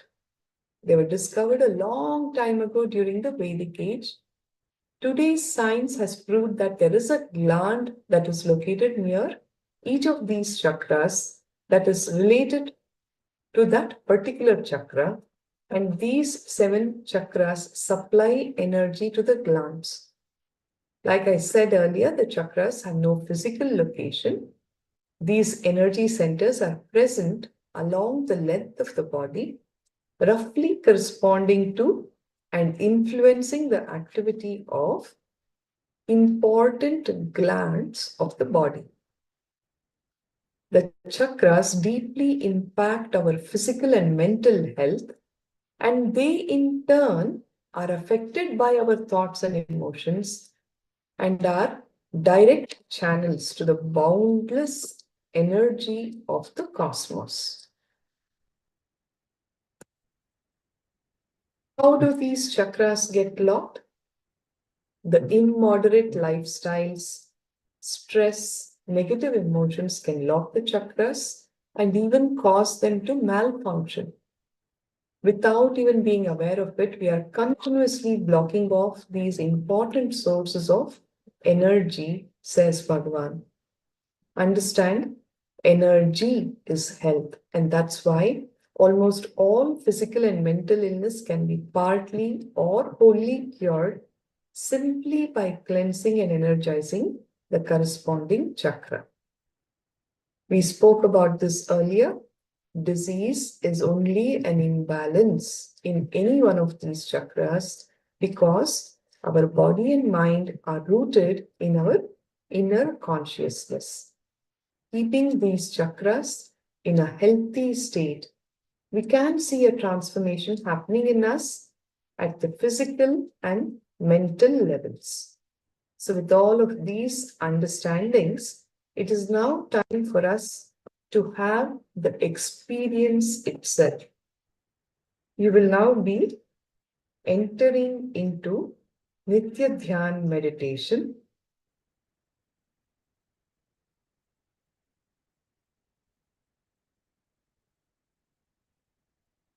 Any clarity needed? Any questions? Please go ahead and post.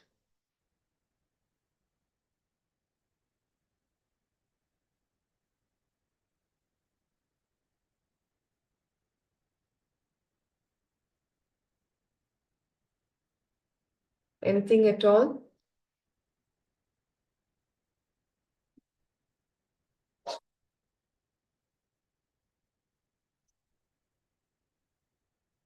Bhagavan has devised a very beautiful dynamic meditation which is aimed at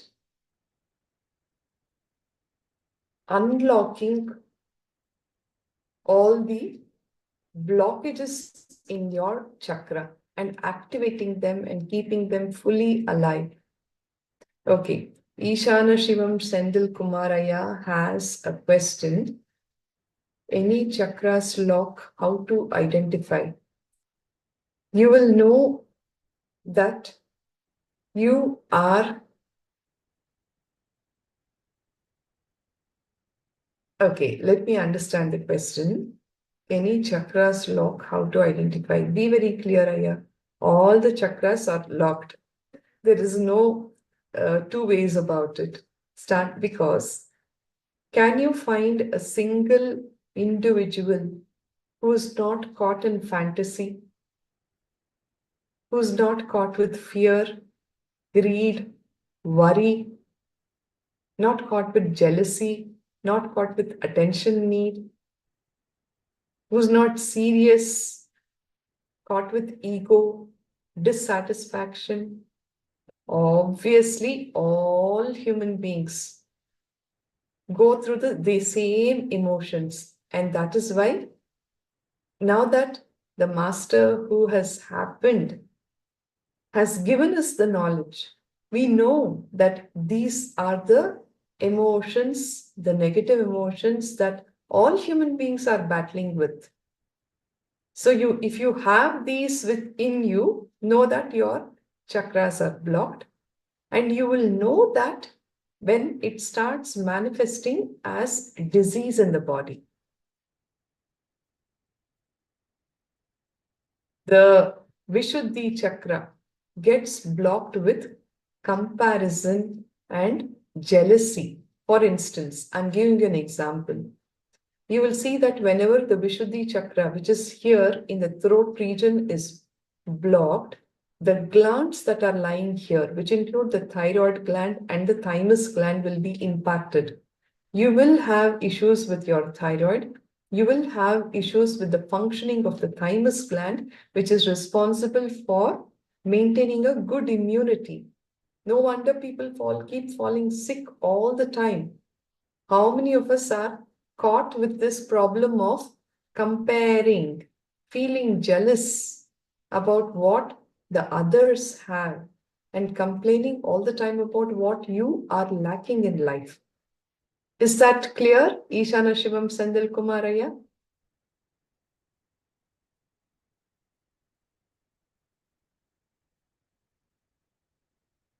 Ananda Lakshmi Yogini has a question. What is the first layer of our body? It is the physical layer, the Jagrata Sharira, that is made up of flesh and blood, with which you are all sitting here, this body, the physical body. Okay, that is the first layer, the Jagrata Sharira, the awake body. Any other questions?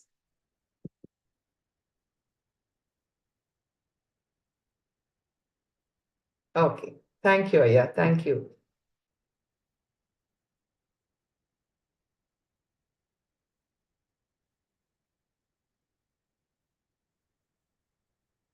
Okay, in that case, I request all of you to settle down, sit straight with your head, neck, and spine in a straight line. Put your hands together in the space of deep gratitude to the Avatar, His Divine Holiness Bhagavan Nithyananda Paramashivoham, for showering us all with this knowledge and giving us the right techniques, the meditations, the initiations to dissolve our aham, the small ego, the small identity that we all carry, and dissolve ourselves into the expansive cosmic consciousness, Paramashivoham. Thanking him for choosing all of us. In the space of deep gratitude, let us chant the Purna Mantra. Om Purnamada Purnamidam Purnat Purnamudachyate Purnasya Purnamadaya Purnameva Vashishyate. Om Shanti Shanti Shanti Harihi Om Tat Sat Sarvam Bhagavat Shri Nithyananda Paramashiva Padukarpanamastu. Om Nithyanandam.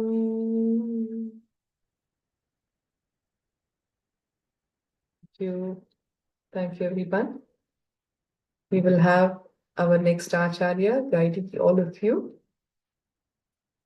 through the Nitya Dhyan meditation program, where it's a very beautiful dynamic meditation program where one by one all the chakras will be unlocked with the practice, and Bhagavan recommends that each of you should be doing this meditation every day when you wake up in the morning.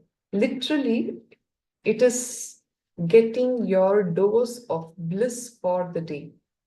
The beauty of practicing the Nitya Dhyan meditation is that you will find yourself to be so much more energetic. You will walk out of various illnesses at the level of the body and mind. You will see that all the negative emotions which would pull you down earlier is no longer there for you. You'll see that you are so unique. You'll celebrate your uniqueness. You'll never compare yourself with others. You'll walk out of worries, out of fears. You will accept the reality of your life as it is. You'll actually start welcoming the people in your life and celebrating them and be grateful to them for having been a part of your life. You'll no longer be caught with the clutches of wanting attention, wanting verification from others, attestation from others, because you just know you're being your authentic self. You'll be constantly in the space of gratitude, where you're so grateful for every small thing that comes your way. The beauty of being in gratitude, you become that magnetic center which will attract so many more things for which you will be grateful for in your life. Because at the end of the day, universe functions based on the law of attraction. Deep inside, if you're just cribbing and complaining about what is there, life is so bad, it's always been like this, what is there in my life that I can be grateful for? It's just been a long saga of suffering. If this is the kind of inner space that you have, you will be attracting the same kind of situations, people, and incidents about which you can continue to complain. The beauty is when you practice the Nithyananda meditation every day, you will start accepting the reality of life. You will no longer be caught in fantasy. You will not be worried about anything unnecessarily. When something comes up, you will have the natural intelligence, the spontaneous intelligence to handle that aspect of your life. You'll have the fearlessness, the courage to face your fears. And you will start celebrating life and your very existence in the space of gratitude. I'm sure all of you would want this experience for yourself. So we will now be entering into the Nitya Dhyan meditation. It's going to be around a 40-minute session. So please make sure that you participate completely without taking a break. Our Acharya is here. She will be leading you through that meditation. I thank you all for your sincere participation. Nithyananda. Nithyananda.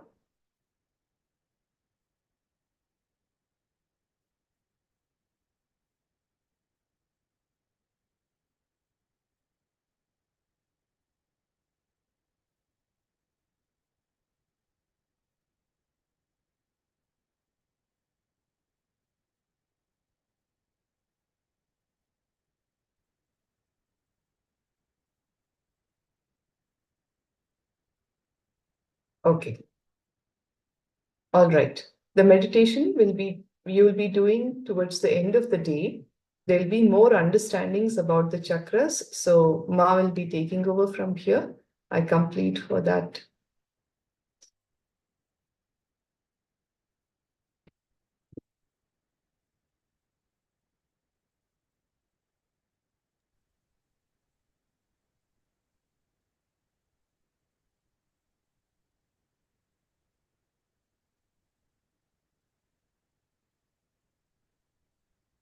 Nithyananda.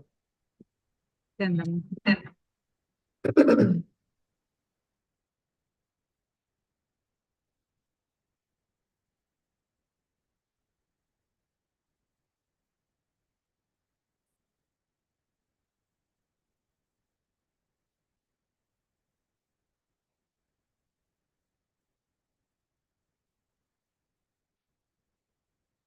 Nithyananda, everyone. Now, we'll be moving to the next session, starting with the power manifestation. So please go ahead and post your powerful cognitions from Living Enlightenment book.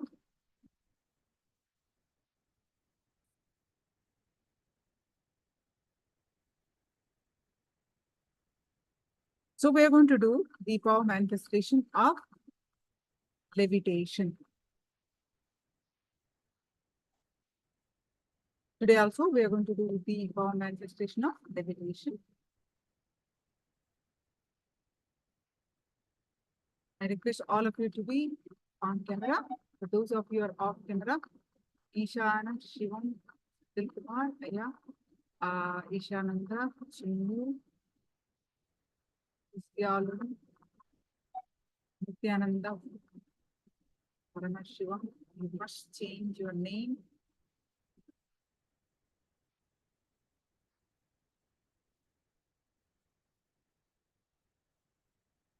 Yanti. So the powerful cognition Nithyananda posted is the way to achieve world peace is to create personal peace. Wonderful. Inner peace leads to world peace. The way to achieve the world peace is to create personal peace. Wonderful. Others also, Marcia, all of you are TW. Let me change his name. One Jungli. Studying the art of death is the real and ultimate knowledge we can learn in life. Wonderful.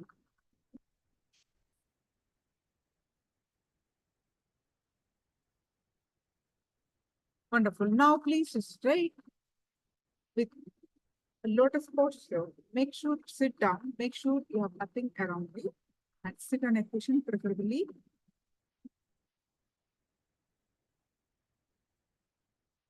With your head, neck, back straight line and your legs are locked in Padmasana or cross-legged. Padmasana lotus posture.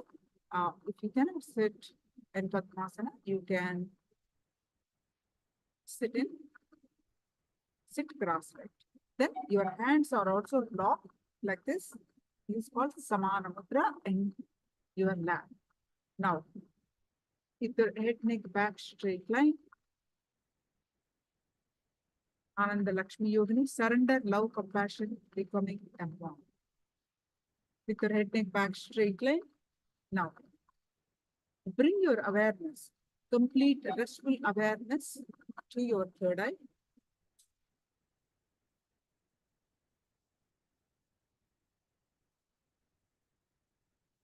Any thoughts that are coming, let it come, let it go. Now, visualize Swami Paramashivoham's form in the third eye. Bring your attention back to your third eye again and again. Forget rest of the body. Forget everything. Your complete awareness on the third eye with Swami's form. With this space, start chanting the Mahavakya.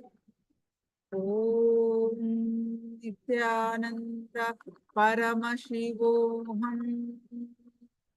Start chanting the Mahavakya and experience the space of oneness.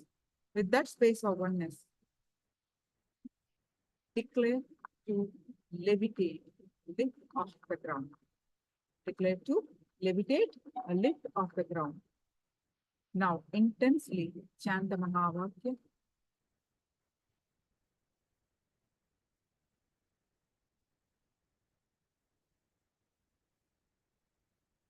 Intensely chant the Mahavakya.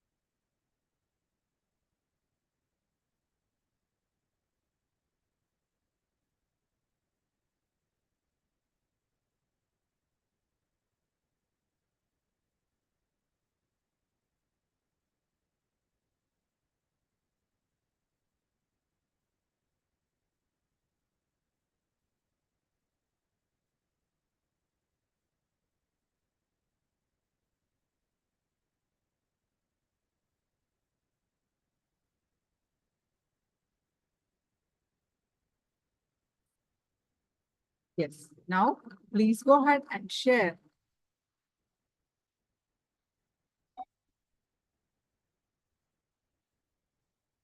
your power manifestation experience. Please quickly go ahead and share.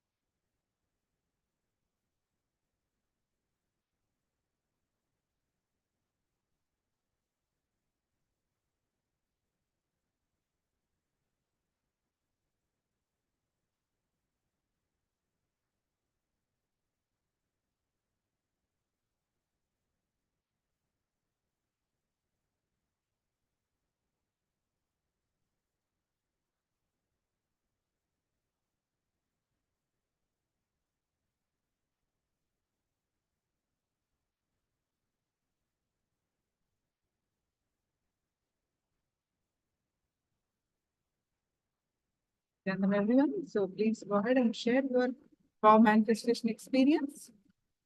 Ishanandaya, Syalu, Lengu, Chunu, Ishan Shivam, Sankalpa Jodi. There is an energy coming down from the head to the body.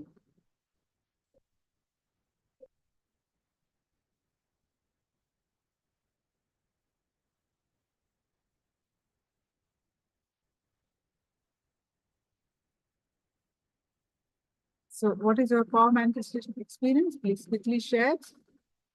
And we are going to move on to the first chakra, the root center.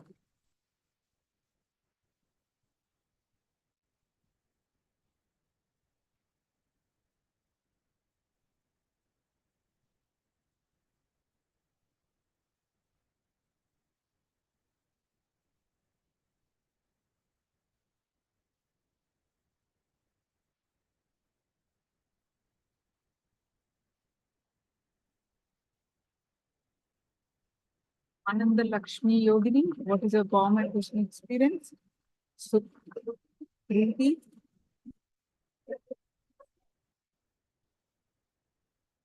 what is your power manifestation experience? Please post it in the chat.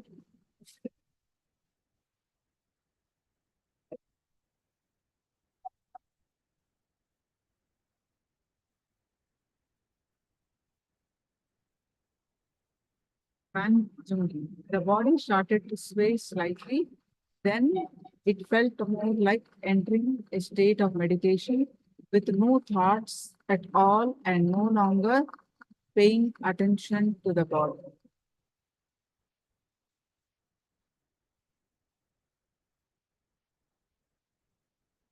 So, Preeti, posted in Chinese. Shukra can you please translate? Yes. Now, I feel the crown and third eye shaking. Wonderful, ma. Wonderful experience. Thank you all for sharing. Now, let's start our first chakra, the root center. Any others also want to experience? You can share.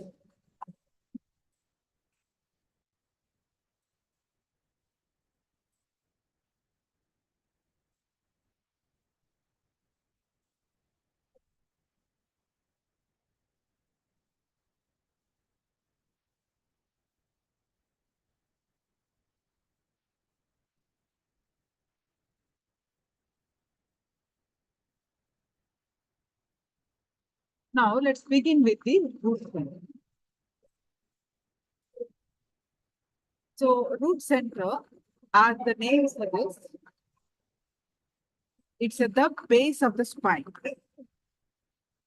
All the chakras, understand, all the chakras are along the spine. Along the spine. As the spine at the center, they are around a cartwheel size. They're supposed to be like a cartwheel size along the spinal cord. The root center, the base of the spine, just about the base of the spine, That at the center, it's a cartwheel size along the spine with the root center. It's called Mooladhara Chakra. Mooladhara means the root and the base of the existence. A root and Moola Adhara. Adhara means basis. Moola means root. Mooladhara means base and root of all the existence.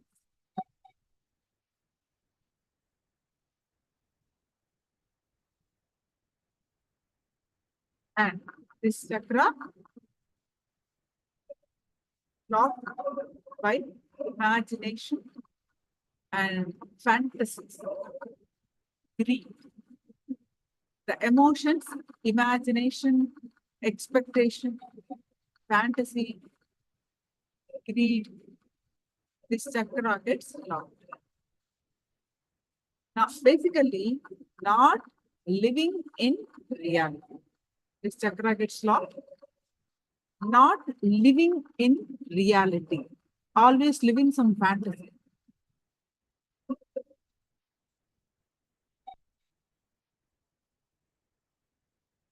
All of you already know this chakra is the base and root of the creative energy. So what blocks this chakra?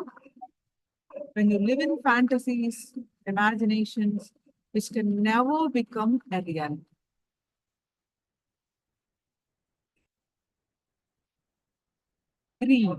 Greed-based incompletions blocks this chakra.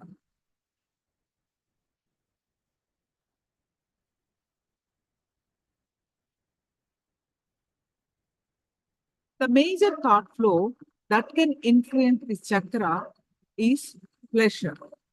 Pleasure is not just limited to physical sex, but it can exist in mental and cerebral layer also.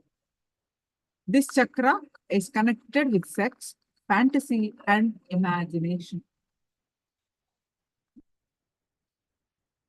This chakra flowers when you drop fantasies and welcome the reality. And see, there are three things that we learn, basically. Three ways we are learning the whole chakras we are going to learn in 3 ways. Understanding will clear the conscious part of our brain. We learn about why this chakra locked, what is the root, what emotion locks this chakra. That understanding clears the conscious part of it. Then, what about already damaged? Already damaged is unconscious part of it. That is cleared by doing the meditation. Then, how to continue to be cleansed? By following the 4 tattvas.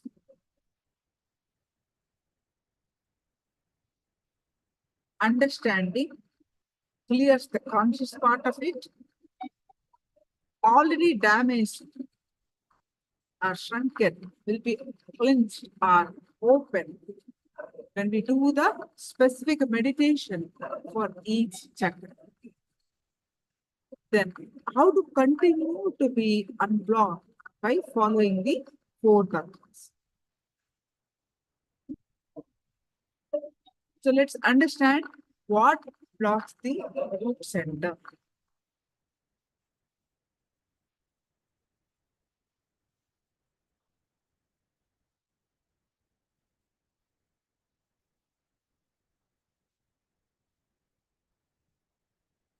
The Mooladhara chakra is concerned with lust.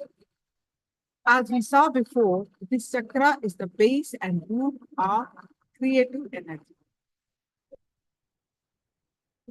To understand, no man is fully male.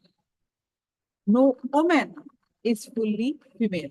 Man doesn't mean that 100% man. Female doesn't mean that 100% female. I repeat, no man is fully man, no female is fully female. We are both, we have both actually. Whether it's a female body, male body, we have both energies. We are both male and female energies. In fact, each man is 51%. Man means it's only little difference. A man has 51% man and 49% woman. Now, woman has 51% man. So, woman has 51% woman and 49% man. There's only slight difference, whether it's a male body or female body. The energy between male and female.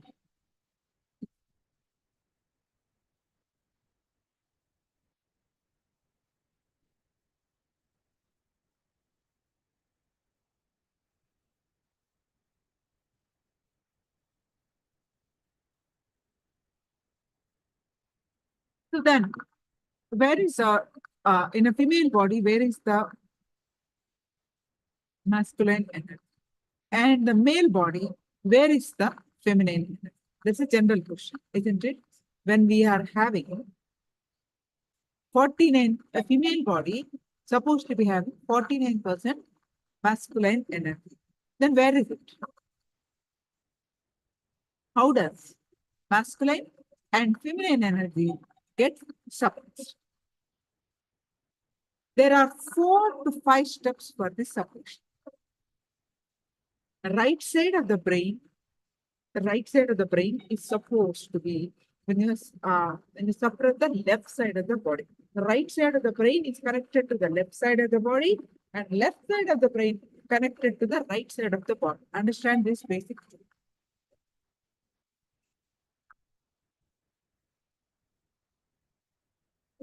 Till age 7,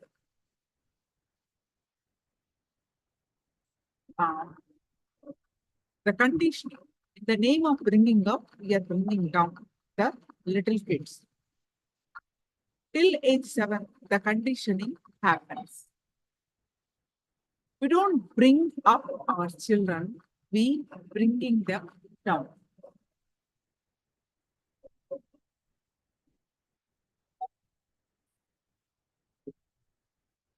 When the child is born, it is whole, complete.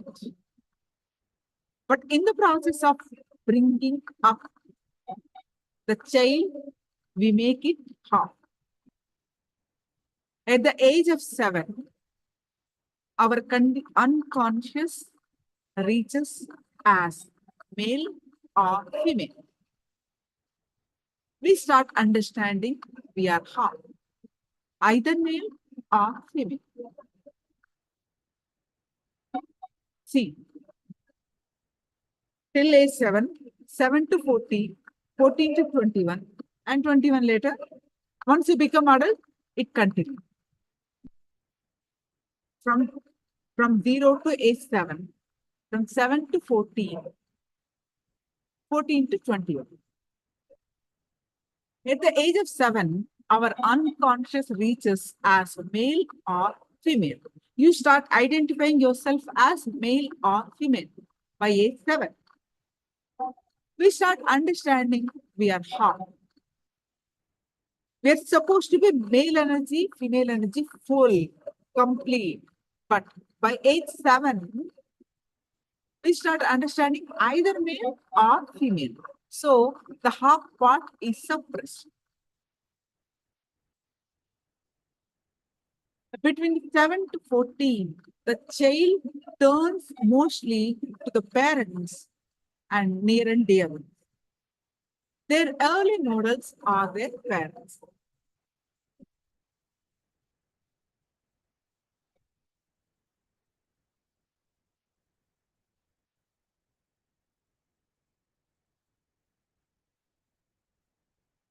In their search for the lost half, the boy child turns to the mother and the girl child turns to the father. If this umbilical cord connection is severed, that is trauma. At the age 7, we start missing our one half. By age 7, we pretty much whole, happy go kid. But the suppression starts happening. By age 7, we start seriously missing the one half. So at this age, we start looking up for our best feminine or male energy. That's why a female child attracts more towards father, a male child attracts more towards the mother. From age 7 to 14, if you are male, we start attracted to our mother. And if you are a female, we start attracting to our father. This is where the attraction of sex starts. In their search for their other half, girls adore their father and boys their mother. At this age, the physical presence of the father or mother heals the own cause at the root center.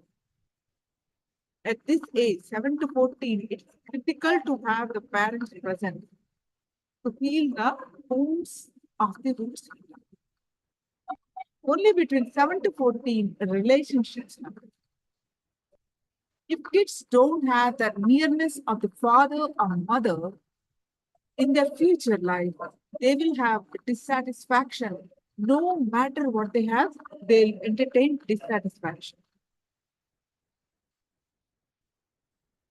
If you send your child to a boarding school, at this age, what you are asking for is an old age home later.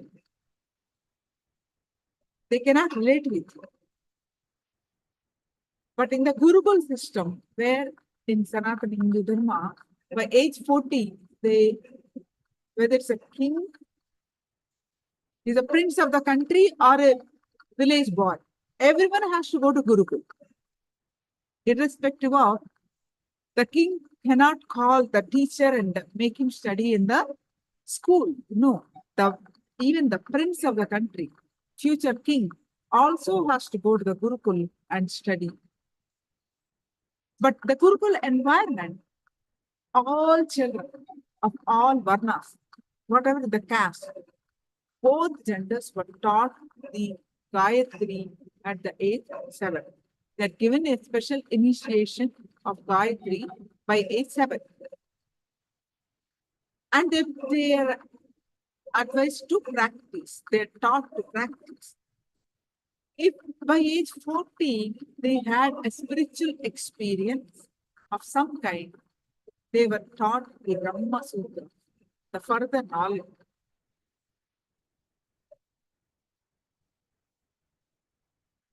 Those who did not were taught the Kama Sutra to become a good grihasthas, the householder. So, if before 21, they were enlightened, they were initiated into sannyas. If not, they were initiated to taught the Yoga Shastra. What happened after 14? From 14, children become mature to become a father or mother themselves. So, the father-mother nearness is not available. So, kids start looking in the outer world.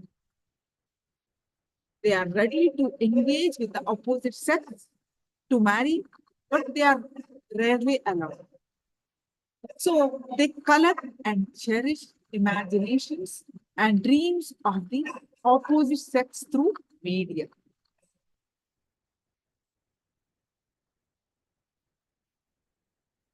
Kids continuously collect the imaginations from all sources, especially the social media, all kinds of media.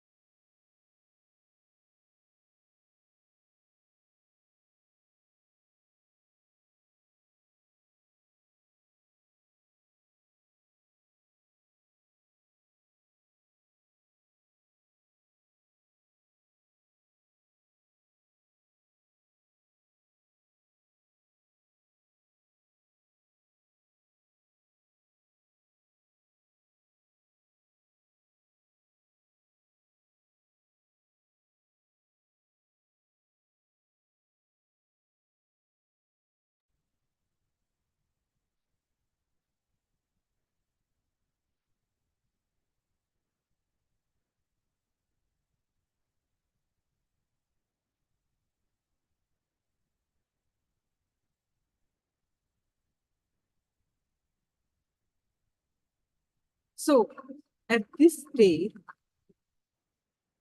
they collect imaginations of the opposite sex. The stage of building up our image of an ideal person lasts around about 7 years, from 14 to 20. By then, these ideas are already deep rooted in our minds. Ideal person. Then the fresh search starts to find the perfect person in their real life. By then, they already collected the ideas about how their opposite sex should be. And the real search starts for that person. This is where the expectations start. For the next 7 years, this search continues. And sometimes for a long time, the search continues.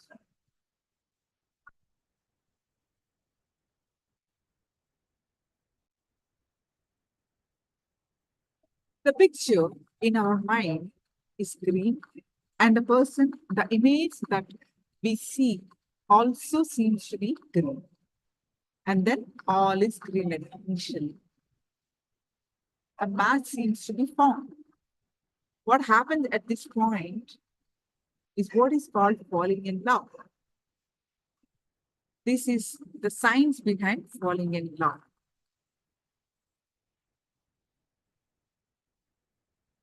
But the problem starts only after they come closer.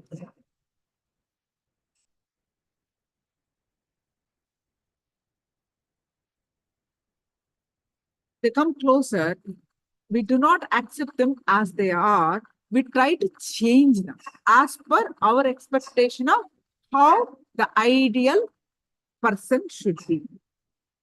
As we have formed an opinion about how the ideal person should be, whoever come into our life, we try to chisel them. We try to possess the other person and convert them into matter. We degrade everything into matter. Here starts the problem. Chiseling each other.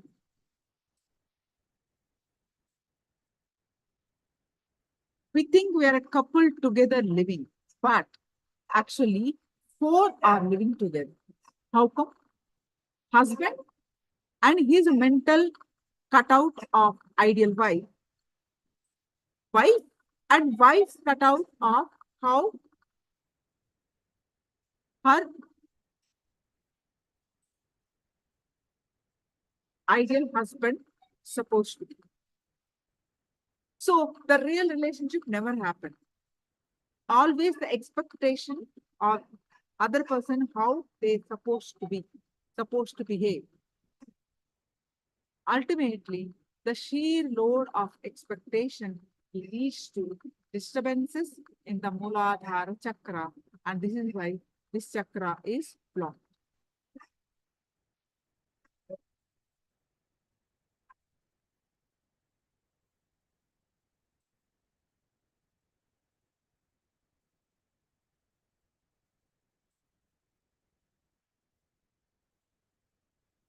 But the problem is we do not understand how much ever we expect and others also expecting the same some other expectations about us. Isn't it?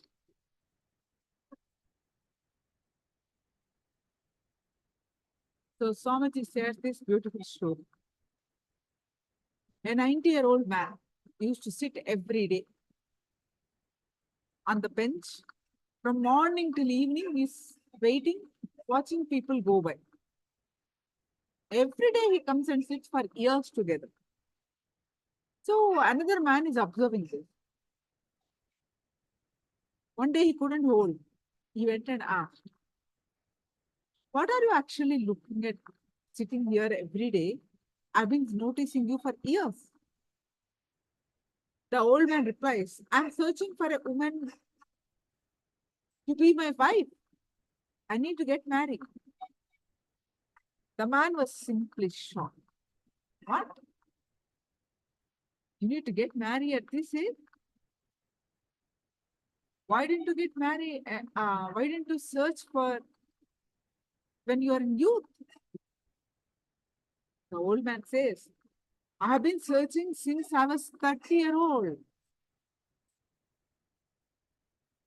So then what happened? You didn't find any ideal person? I found one time. But she's also looking for her ideal person. So it did not match.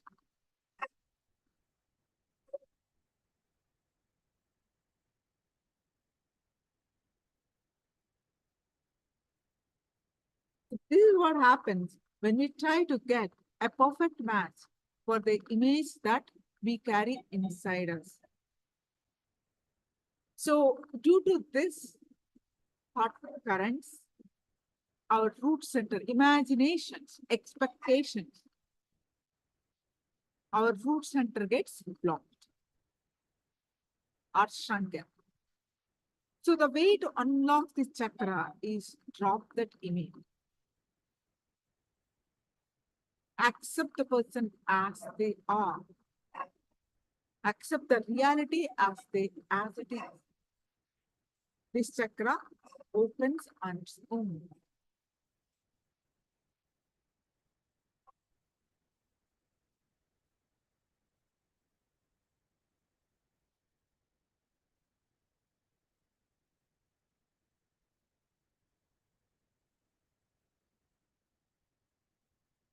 So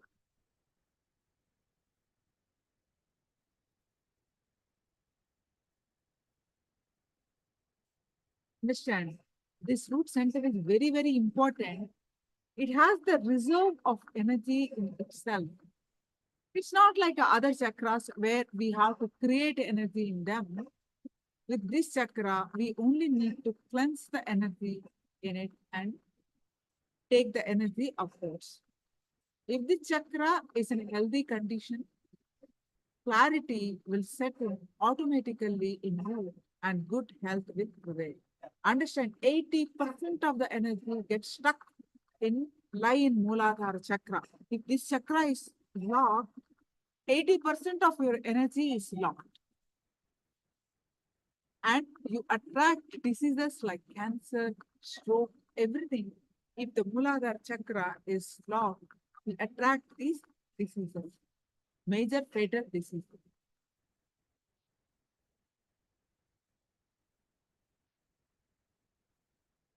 But if we understand this chakra completely and we can maximize our biological, psychological, and spiritual energies.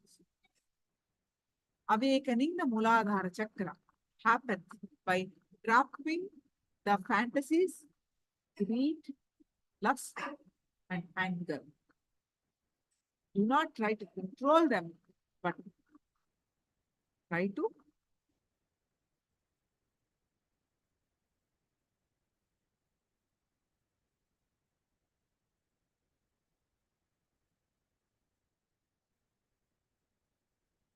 anything suppressed only takes another form. It does not get uprooted totally. So, greed-based thought current blocks this chakra, Mooladhara chakra.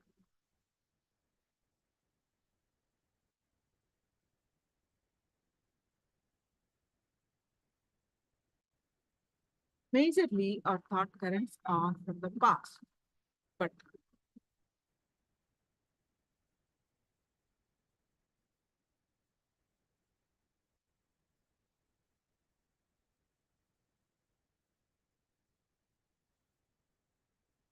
either in the past or in the future. So many of our thought currents are based on what may happen in the future. It may be much greed-based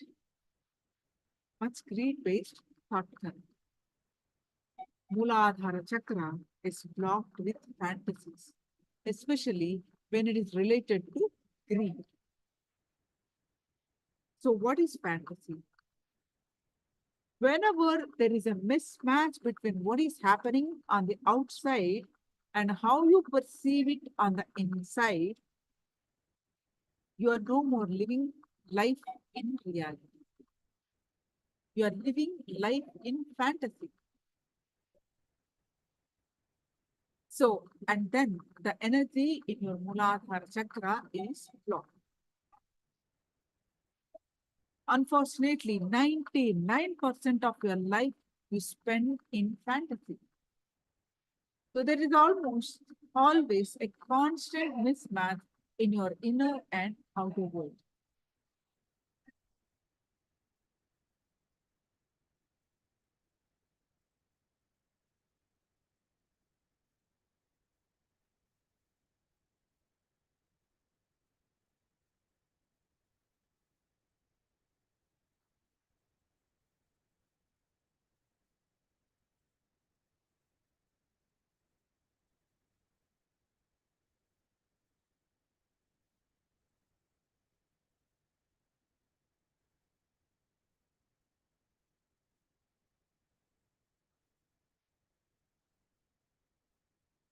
Now let's do the Muladhara chakra is cleansed by following, doing the meditation of Duka Harana.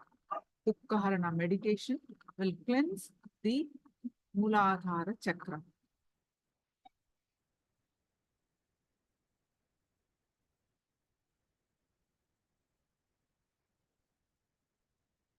There are many Vedic references to this meditation.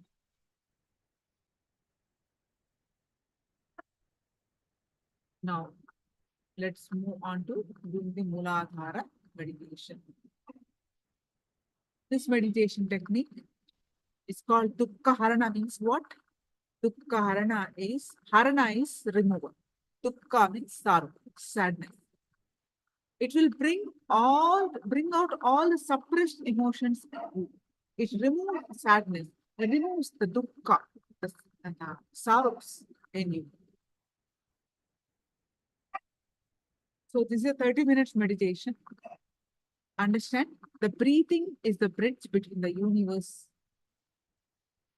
and it is the system with which you are living your mind. If your thinking is calm, your breathing will be relaxed. If your thinking is aggressive, your breathing will also be aggressive. So first you need to control your breathing in order to control your mind.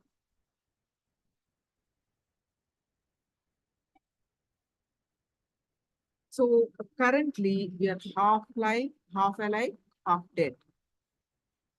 We are in a repressed state. And the first part of this meditation, chaotic breathing, is carried out in order to create chaos in your repressed system. Your mental setup is made fully alive by increased intake of oxygen. It becomes more vital.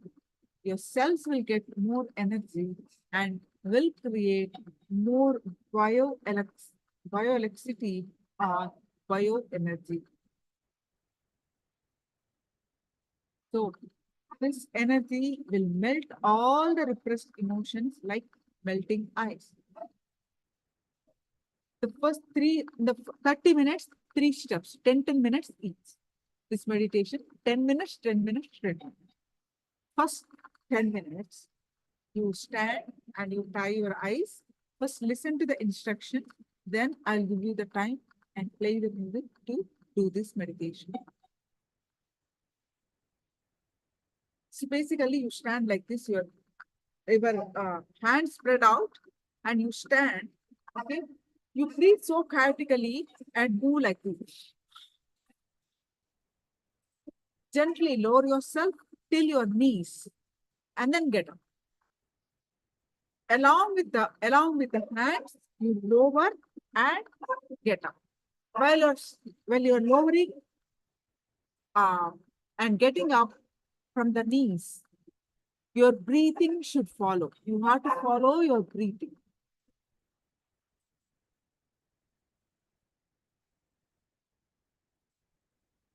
We repeat this motion up to 10 minutes.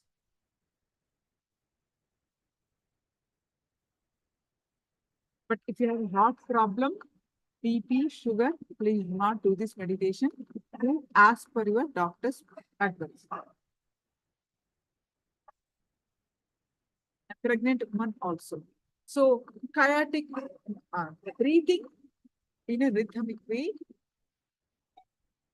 along with the body movement. You are coming down along with the spread out arms. Come down up to the knees, bend the knees, and then go up.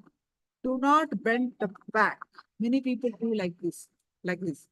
That will not give result. Your back should be straight leg. While bending also, whole back should be bent like this.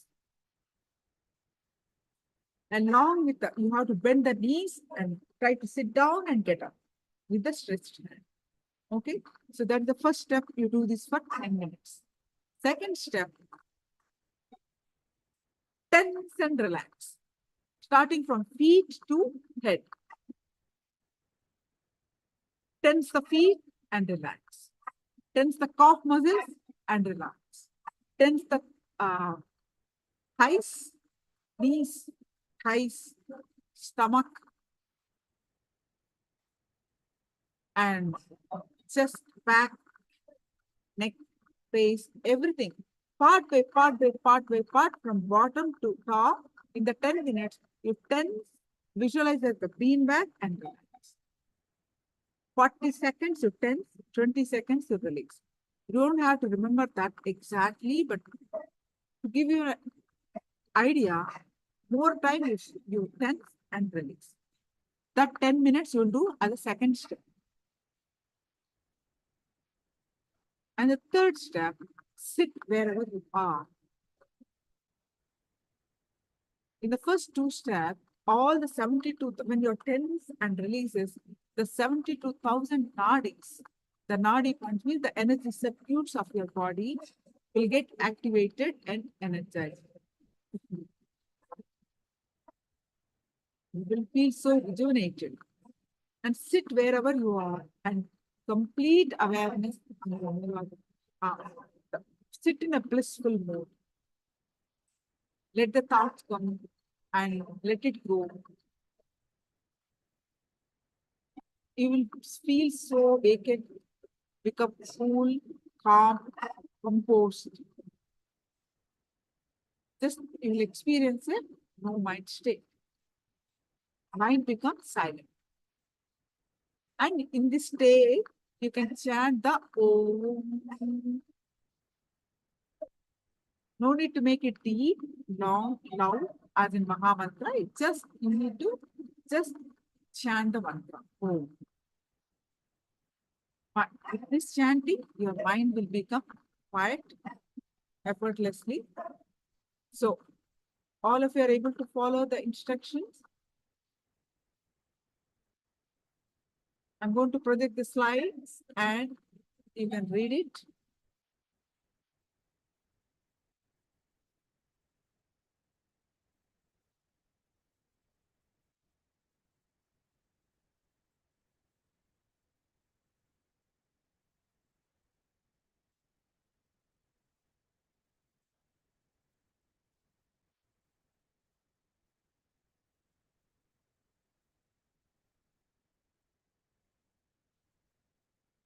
Please get ready to do this meditation.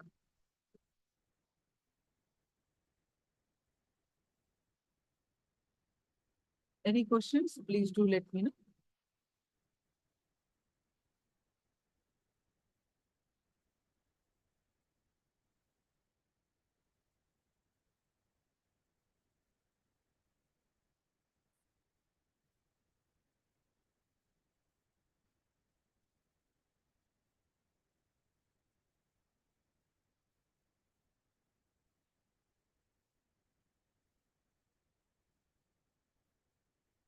Please get ready to do the Mooladhara Chakra. It's a 30 minutes, 3 step.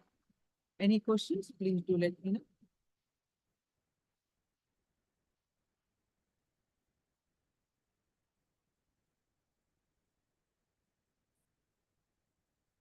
Are you all ready?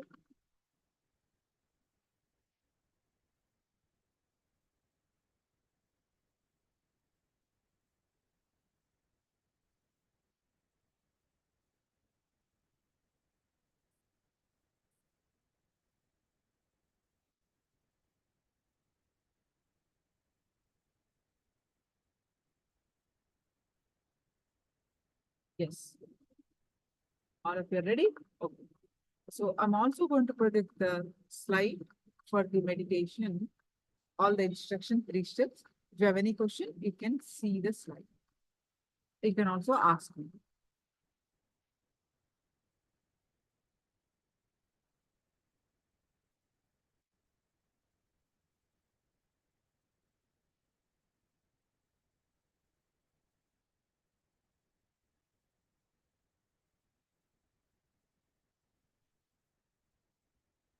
Let's please stand up. All of you stand up and get ready. Close your eyes. Start the first step. You cannot do space sitting. You have to stand up.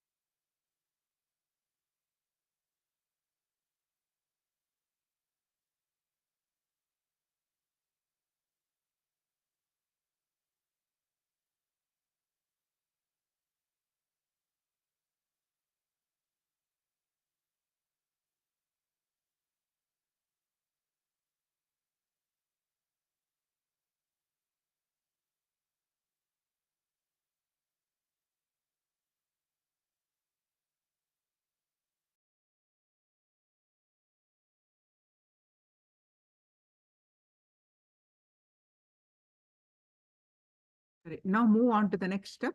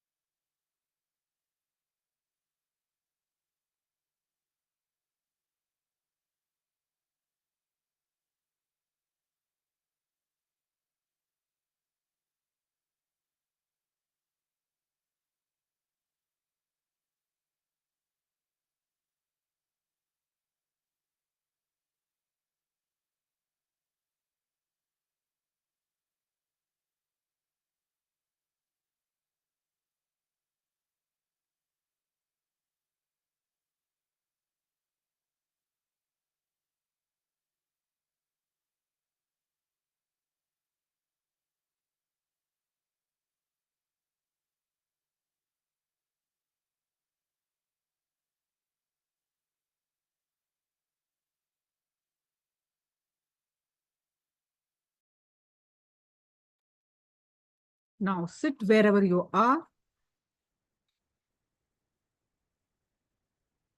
with restful awareness. Sit wherever you are. Simply witness whatever is happening inside and outside of your being.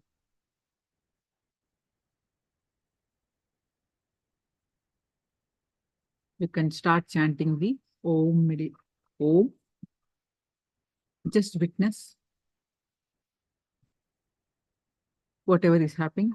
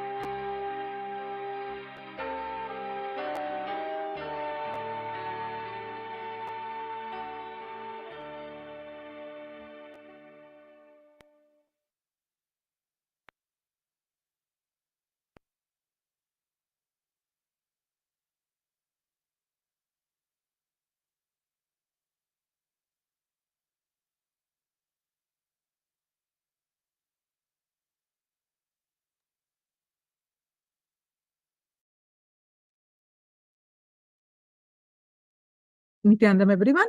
Can you all share your experience of Dukkha Harana meditation?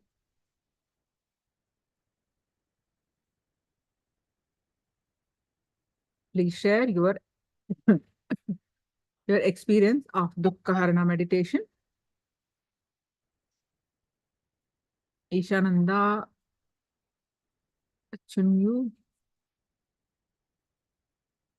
Agamapriya, Sukriti. Please share your Dukkha Harana meditation. Tadashamari Wangjungli. What's your experience?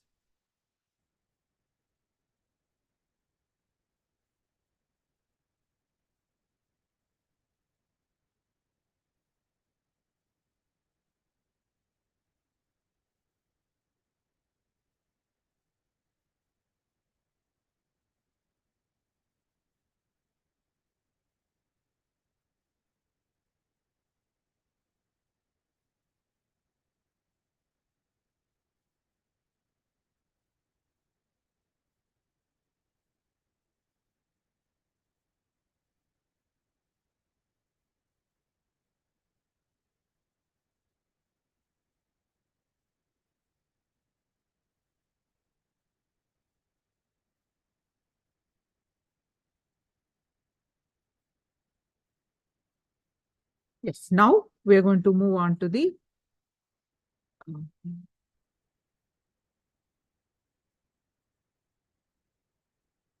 so Ishana Shivam Senthil Kumar says, I not opening, very enjoy. Thanks for meditation. Mind is so relaxing. He's not able to open his eyes. So wonderful, yeah. Then Wang Jungli says, almost my body feels numb with sensation of electricity. So beautiful experiences. Thank you for sharing. Now, let's move on to the power manifestation of levitation, and we are going to move on to the next chakra. So, let's start the power manifestation of levitation.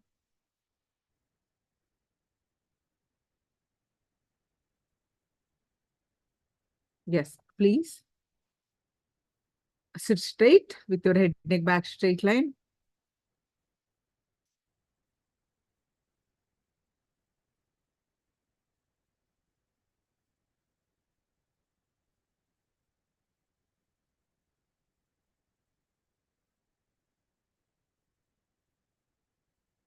Bring your awareness to your third eye.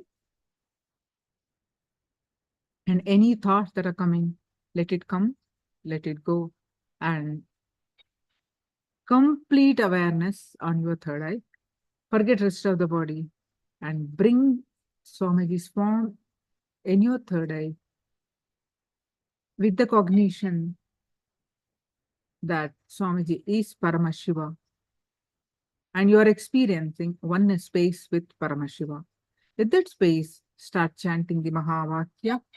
Om Nithyananda Paramashivoham.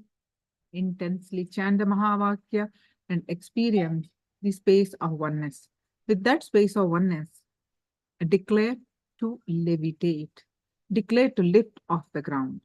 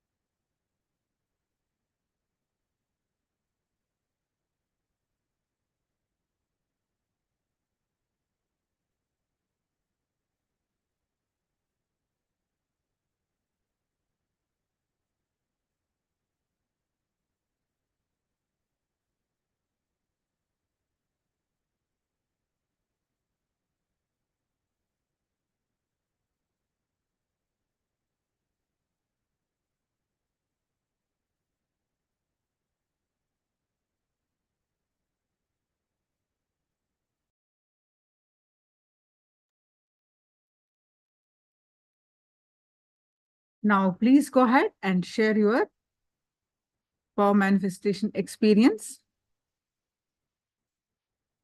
Nithyanandam, everyone.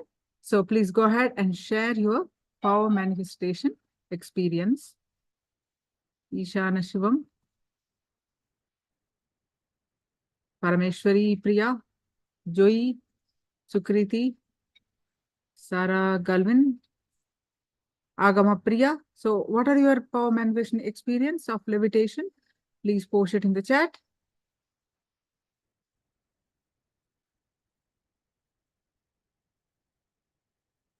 Wang Jungli, what is your power manifestation experience?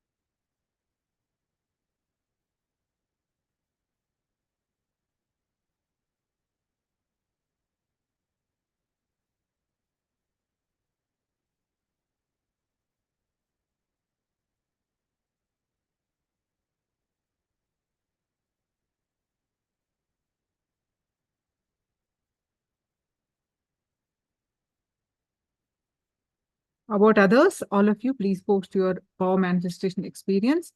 Now, let's move on to the next chakra, Swadhisthana chakra or spleen center.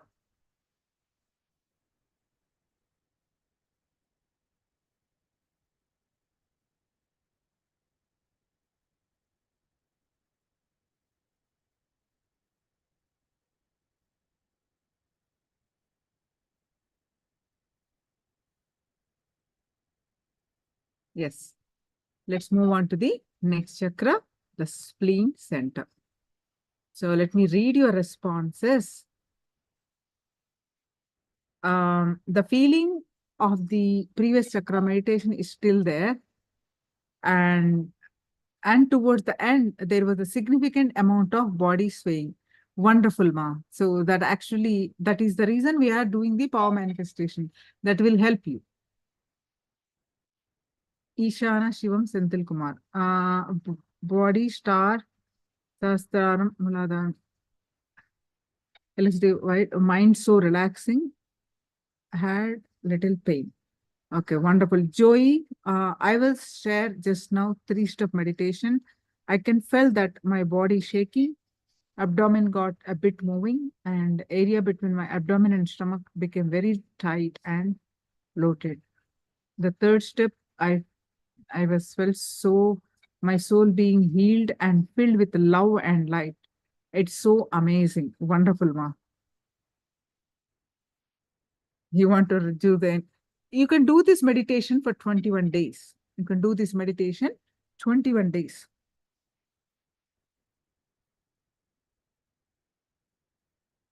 All right, let's move on to the next chakra, Swadhisthana chakra, a spleen center.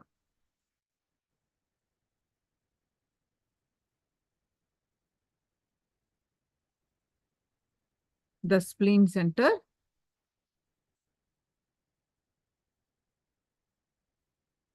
it is located 2 inches above the 2 inches below the Manipuraka chakra, 2 inches below the Manipuraka chakra or 2 inches above the Muladhara chakra. In Sanskrit, Swadhisthana means Swa Adhisthana, where your being is established. Swa means self. Adhisthana means established. Swa Adhisthana means where your self is established.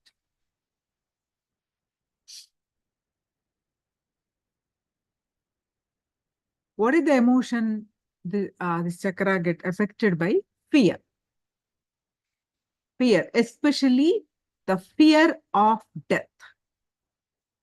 And fear of death, this chakra gets affected. This chakra flowers when the acceptance of fear and the acceptance of death itself. Greed. The first chakra is associated with greed, right? The second chakra is associated with fear. Greed is actually a very easy to handle because it is linked to your freedom.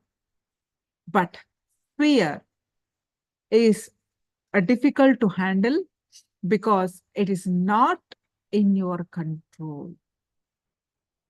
Fear is not in your control.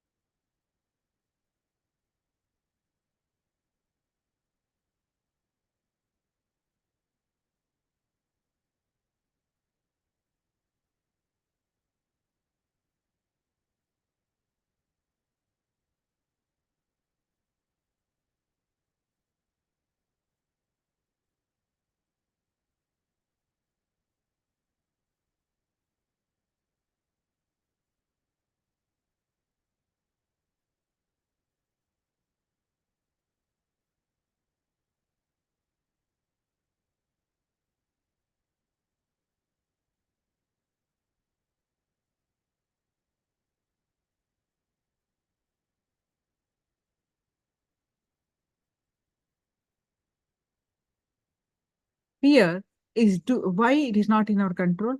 Fear is rooted in deeper strands of DNA, which are dormant, inactive most of the time. That is why the fear creates stronger chemical reactions. It is deep rooted, and we tend to bury our fears in the subconscious plane in us as we do not like to face. That's why you have expressions like butterflies churning in your stomach when you have fear. Fear manifests many ways in life. And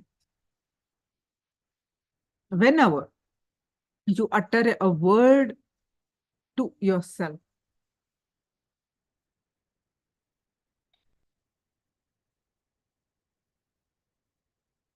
and you did not fulfill, the incomplete part of you sitting inside, making a mockery of you, is fear.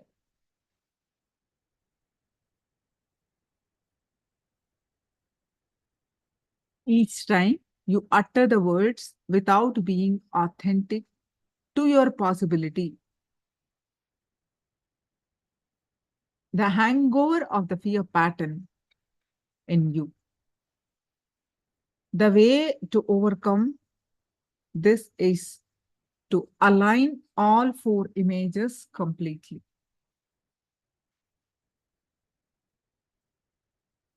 So if you write what are the fears, if you need to write all the fears, what are the layers of fears? Fear of losing wealth, name and fame, the identity of the outer world. Fear of losing wealth, name and fame, the identities of the outer world. Second, the fear of losing health, both your physical health and mental health. Fear of accidents, fear of losing parts of your body, fear of losing your loved ones and their love, fear of ghosts, God, death, fear of unknown, basically. Looking and fear expressing as anger or hate.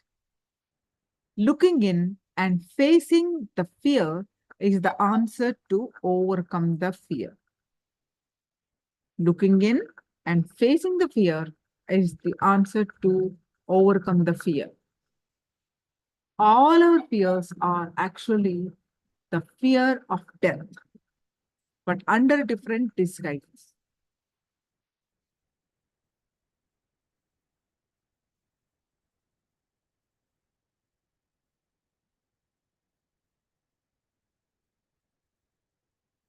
So what happens when you have fear?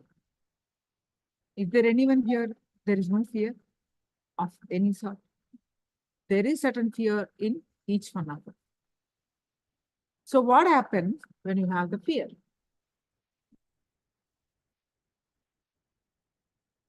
All of us have part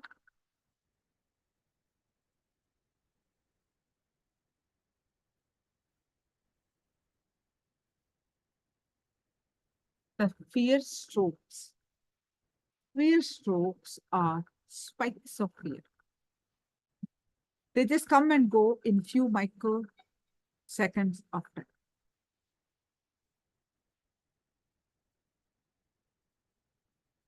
So fear strokes are short spikes of fear. They just come and go in a few microseconds. Fear strokes which strike out without even experiencing factors that cause the fear are major blocks of the Mooladhara Chakra. Sorry, Swadhisthana Chakra.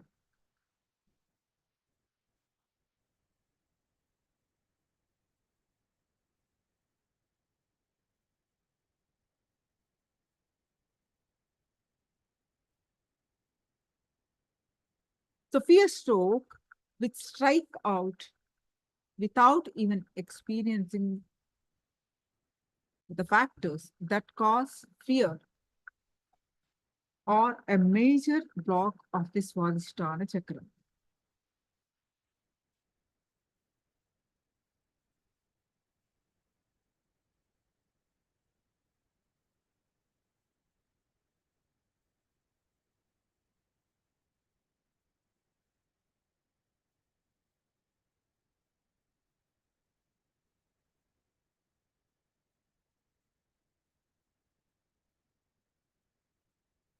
Minimum of, there is so many occasions you get fear strokes, a minimum of at least 6.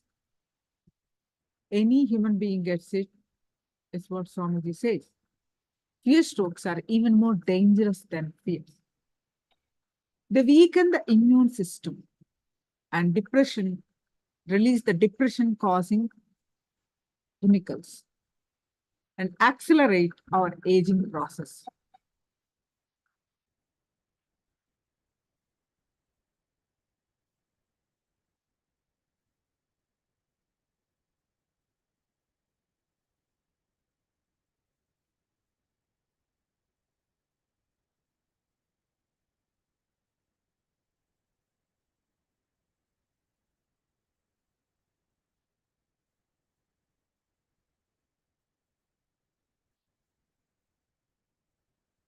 So facing the strokes.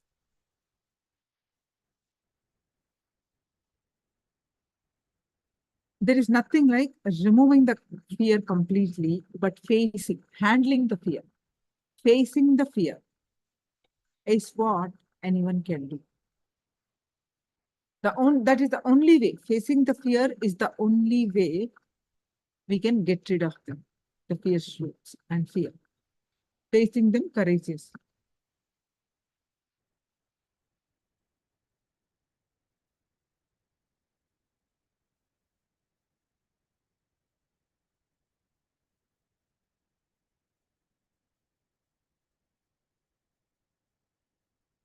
So every fear stroke is like shaking the root.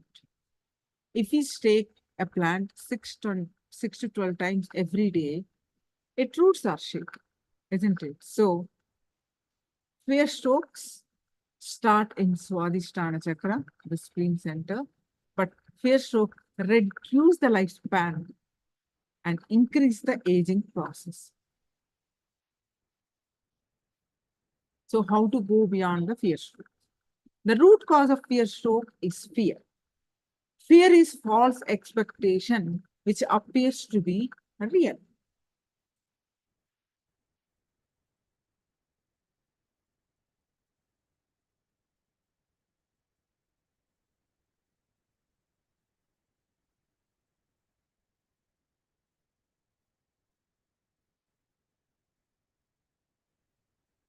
So how to go fear and fear stroke? Some fears, in fact, enhance the process of enjoyment as the roller coasters, and adventure sports, where the dimension of risk adds a challenge and pleasure to the participant. So when he decides to face them.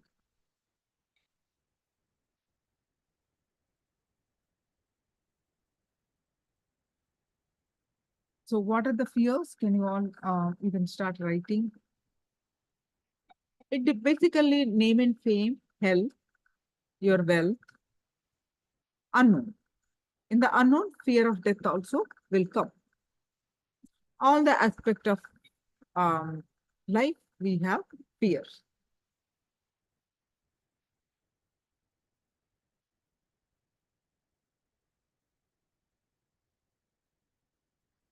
So our fear of death is the greatest of all fears. So more than the fear of dying, it's a fear of not having lived our life. Not having lived our life very well, that makes the terrifying.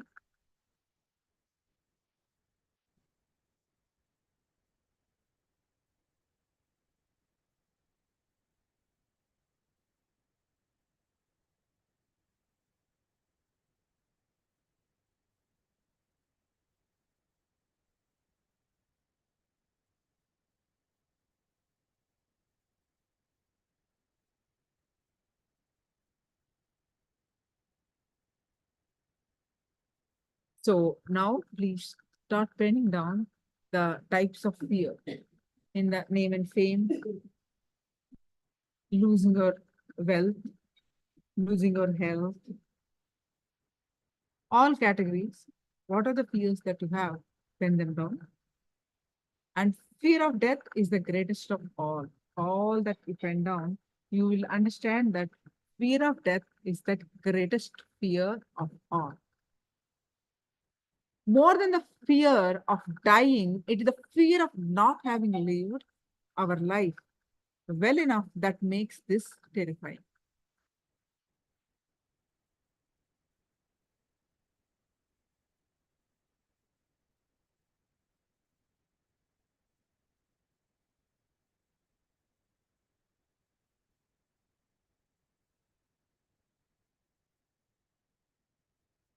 So now let's listen from Swamiji about the fear and fear strokes and lot of question and answers. This will clarify many things. You have any questions, please do let me know.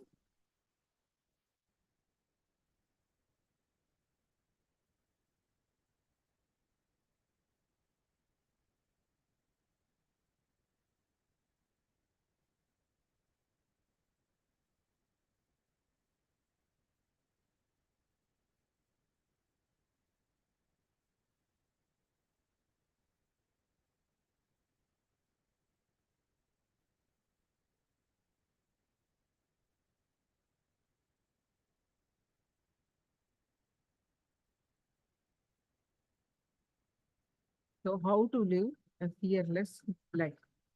So Swamiji's, while to conducting this Ananda Spurana program, it is one of the talk that one of the question and answers that Swamiji has answered that we are going to watch.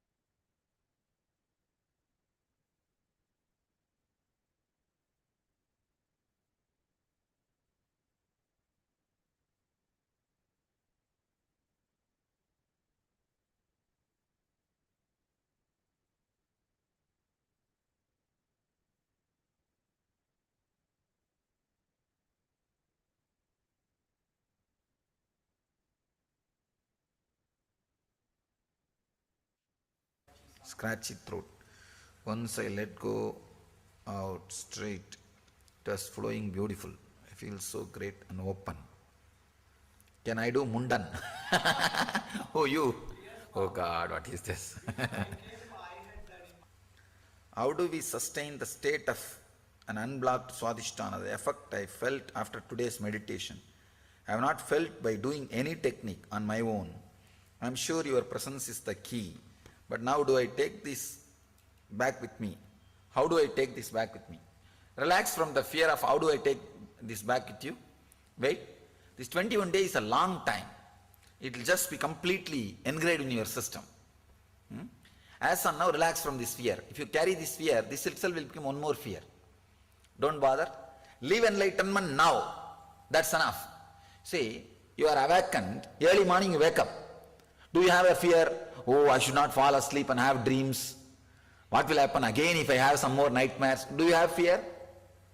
You know, a nightmare can come, I'll come up. I'll wake up.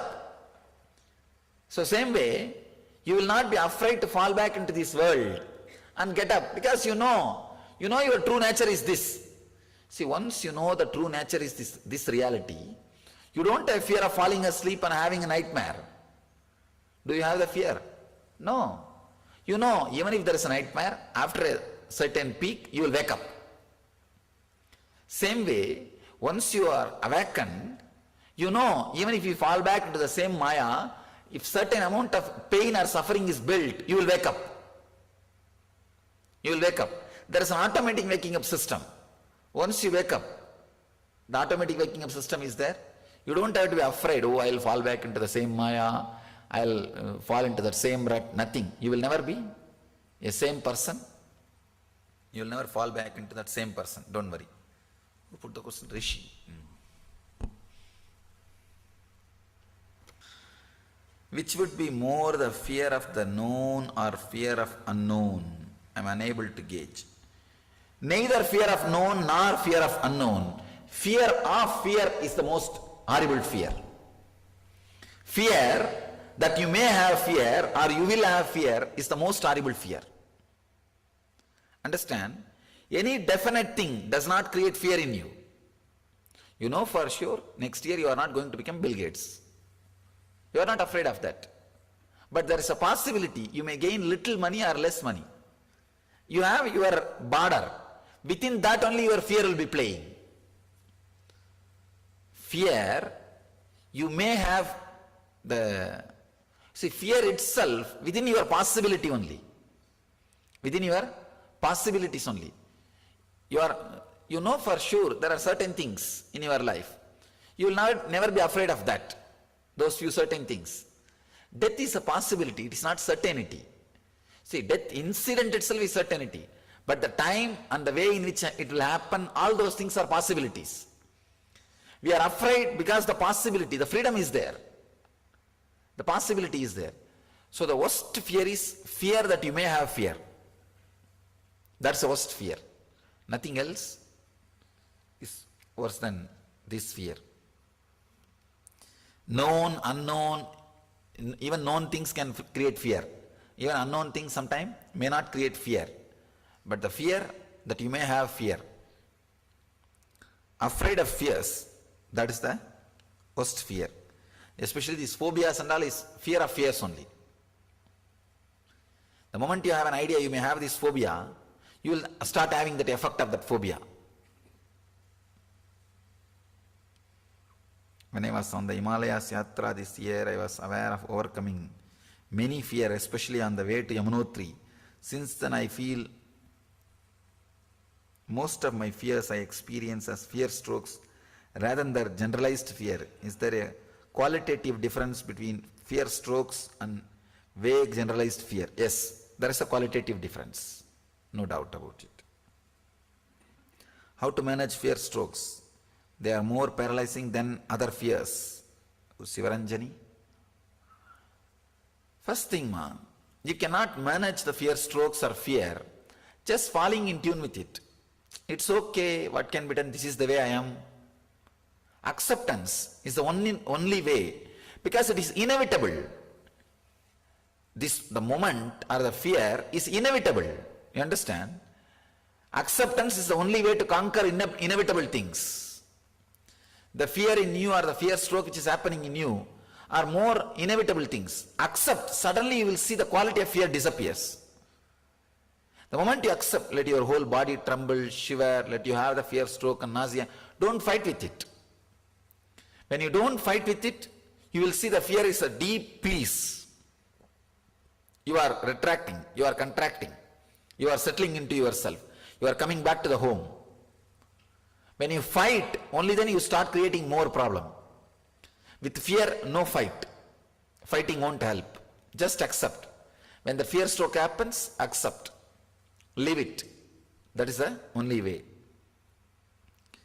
When I was doing the Hunkara meditation, I felt very light-headed and I had to stop early.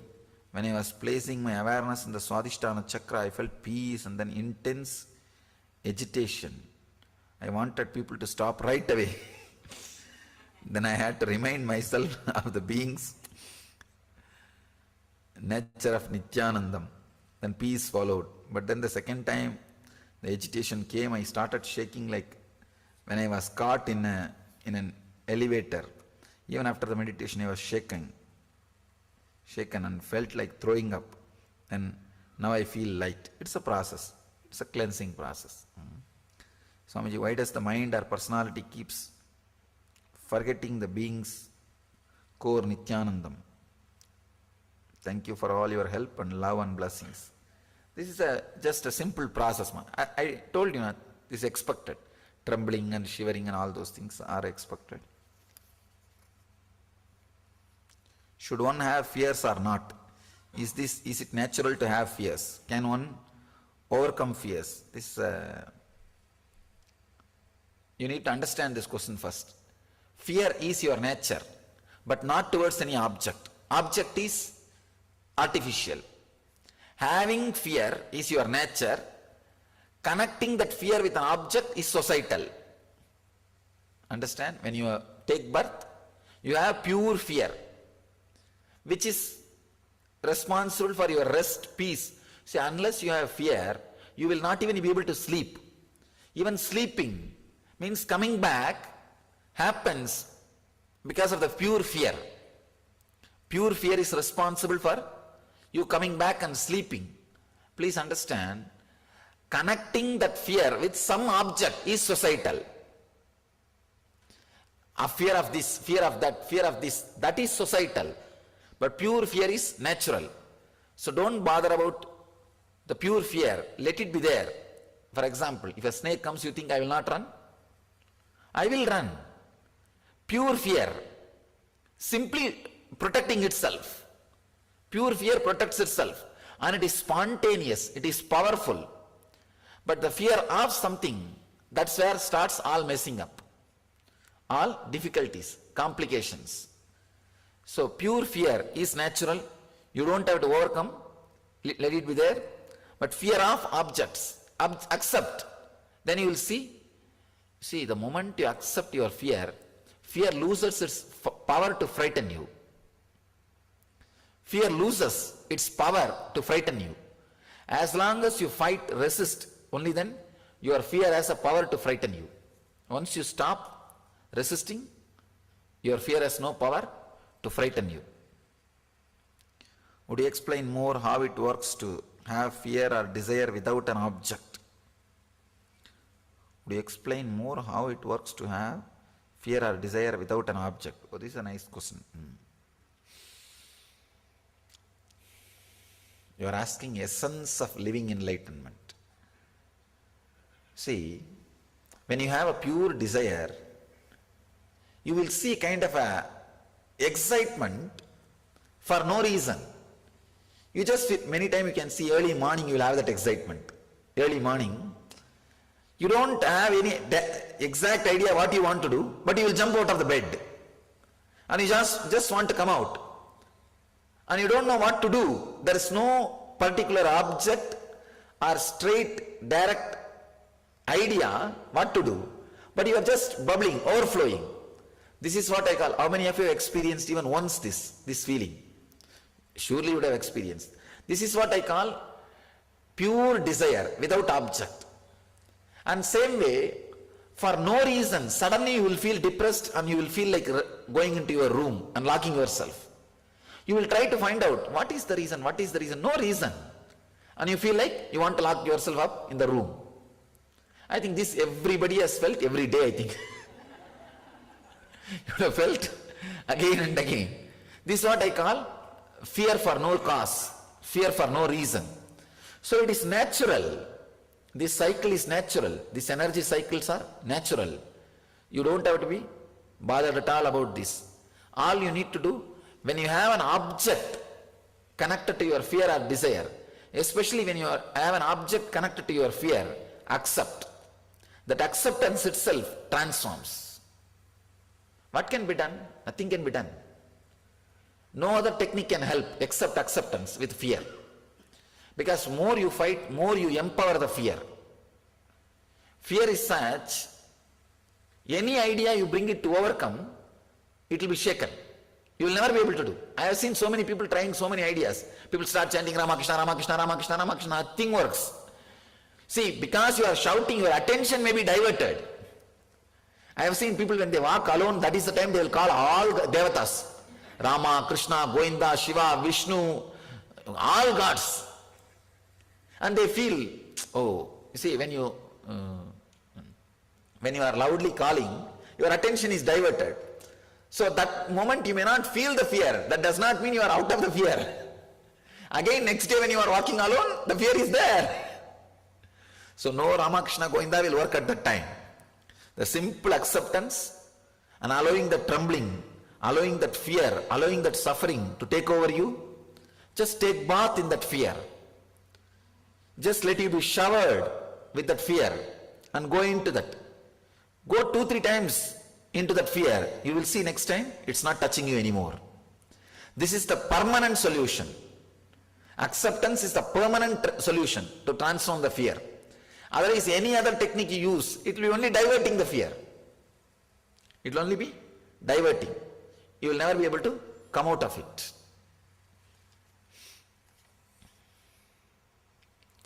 I was having more sensation while doing Swadhisthana meditation. Is it because I am having more fear? Don't bother about that. It's just process connected to biomemory. You don't have to have so much of worry. I have more fear, I think. Fear of losing master's devotion or faith.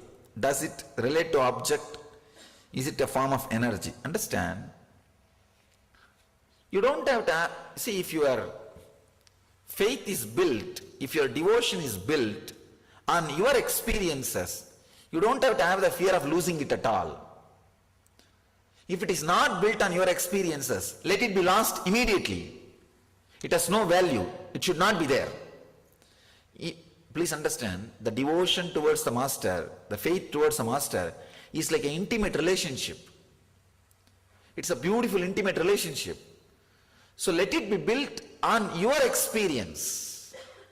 How you feel connected, how you connect with him, how you relate with him.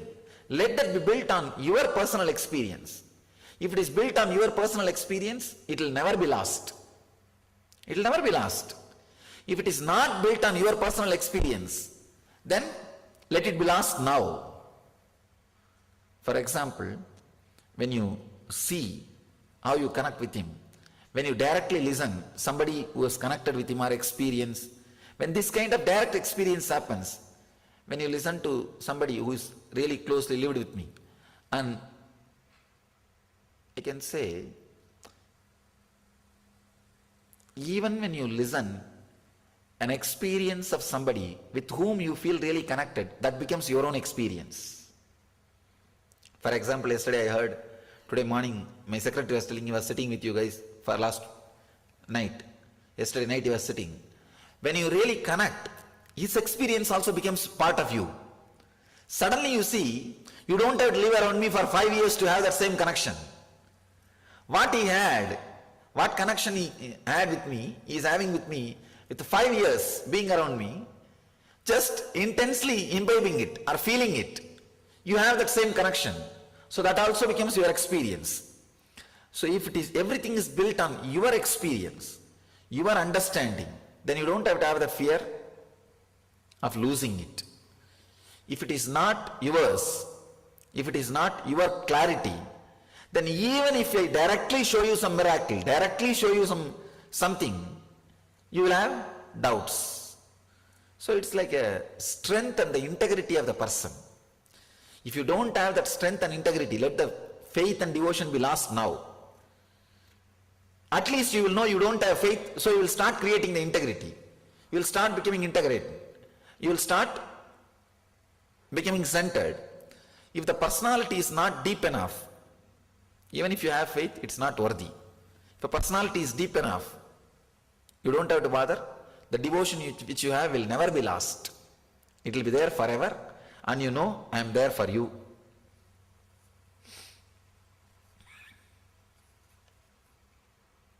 While I did that, maybe these kind of questions you guys should ask the senior Swamis. They will be able to answer more from their experience. See, now what I spoke about this faith and devotion, whatever is said and done, I never lived with a master. So I exactly experientially do not know what you guys go through. I know usually what happens in the mind. So I can answer. But these guys experientially go through what you go through. So these guys can give you much better answers. In some places they are better than me.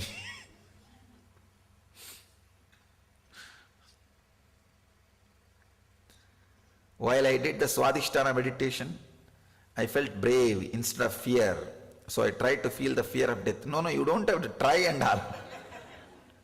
So whatever is there will come out. So don't bother. I told fear will come usually because people suppress fear only. So I tried to feel the fear of death, but none was there. I wanted it. Then my body felt flooded with heat, sweat poured off. It was very intense, but I enjoyed it a lot. I wanted it to last forever. I don't think that this was fear. You are on the right track. Debbie? Who? So, you are on the right track. You don't have to expect or create fear, ma. If it comes out, okay. I think if it is not there, enjoy it. That was a very powerful meditation. I felt an incredible energizing effect from everyone reciting the mantra. Then when we stopped, it was like a black hole in my Swadhisthana region. It felt like you were being rushed into mine. Then there was no distinction between my being, yours, or anyone else. Premanathan. Wonderful.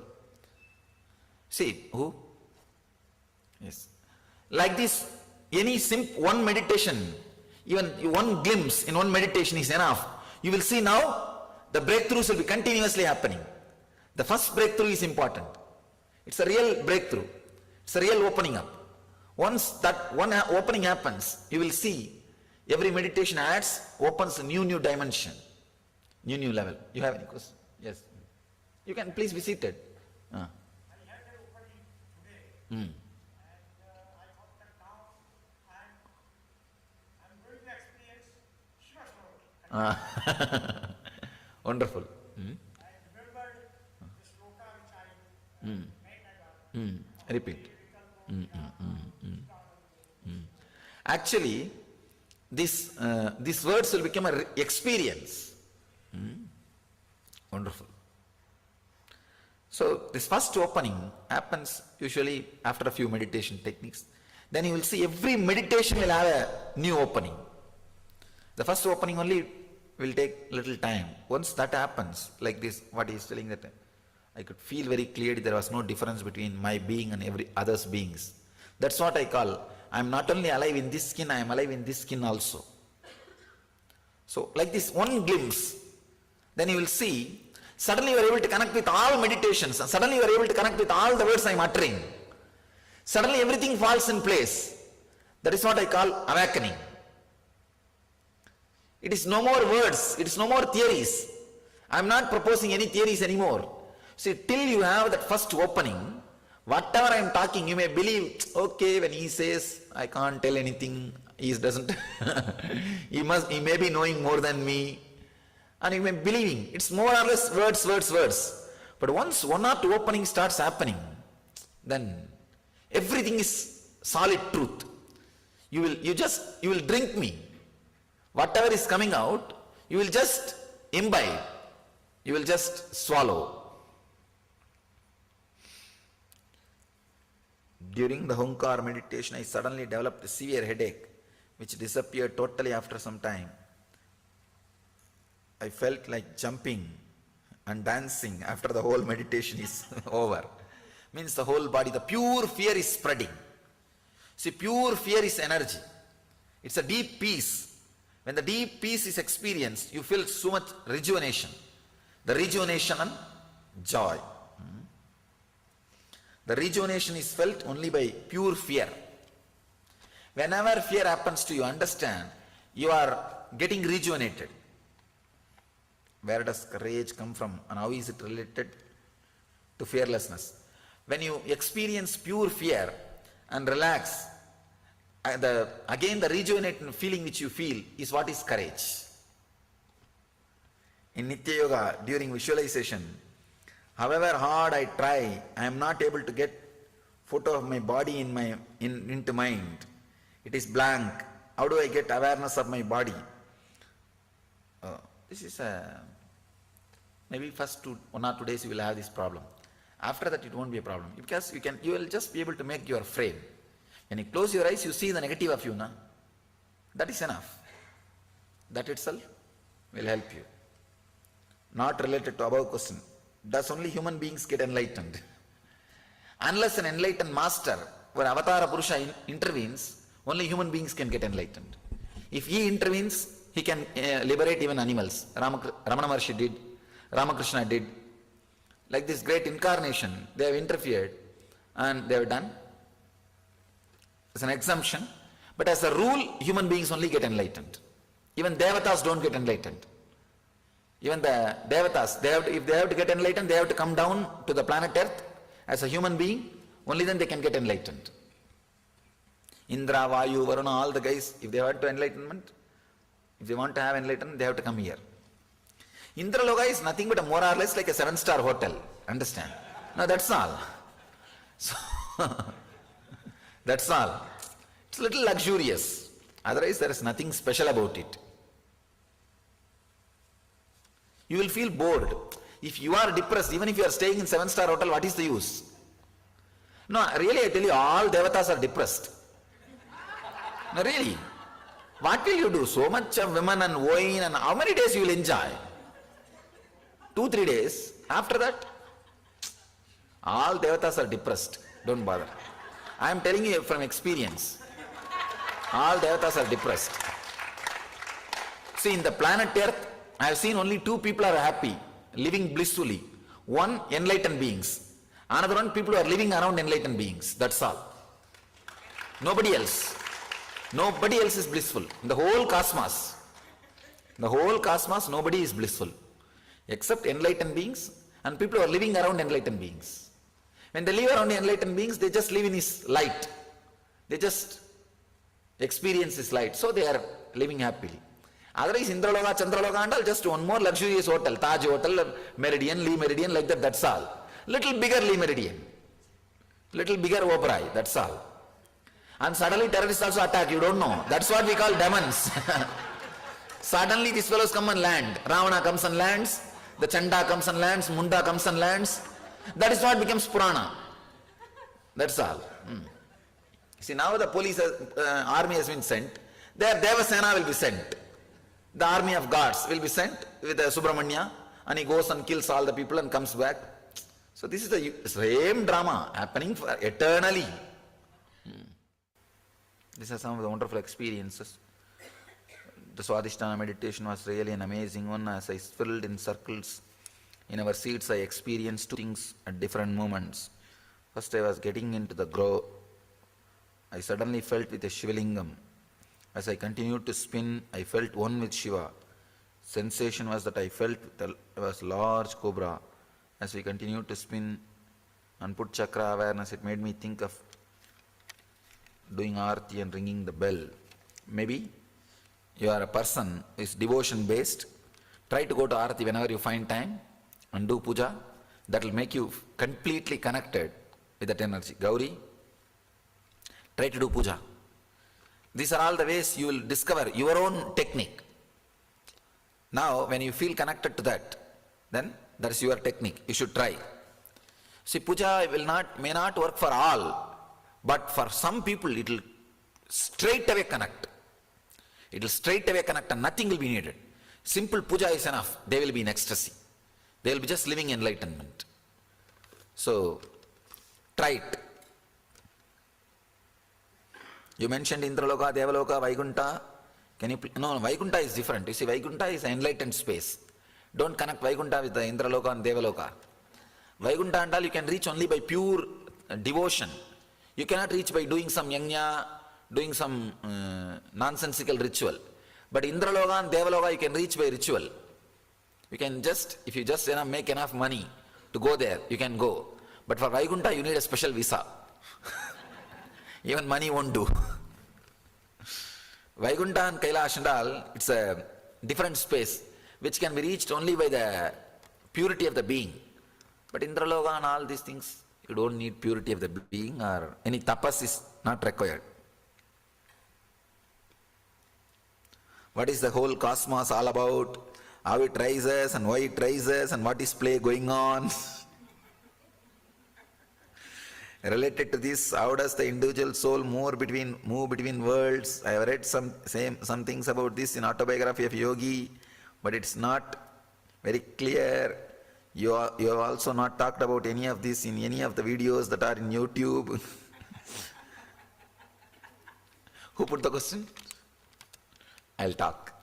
You have 21 days. I'll talk all these things very slowly. We'll keep all those questions for waiting list. See, first I want to give a solid experience to you. Then all this casual chat we can do later on.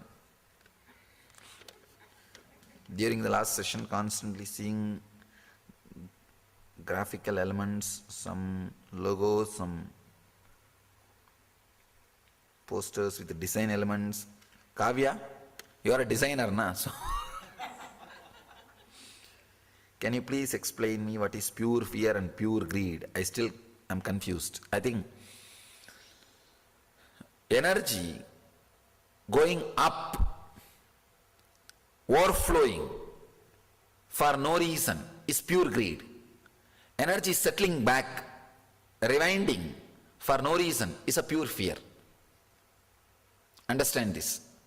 When there is no object is involved, it is pure fear and greed. When there is, you see, when the energy is just overflowing, if you think because of this object or this memory or this experience I am overflowing, it becomes greed, ordinary greed. When the energy is contracting, if you think because of this object or this thing I am contracting, it becomes ordinary fear. If you know the signs, when you are exploding and when you are contracting, you will very clearly know it's a pure fear and pure greed. I am only creating unnecessary outer fear and outer greed. It's a liberating experience.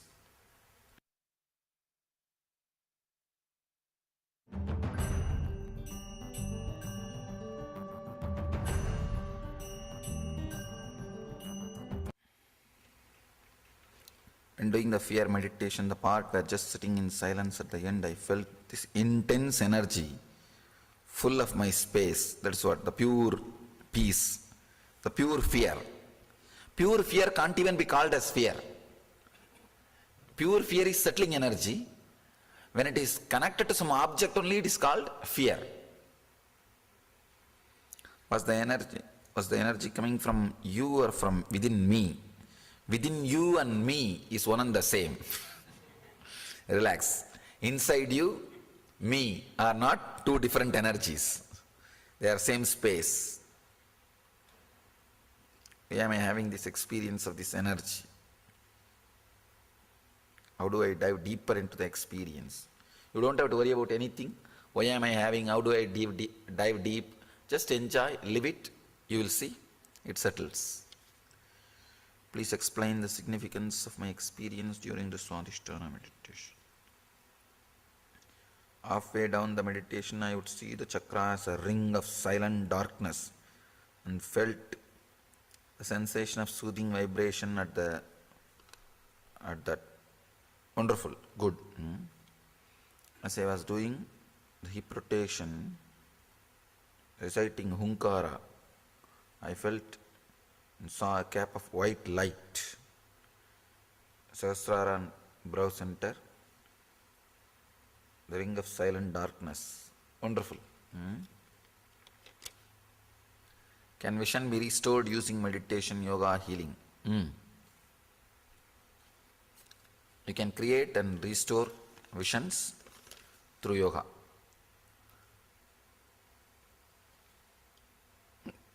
In the meditation, I could feel my inner space that I was getting disappearing into a void, but at the same time, getting energized. Is this what you mean by the black hole? Yes. That's exactly what I mean by the word black hole. During times when mind was in silence, desiring. Dasarathi, what is the question? Silence and next word, during exhalation, I was able to pass blissful energy through hands and legs. That's what the pure fear, when it spreads all over the body, it's energy. When I was doing second Swadhisthana meditation, awareness constantly pulling into Ajna Chakra area. After meditation, I felt like floating bottom of the sea. Wonderful.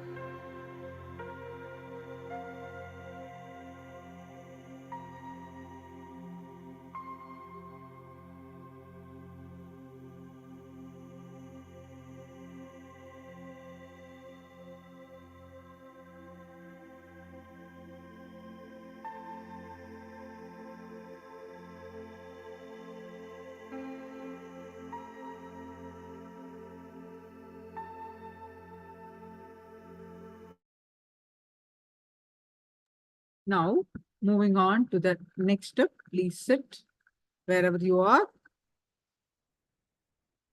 Sit wherever you are.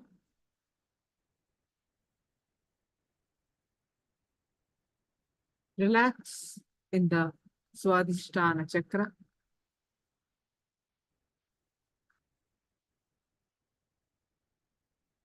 Relax in the Swadhisthana chakra. Completely alive.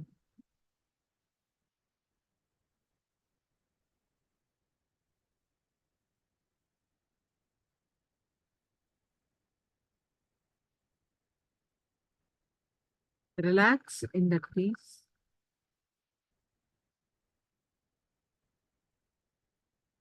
Just sit wherever you are.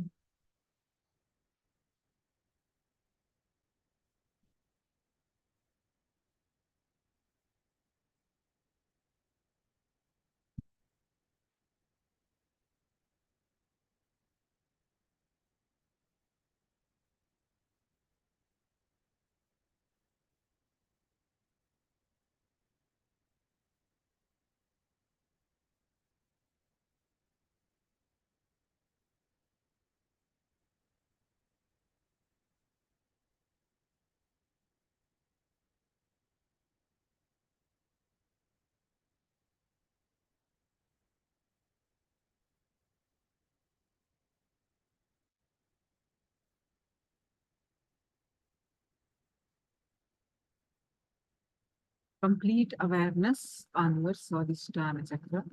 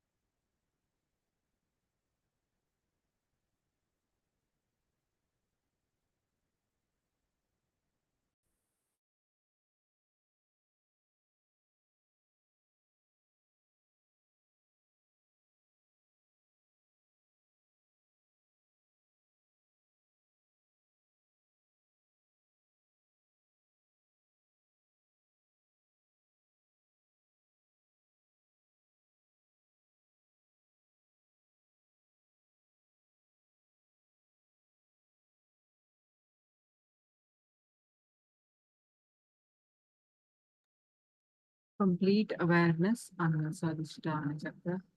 Sit in a very relaxed mood with the complete awareness on the Swadhisthana chakra.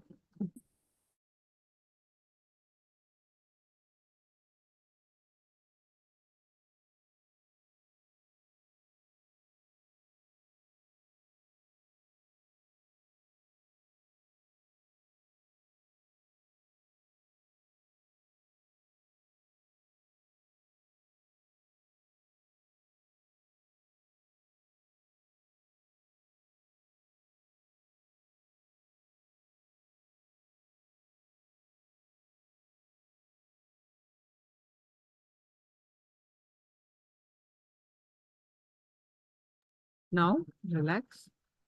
Let's move on to next to the power manifestation.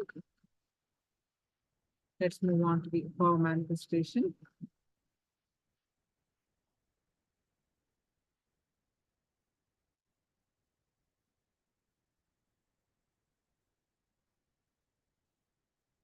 Please sit straight with your head, neck, back, straight line. Visualize we are going to manifest one more round of the power of levitation. So bring in your awareness, your third eye, and sit in the lotus posture, and your hands are in locked, and put it in your hand, and head, neck, back, straight line. And bring complete awareness on your third eye. Feel that in a space with Swamiji's form. Remember, Swamiji's embodied form of Paramashiva. Forget rest of the body. Your complete awareness on the third eye with Swamiji's form, and intensely chant the Mahavakya. Om Nithyananda Paramashivoham. Intensely chant the Mahavakya and experience the space of oneness. With that space of oneness, declare to levitate.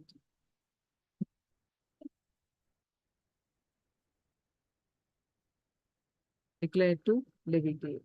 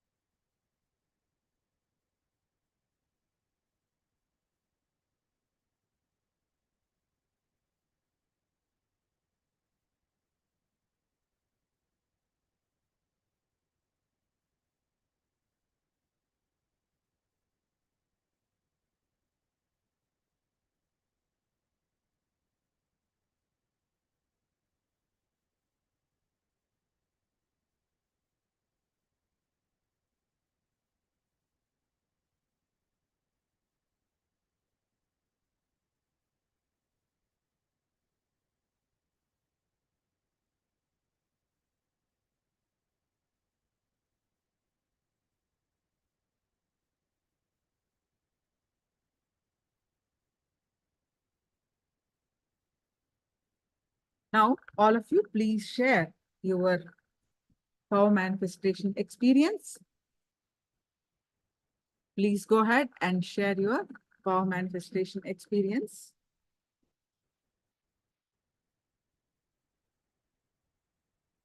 And we are going to move on to the next chakra, Manipuraka, the navel center. So can you all please share your experience of power manifestation?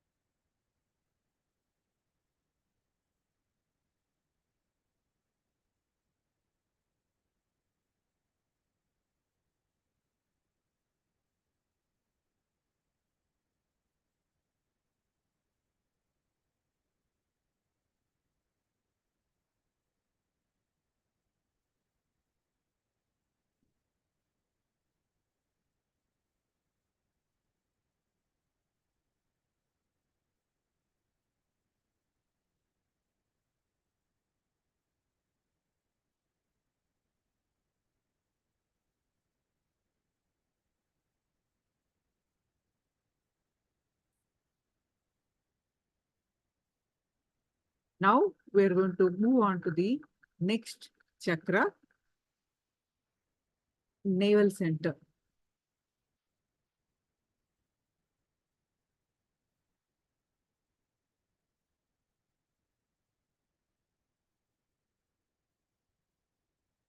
Manipuraka chakra.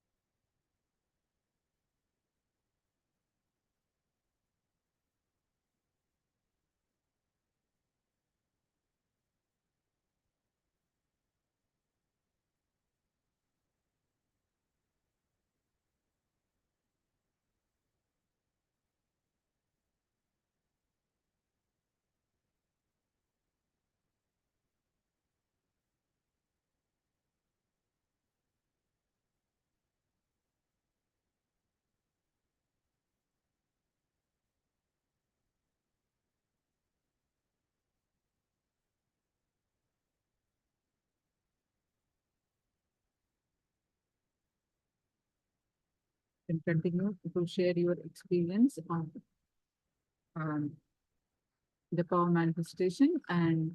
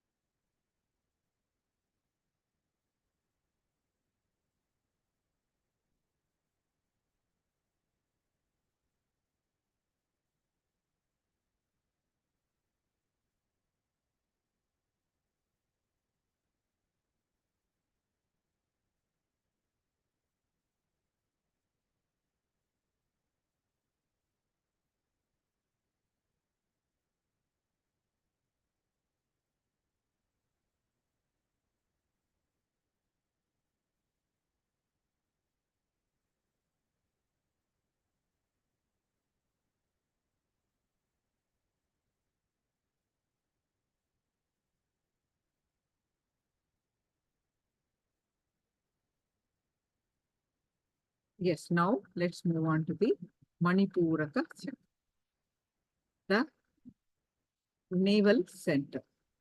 This center, Manipuraka, the city of jewels, the true translation. So when this chakra is awakened, what you feel is you're awakened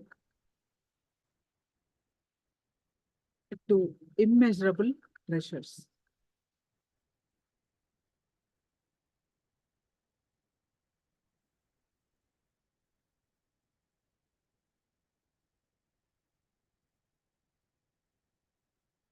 So basically, Manipuraka chakra is located at the navel, and this chakra is blocked when you entertain the emotion called worry.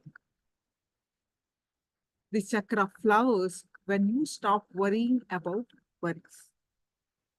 So what keeps the chakra alive is practicing the integrity.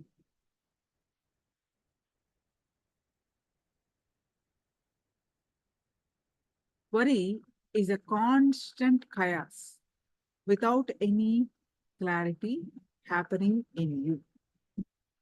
That is what is known as worry. These knots in the thought flow affect the Manipuraka chakra. The Manipuraka chakra is in the navel region, and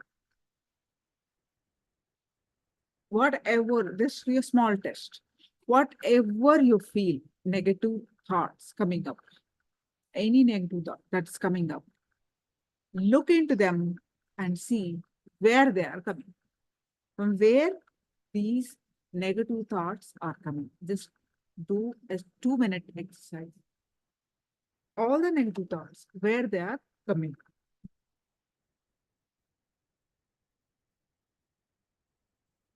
Where they are coming from. You will feel that, you will find that it's always coming from the navel.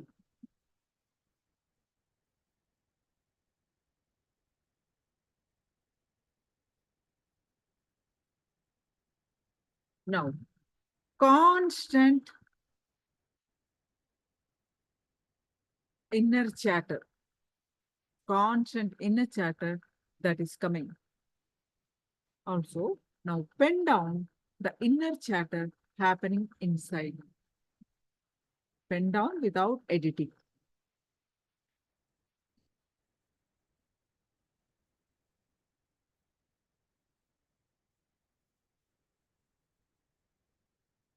Pen down the inner chatter happening inside you. Pen down without editing. Whatever comes to your mind, just write.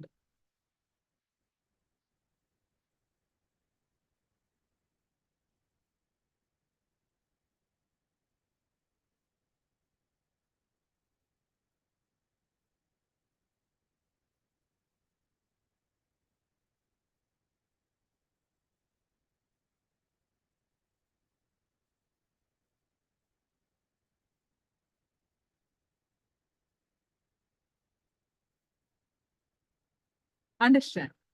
Wherever, whenever you feel worried, whenever a situation arises that you simply cannot handle, the first thing that is affected is your navel region, your stomach. So you can physically feel depression as a weight in your stomach. That's why we always say, I can't stomach it, I can't digest it. This expression is there in all the languages. It is universal, constant worrying locks the Manipuraka chakra. Constant worrying locks the Manipuraka chakra. Even modern scientists have proved that worrying, constant worrying, anxiety can impact physical and mental health. So there are there are short and long-term effects on both the mind and body. While many people know about the effects of anxiety on the mental health, few people are aware of the physical side, what could happen, only few people.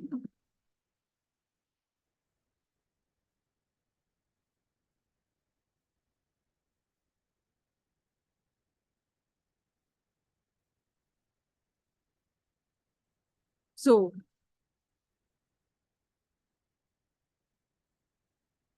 anxiety can also change the function of the cardiovascular, urinary, and respiratory systems. So, what is an anxiety disorder? Anxiety describes a group of disorders that cause worry, nervousness, and fear. So, these feelings of anxiety interfere with everyday life and are out of proportion to the triggering object or event. So, having anxiety can lead to long-term negative effects. People with anxiety may experience depression, digestive issues, insomnia, chronic pain conditions, difficulties with school, work, socializing, a loss of interest in many things, and substance abuse disorders and suicidal thought, etc.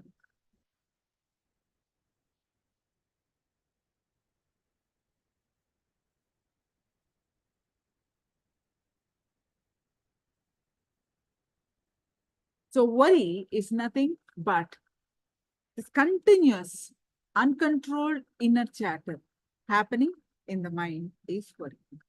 Worry is nothing but the continuous, uncontrolled inner chatter happening in the mind. This inner chatter becomes your master and takes control of you. When there is a constant hangover of worry inside you, your Manipuraka chakra is blocked, shrunken. Hangover and incompletion of your thoughts that remains inside you without any reason is worrying.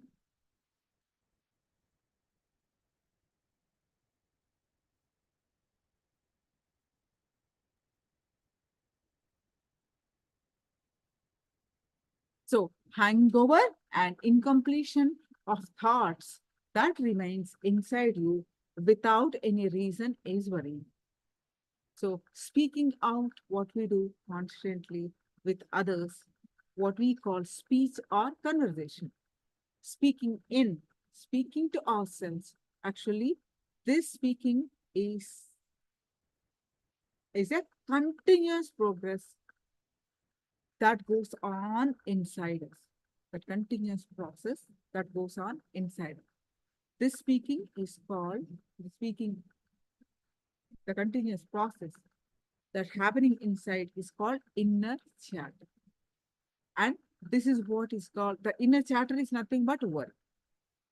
Worry is what happens when you constantly compare yourself against the external frames of reference and continuously chatter to yourself about it.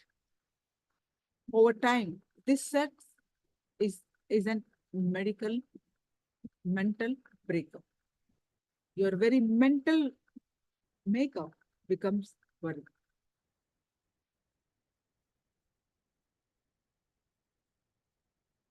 How we worry? So worry happens when you constantly compare yourself against external frames of reference and continuously chatter to your continuously chatter to yourself about it.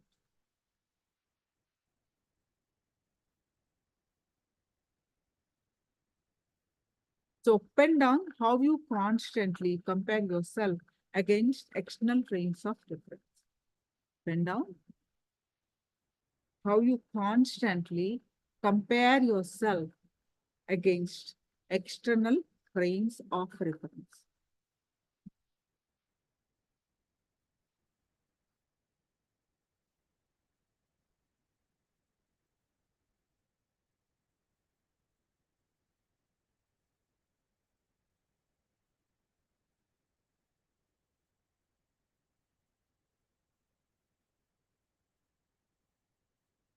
Chronic worrying is a disease that humans suffer. It begins with casual worrying and slowly ends up in chronic worrying. So, chronic worrying is a disease which human beings suffer with. We carry our worries with us everywhere we go and feel comfortable nurturing them. But we also complain that we are so worried all the time. We want to be free from something, but we are not willing to transform and be free from. So, this is what is self contradictory. If we don't want to worry, then we should not worry. On one side, we don't want to worry, but on the other side, we want worry all the time.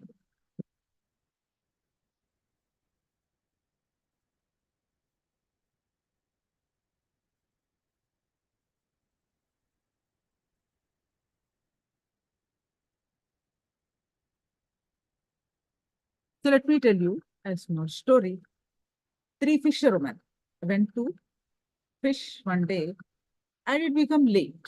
So that night it became late. So they could not return home. So they decided to spend one night in some house on the way. So they entered the house of the lady who sold jasmine flowers for a livelihood. And they requested to spend the night over there. The lady agreed and they went to sleep in the room given to them. The house was filled with fragrance of jasmine flowers. But however hard they tried, the fisherwomen could not. They were tossing and turning, and then they did not know what to do. So then suddenly one of them got up and brought an empty fish basket and kept it by their head. Then they immediately went to sleep in no time. So the way to worry is through the mind. And the way out also can be through the mind. But we keep searching for answers in all the wrong places. We search outside all the time. So why you worry? When you worry about something, you feel you have a definite point of reference against which you have to run your life. Without worry, you feel as if you have no access about which to move. And so you actually nurture your worries.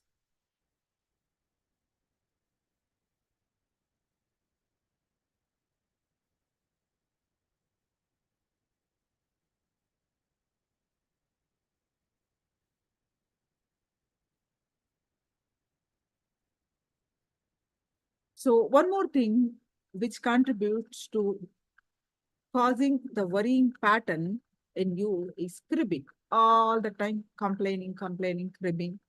Sometimes you just feel like cribbing without any reason, but just to pamper yourself. So when you think your cribbing is cute, you allow incompletions, unfulfilled, and out of integrity commitments.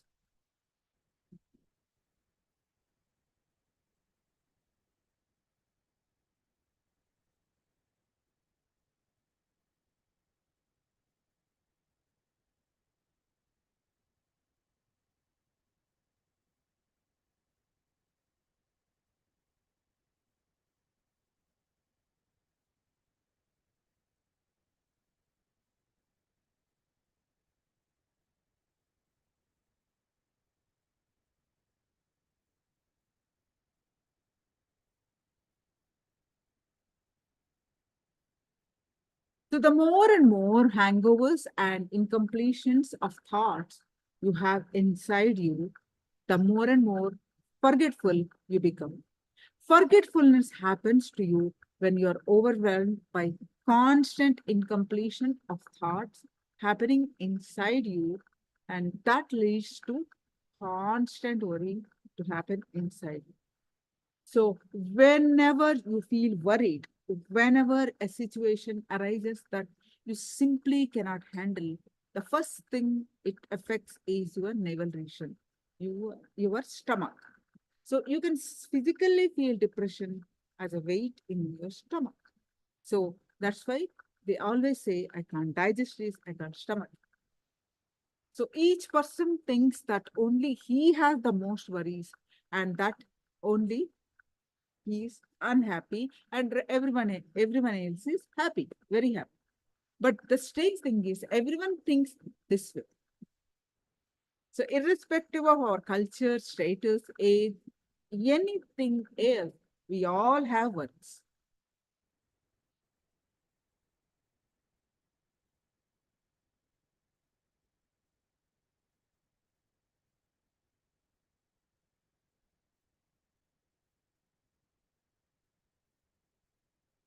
So two friends went to a cinema theater to catch a newly released film. One of them noticed that the other was frequently looking at his watch. Finally, he whispered to him, are you not enjoying the film? The friend replied, I am enjoying. Just wondering how much more time left to enjoy. So most of us are like this. We are so tuned to worry that even there is nothing to worry about, we worry about how long this state of no worry is going to last. So get out of the worry pattern.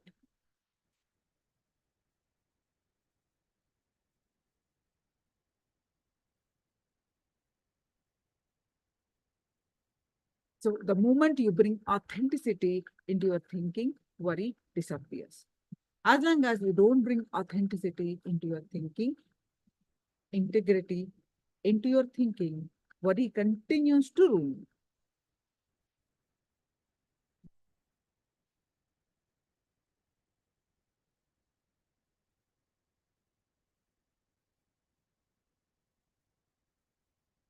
So now just do this exercise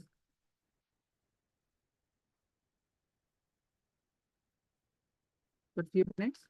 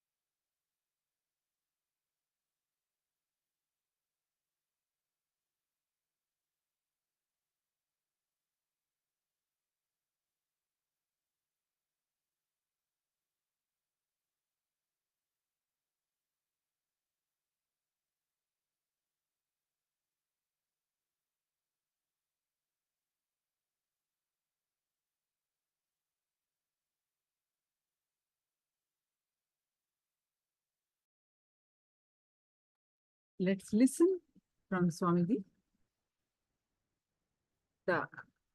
Before we entering into the Manipuraka Shuddhi Kriya meditation, we are going to listen from Swamiji.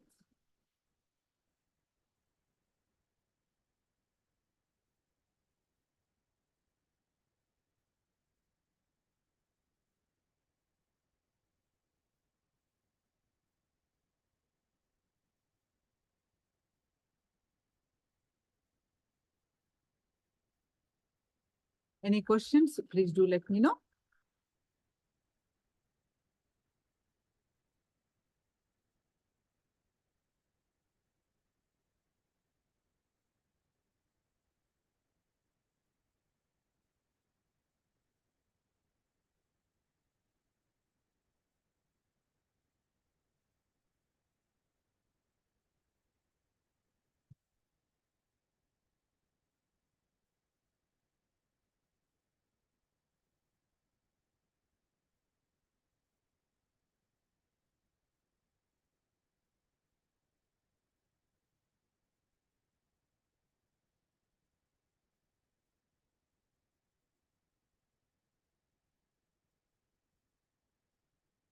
If we expect that it should.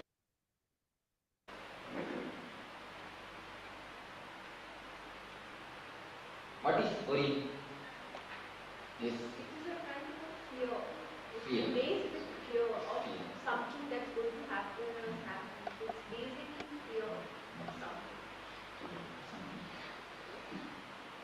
If we expect something that it should happen, the fear that it may not happen. If we expect that it should not happen, the fear that it may happen.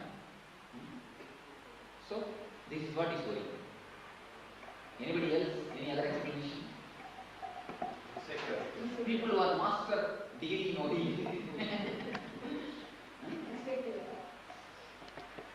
Even insecurity is not worry. That is different. That is totally different. The fear of insecurity is concern whether something will happen or not. that's what she gave a beautiful doctorate. She has given a crystal clear picture about worry. What we get for previous actions? That's guilty, not worry. Desire. Because then you feel empty. Desire. Desire. No, desire is not worry. If it is not happen, we will worry. Desire is the seed for worry. Because worry will become empty. Worry is the juice of life. Really, please never think that without worry you can live. Worry is an intimate enemy like wife or husband. You can't live without it. We will be continuously fighting, quarreling with it, but we can't live without it. You will feel empty. Life has no juice. Worry, the exact few words you can say. The feeling of shrinking, which makes you shrink. The collected worries, when the worries are collected and deposited, it becomes a layer. That layer is called depression. Depression is nothing but a collected worries. For example, if you become a failure in some business, and your mind is telling to yourself in your inner chatting, when you are talking to yourself, you are telling, whatever I touch will be like this only. Whatever I touch, it becomes a wastage. I will not be able to flourish in anything. I am ordaining to do this. My fate is very miserable. my life is not right. We will just try to blame, try to condemn ourselves. The thoughts which you are creating to yourself, those inferiority words, those sentences, repeated continuously to yourself becomes worry. The words which you repeat continuously, the words which makes you shrink, the inferior words, that is what is called worry. Worry is nothing but creating these inferior words continuously in your being. Whatever I touch will not come forward. Whatever I touch will go only to the brains. Not only about us, about others also. We have got a regular kind sentences.